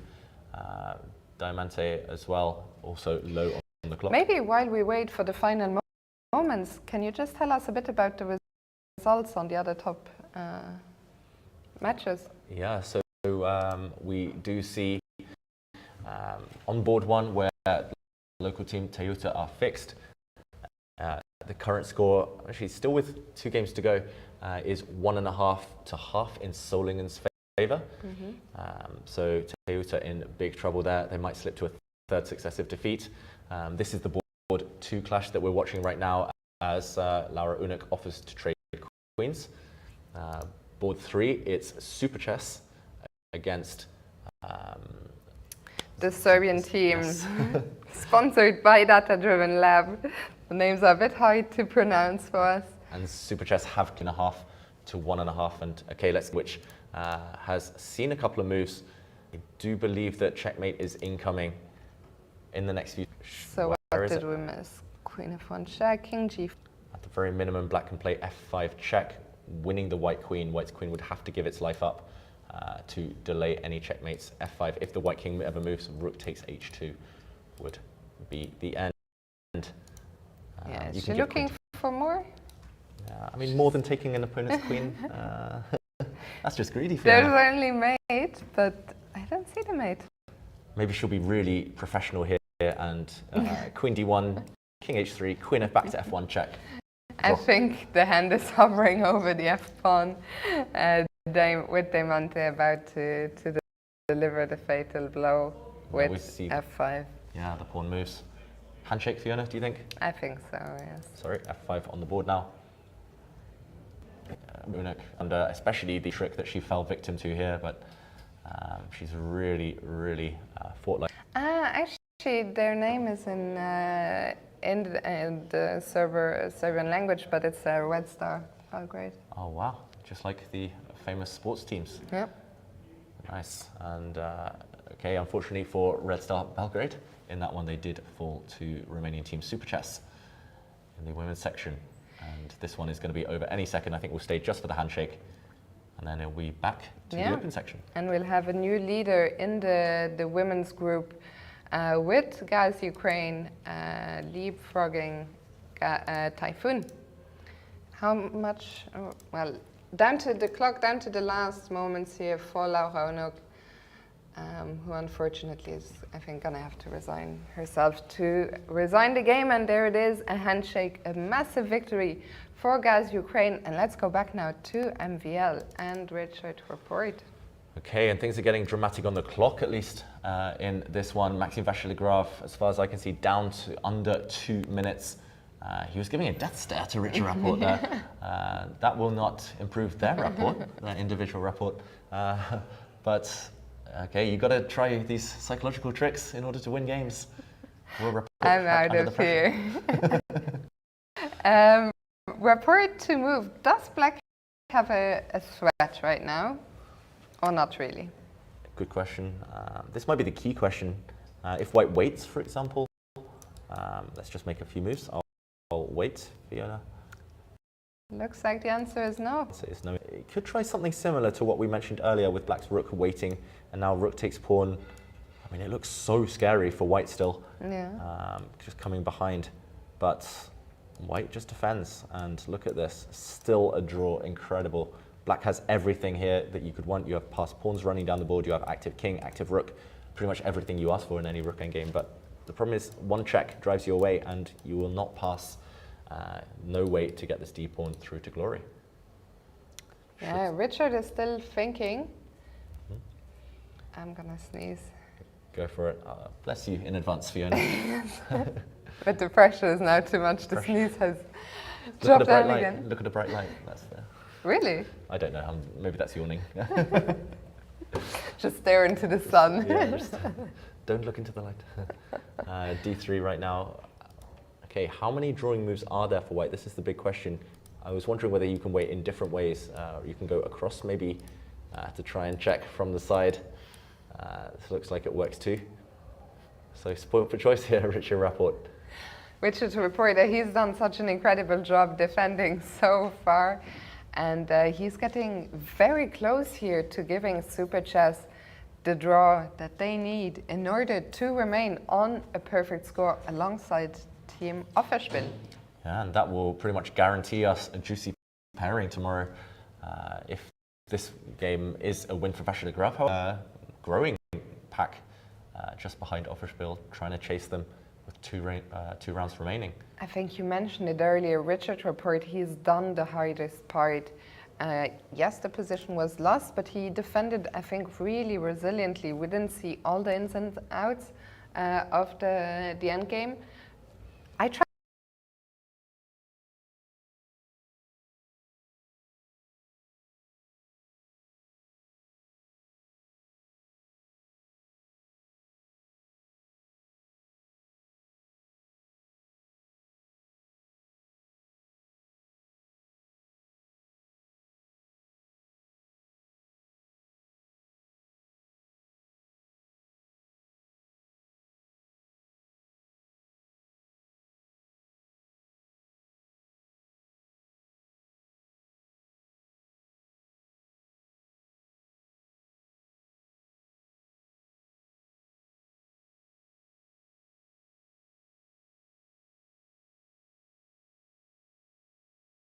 MVL one more time when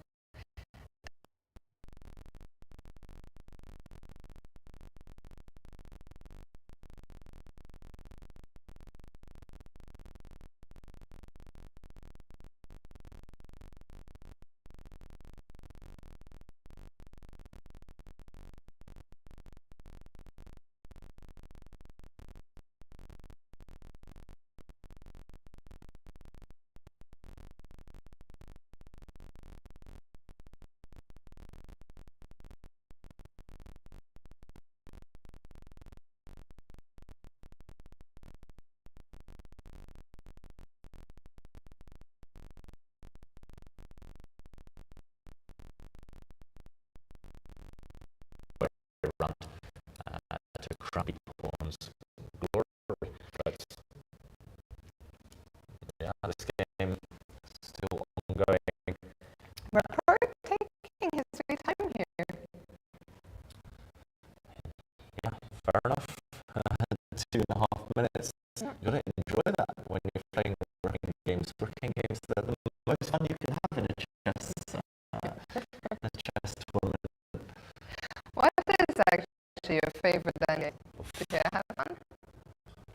King versus king. How about you, Fiona?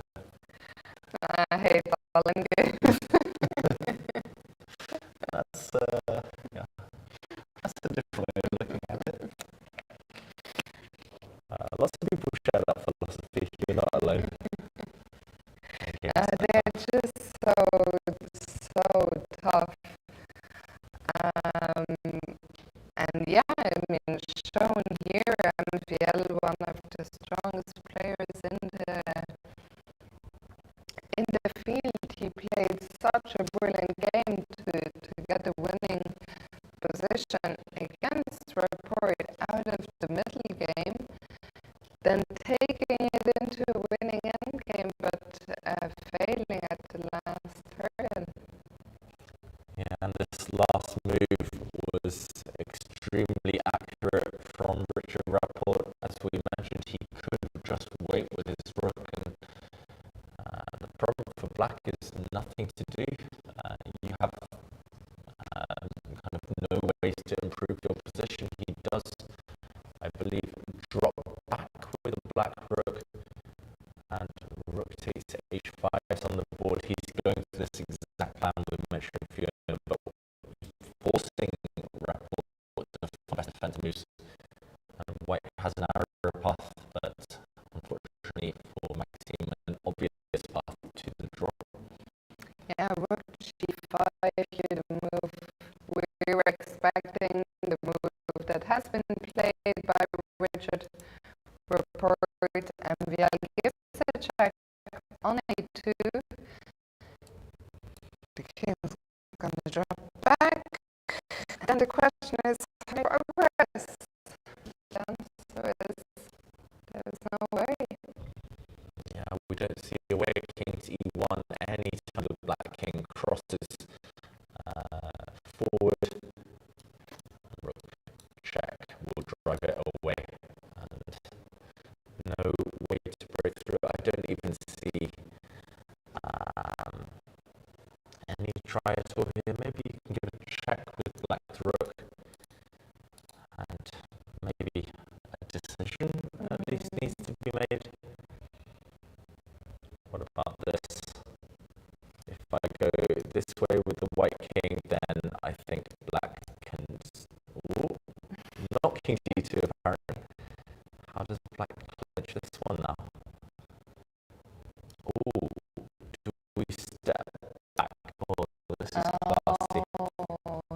Now that the king is cuffed, d2 forces promotion in the next move.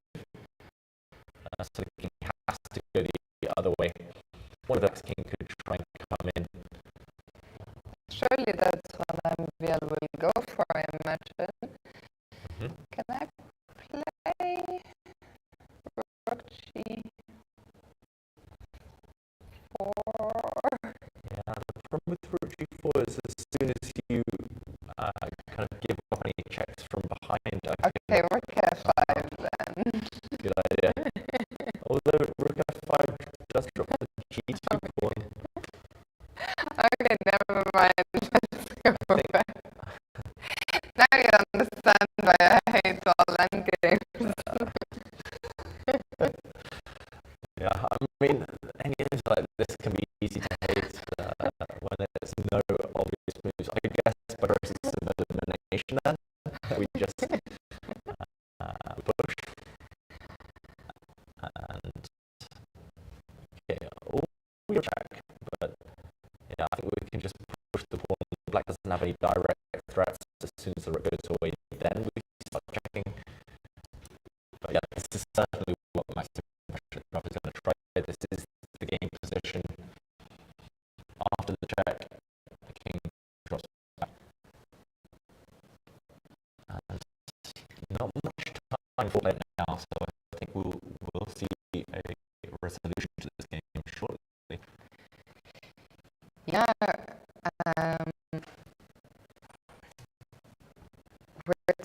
sorry, I just completely lost my train.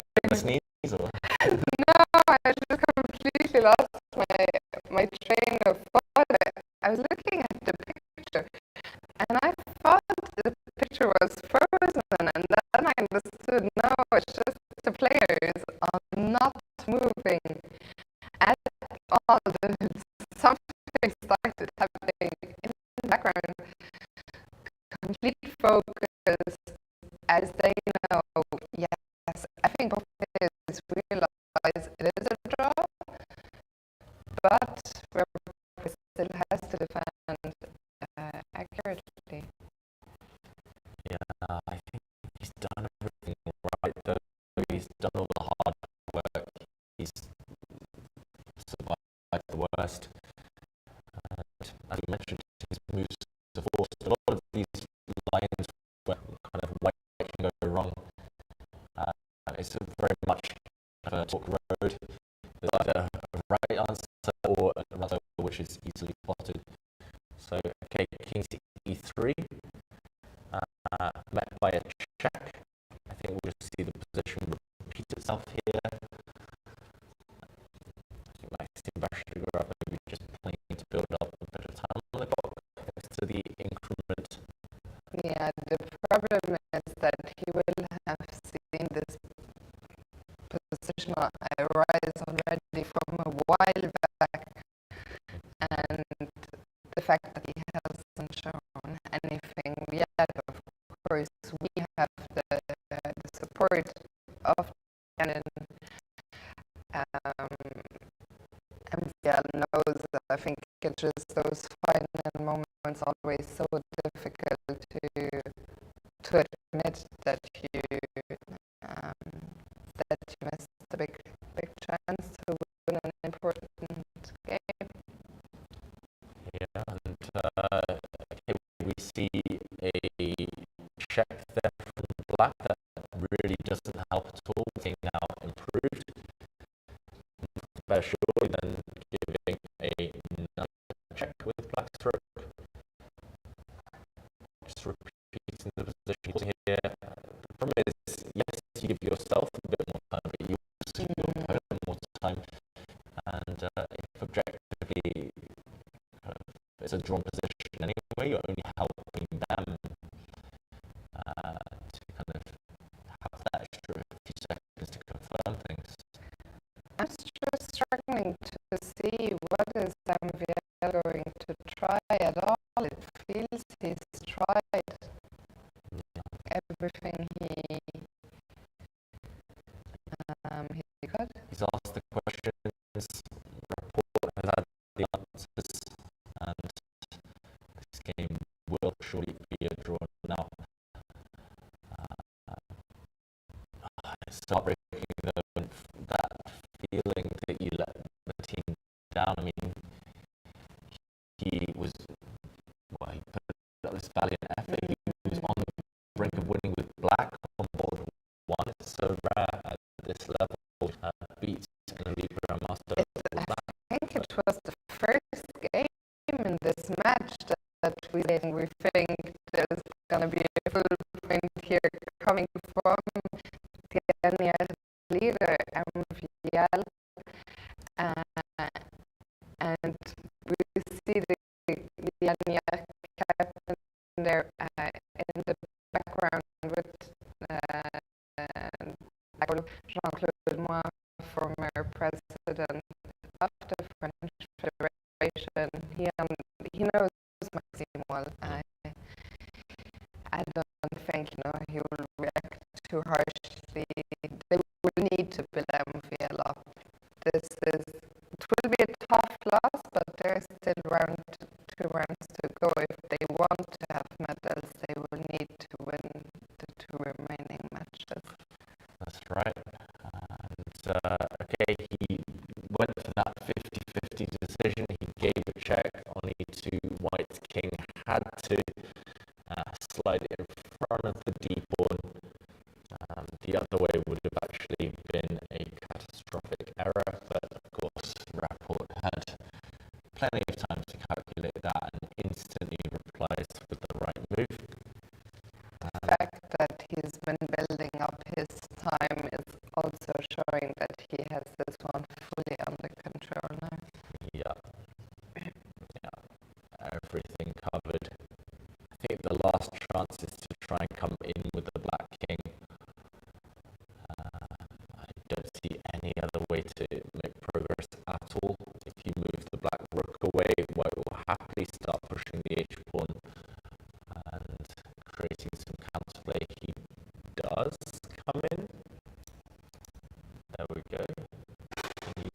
and I'm just wondering how big the margin for error is here.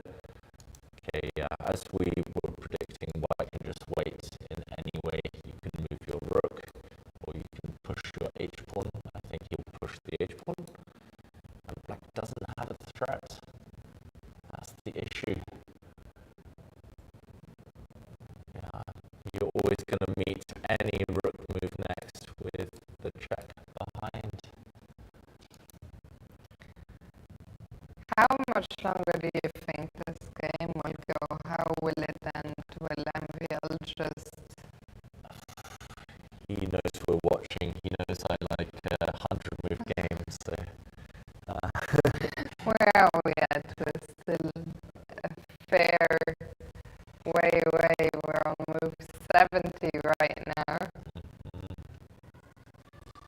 he'll go for the maximum number of moves. Okay, I've cracked that joke way too many times. And Tomorrow you're on the ban from that job. One day off. I should have used it yesterday. I went home last night and I was regretting it so much because we saw Maxime Lagarde take on Maxime Rothstein and I didn't make any jokes about their names. Do you ever prepare your jokes in advance? No. Oh, did we see a handshake? We did see a handshake, Fiona.